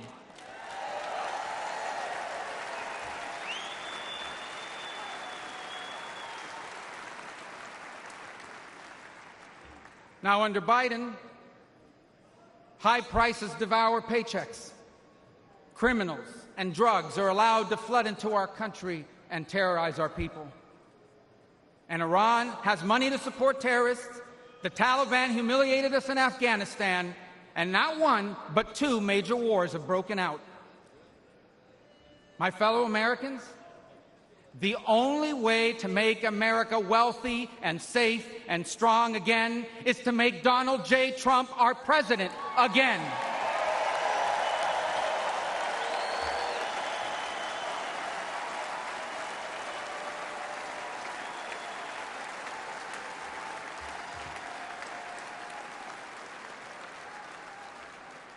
Our country has been injured by the bad decisions of weak leaders.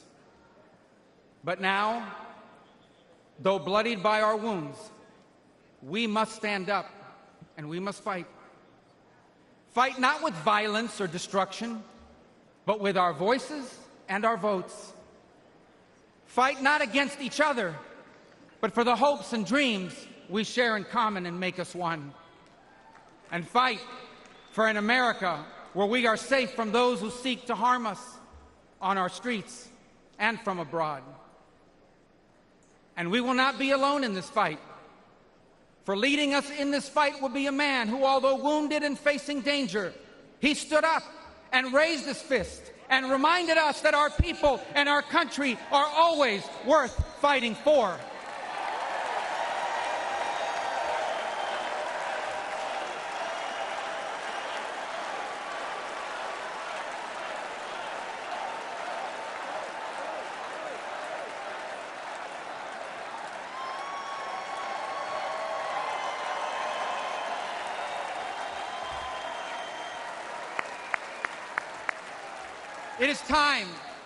It is time to put our country and our people first again.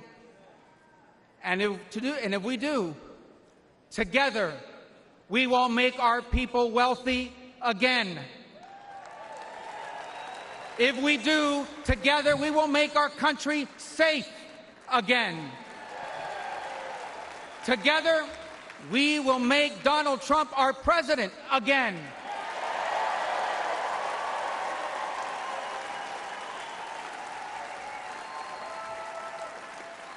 And together, we will not just make America great again. We will make America greater than it has ever been. Thank you. God bless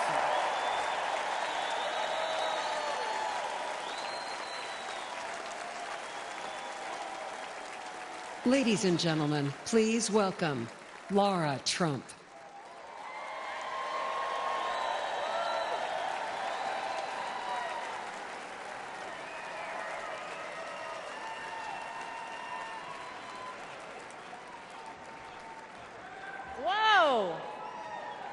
I don't feel like I actually have to ask this question, but is anybody in this room ready to send Donald Trump back to 1600 Pennsylvania Avenue?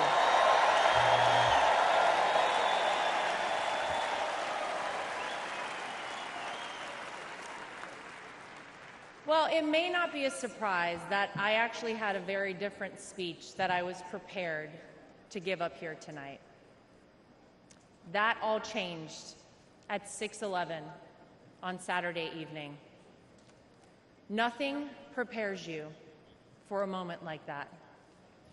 Our family has faced our fair share of death threats, mysterious powders sent to our homes, tasteless and violent comments directed towards us on social media, but none of that prepares you as a daughter-in-law to watch in real time someone try to kill a person you love. None of that prepares you as a mother to quickly reach for the remote and turn your young children away from the screen so that they're not witness to something that scars the memory of their grandpa for the rest of their lives. The prayers and well wishes we've received over the last 72 hours have been overwhelming, to say the least.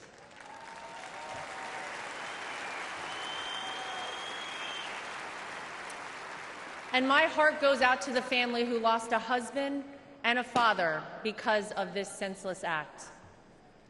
All of you here tonight and watching at home mean the world to all of us in the Trump family.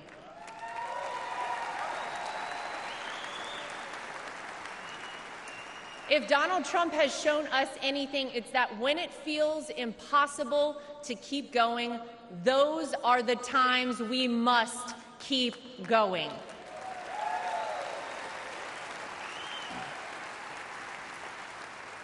I don't know how many people here watching at home have ever been to a Trump rally, but if you've never been, let me tell you about them. Oh, some of you have been. Oh!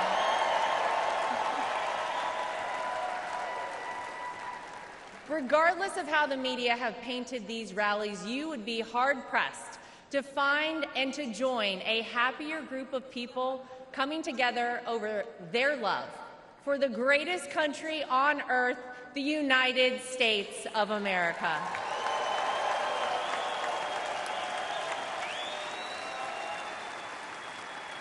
I dare anyone trying to leave a Trump rally without leaving with some new friends. You always make friends at a Trump rally, right?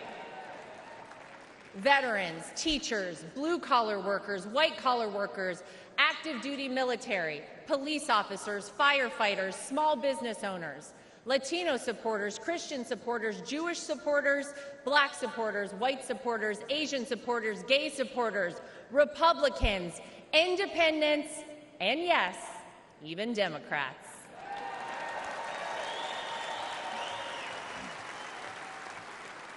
At a Trump rally, you're not viewed as your profession, your religion, or the color of your skin. You're viewed as one thing: an American.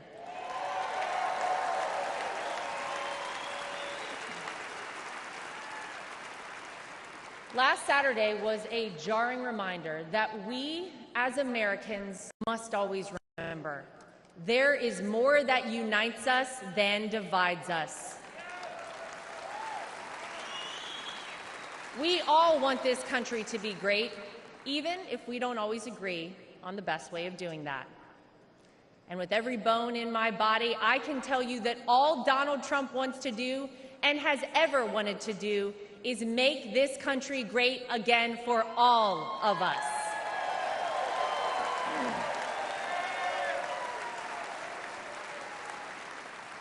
Proverbs 28 reads, "The wicked flee, though no one pursues. But the righteous are as bold as a lion." And that truly epitomizes Donald Trump. He is a lion.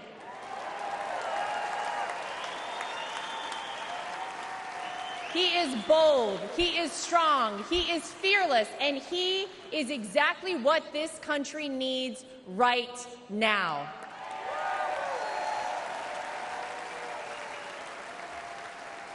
Let's not forget what life actually looked like under President Donald Trump. Trade deals across the world that benefited our economy, allied countries paying their fair share, a safe and secure southern border, record low unemployment rates for African Americans, Hispanic Americans, Asian Americans, and women, record investment in historically black colleges and universities, the creation of the United States Space Force, the most comprehensive prison reform in decades. How about the peace agreements in the Middle East that they said would never happen?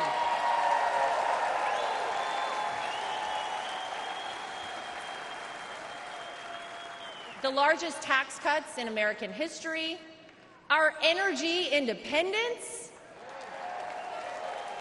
massive amounts of red tape cut, and no new wars when Donald J. Trump was president.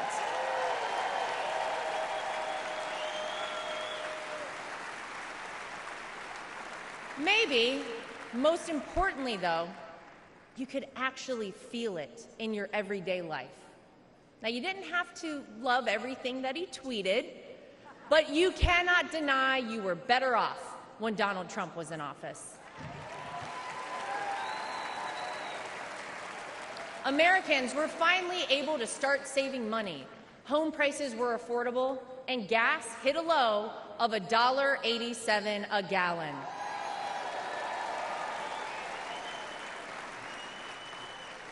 As I speak here tonight, many of our fellow Americans don't know how they'll pay for their next trip to the grocery store, new clothes for their children, or this month's rent.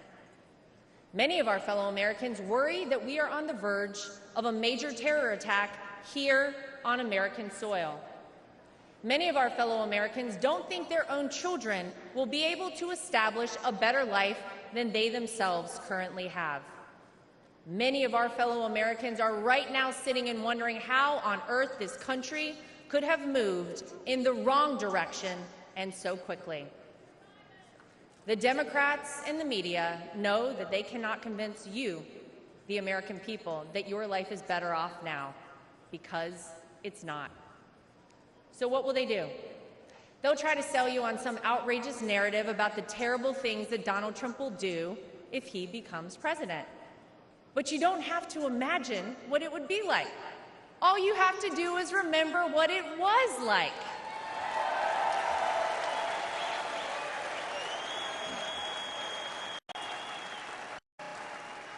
I know.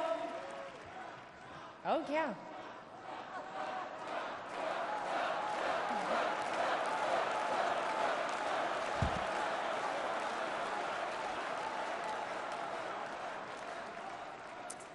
I know what you hear out there about Donald Trump.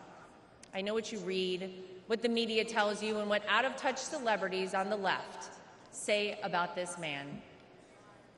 But when I look at Donald Trump, I see a wonderful father, father-in-law, and of course, grandfather to my two young children, Luke and Carolina.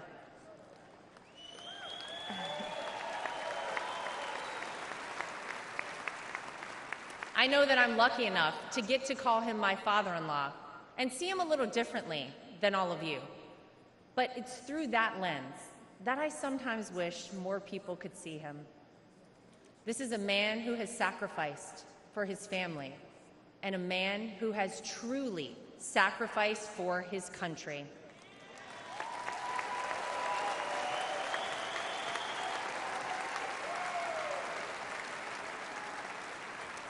Donald Trump didn't need to run for president for fame or money. Trust me, we all know he already had plenty of that. I'll tell you why he did it and why he continues on, even in the face of the unthinkable. Because he loves this country.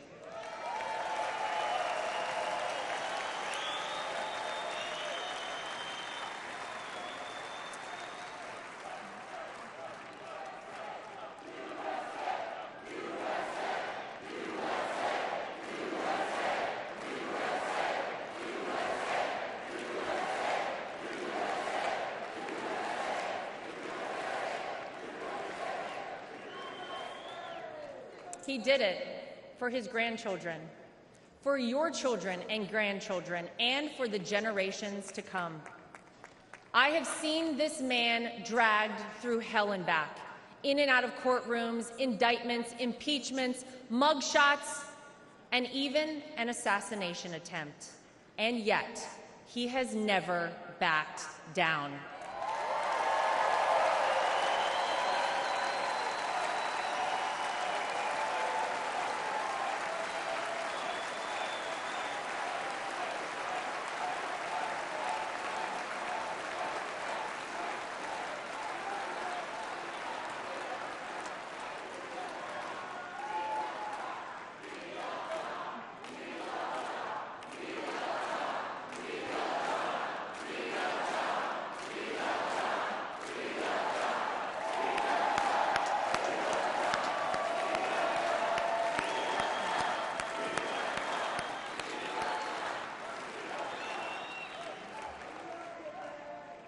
I'll never forget watching my two children run up to him with their drawings and hugs for Grandpa just moments before he took the elevator down in Trump Tower to address the media the day after his wrongful conviction.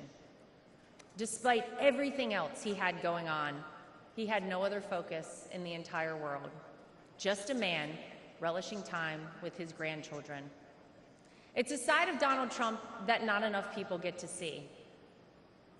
Maybe you got to see a side of Donald Trump on Saturday that you were not sure existed until you saw it with your own eyes.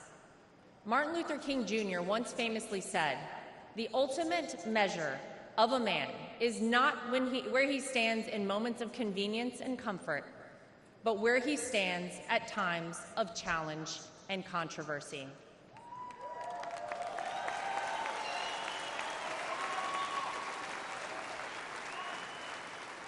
There's no doubt that Saturday was one of the most frightening moments of my father-in-law's life. Millimeters separated him from life and certain death. And yet, it was in the midst of it all, as he was jostled off stage by Secret Service, that he knew how defining that moment would be for our country, and he hoisted his fist in the air.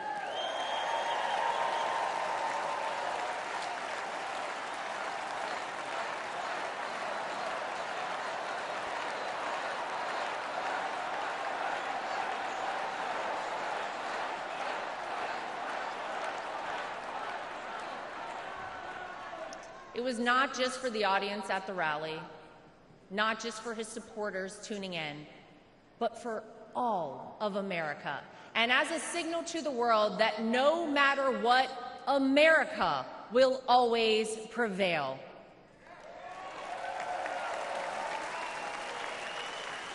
Though it's been strained and attacked, no enemy, no force, not even a bullet is strong enough to break our American grit and our American soul. We are the country whose founders gave their fortunes, freedom, and lives to pursue the dream of a free society. We are the country of Thomas Edison, Susan B. Anthony, Henry Ford, and Harriet Tubman. We are the country who fought and won 2 world wars. And we are the country who always rises to meet the moment, no matter how insurmountable the task. And in that split second, on Saturday, Donald Trump reminded us all of that very history and who we are at our core as a nation. That is the Donald Trump that I know.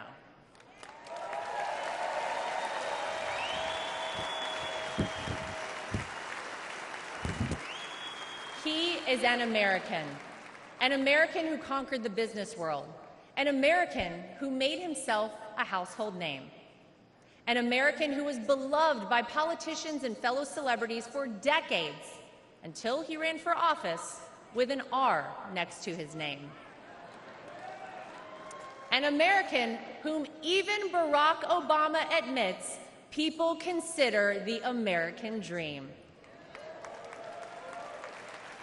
And instead of sailing off into the sunset after an illustrious real estate and television career, he decided to give back. He decided to bring some of the things that had made him so successful in life to all of you, in order to improve the lives of all Americans. Black, white, brown, gay, straight, all Americans, because that's the man that Donald Trump is.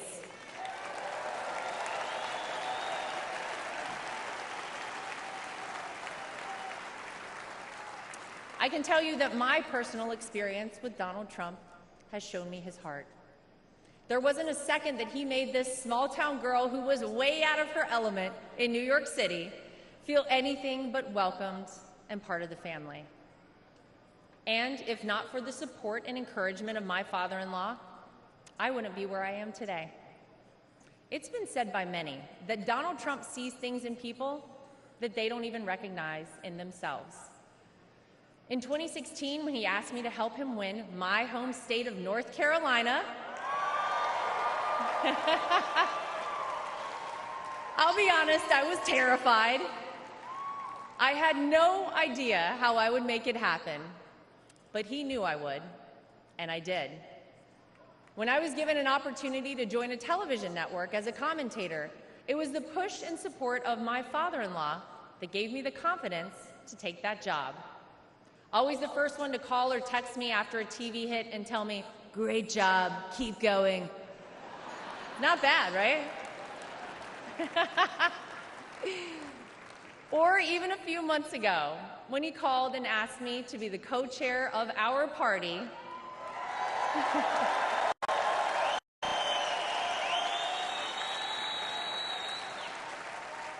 he showed me potential in myself that I couldn't yet see. So tonight, to my father-in-law, I want to say thank you.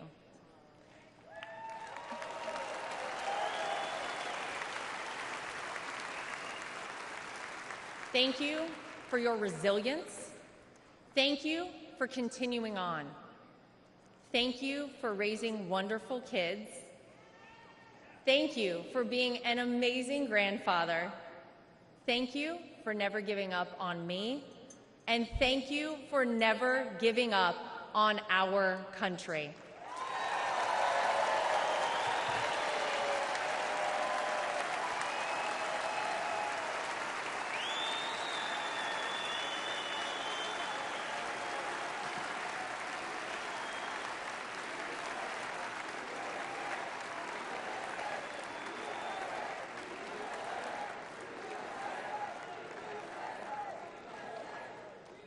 Tonight, I come to you, not as the co-chair of the RNC, not as the daughter-in-law of the candidate.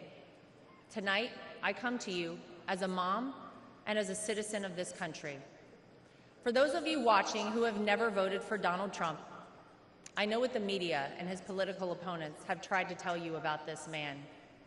Believe me, I have seen and heard it all, but I have also seen the truth. I am proud to know Donald Trump, to campaign for him, to vote for him, and to raise his grandchildren.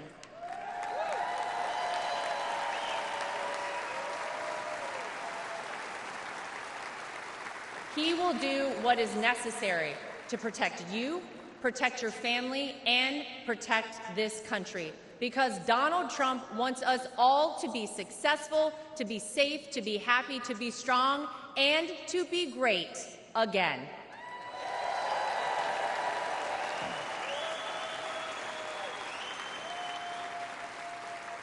Tonight, I'm asking you to vote, not for the Donald Trump you see flashed on your TV every day, splashed across the headlines.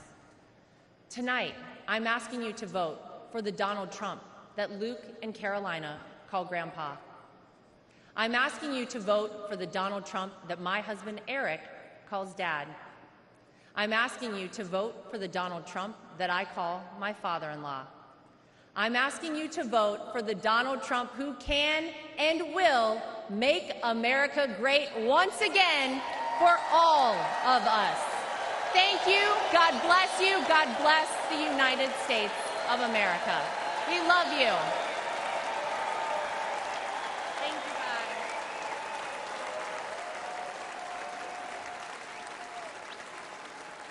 Ladies and gentlemen, please welcome back the chairman of the Republican National Committee, Michael Whatley of North Carolina.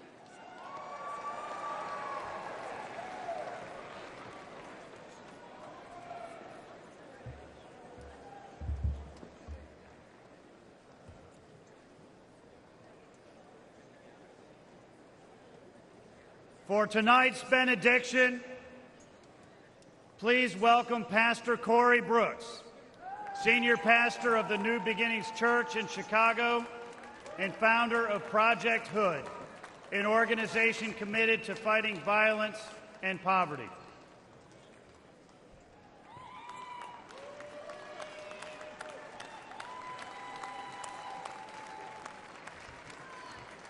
All right. If you wanted to end on a boring note tonight, with no emotion on a benediction or a powerless benediction, then you probably shouldn't have invited a black pastor from the south side of Chicago. Before I pray, let me say three things real quick.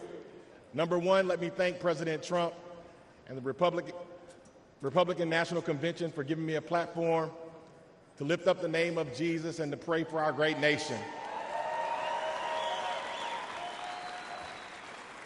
Number two, I'd be remiss if I did not give the great state of Illinois and Chicago on the South Side a shout out.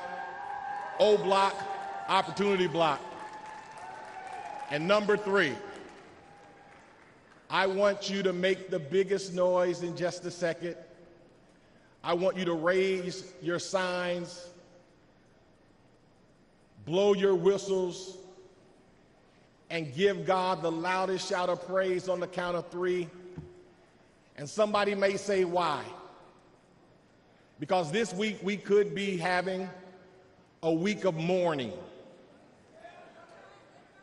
But because God did not let any of those things be, this is a week of celebration and a week of life, a week of democracy and liberty.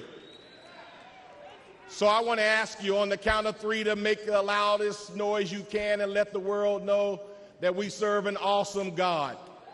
Are you ready? Come on, are you really ready tonight? 1, 2, 3. Yes, yes, yes.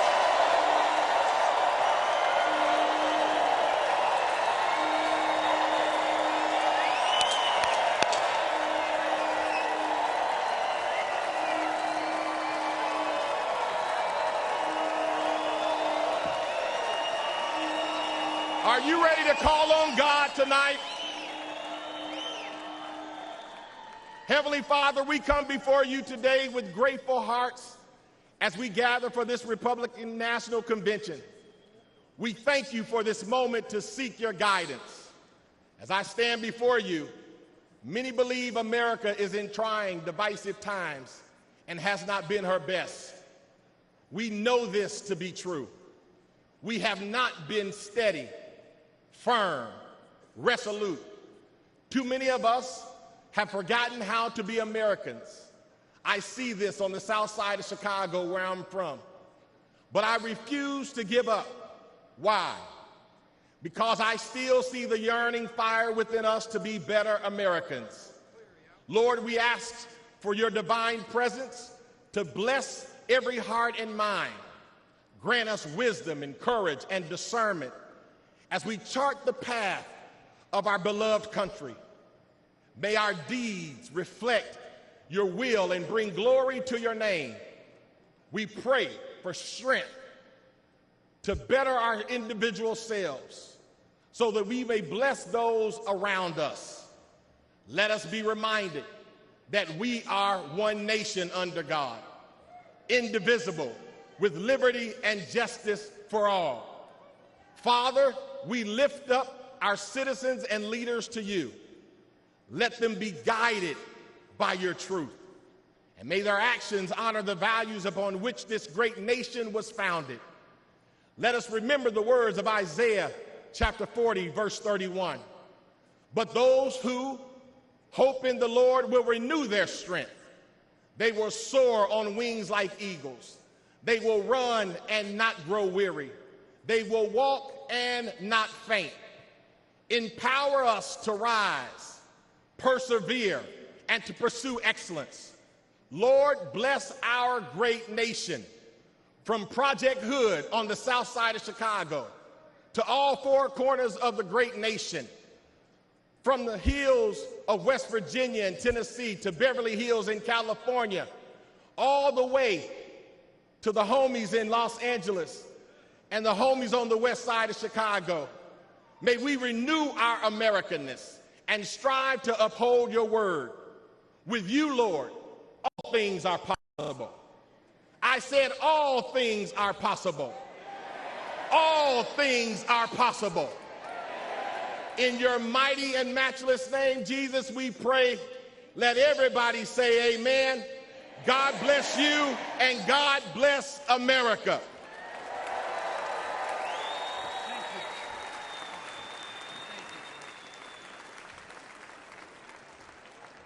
Delegates and alternates, ladies and gentlemen, Senator Vance, President Trump, what a night. We have heard from the best of the Republican Party, members of the House, members of the Senate, governors, and candidates.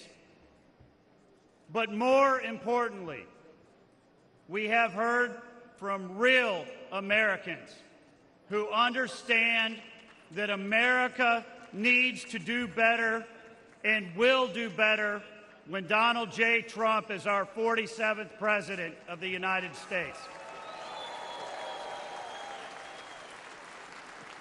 I would like to ask every single one of you to please raise your voice in thanks to all of those real Americans who spoke tonight about their families and their world and their vision for a better America.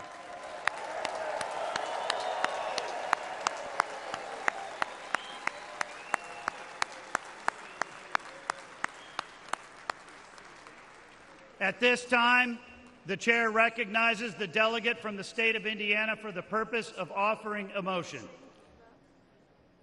Mr. Chairman, my name is Victor Smith from the great state of Indiana. And I make the motion that the convention now adjourns. The question now occurs on the motion to adjourn. All those in favor signify by saying aye. Aye. All those opposed signify by saying no. In the opinion of the chair, the ayes have it, and the motion is adopted. Accordingly, this convention stands adjourned until 5:30 p.m. tomorrow.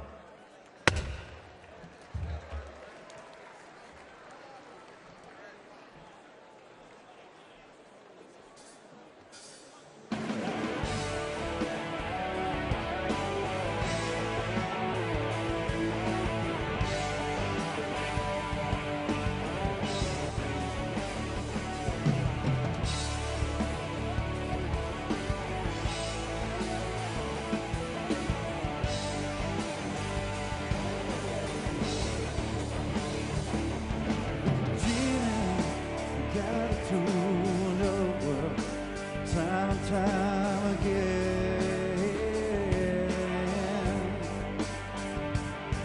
as sunrise, I fight to stay asleep, 'cause I don't want to leave the comfort of this place. Feel the hunger, I'm longing to escape from the life I live when I'm away. Let's go there, let's make our escape. Let's go there, let's ask, can we stay? Can you take me higher to a place where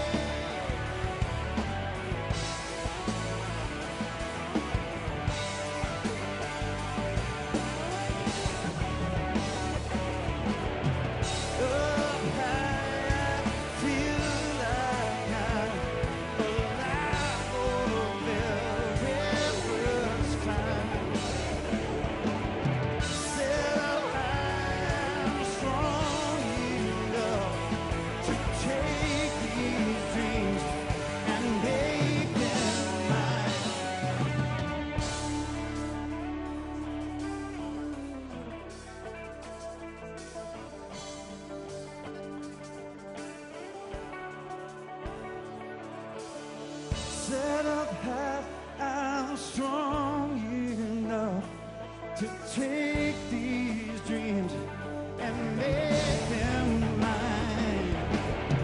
Can you take me higher to a place where blind men see? Can you take me higher to a place with golden streams?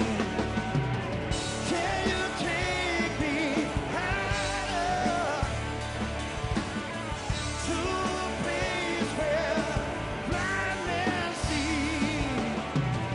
Can you take me higher to a place where golden streams?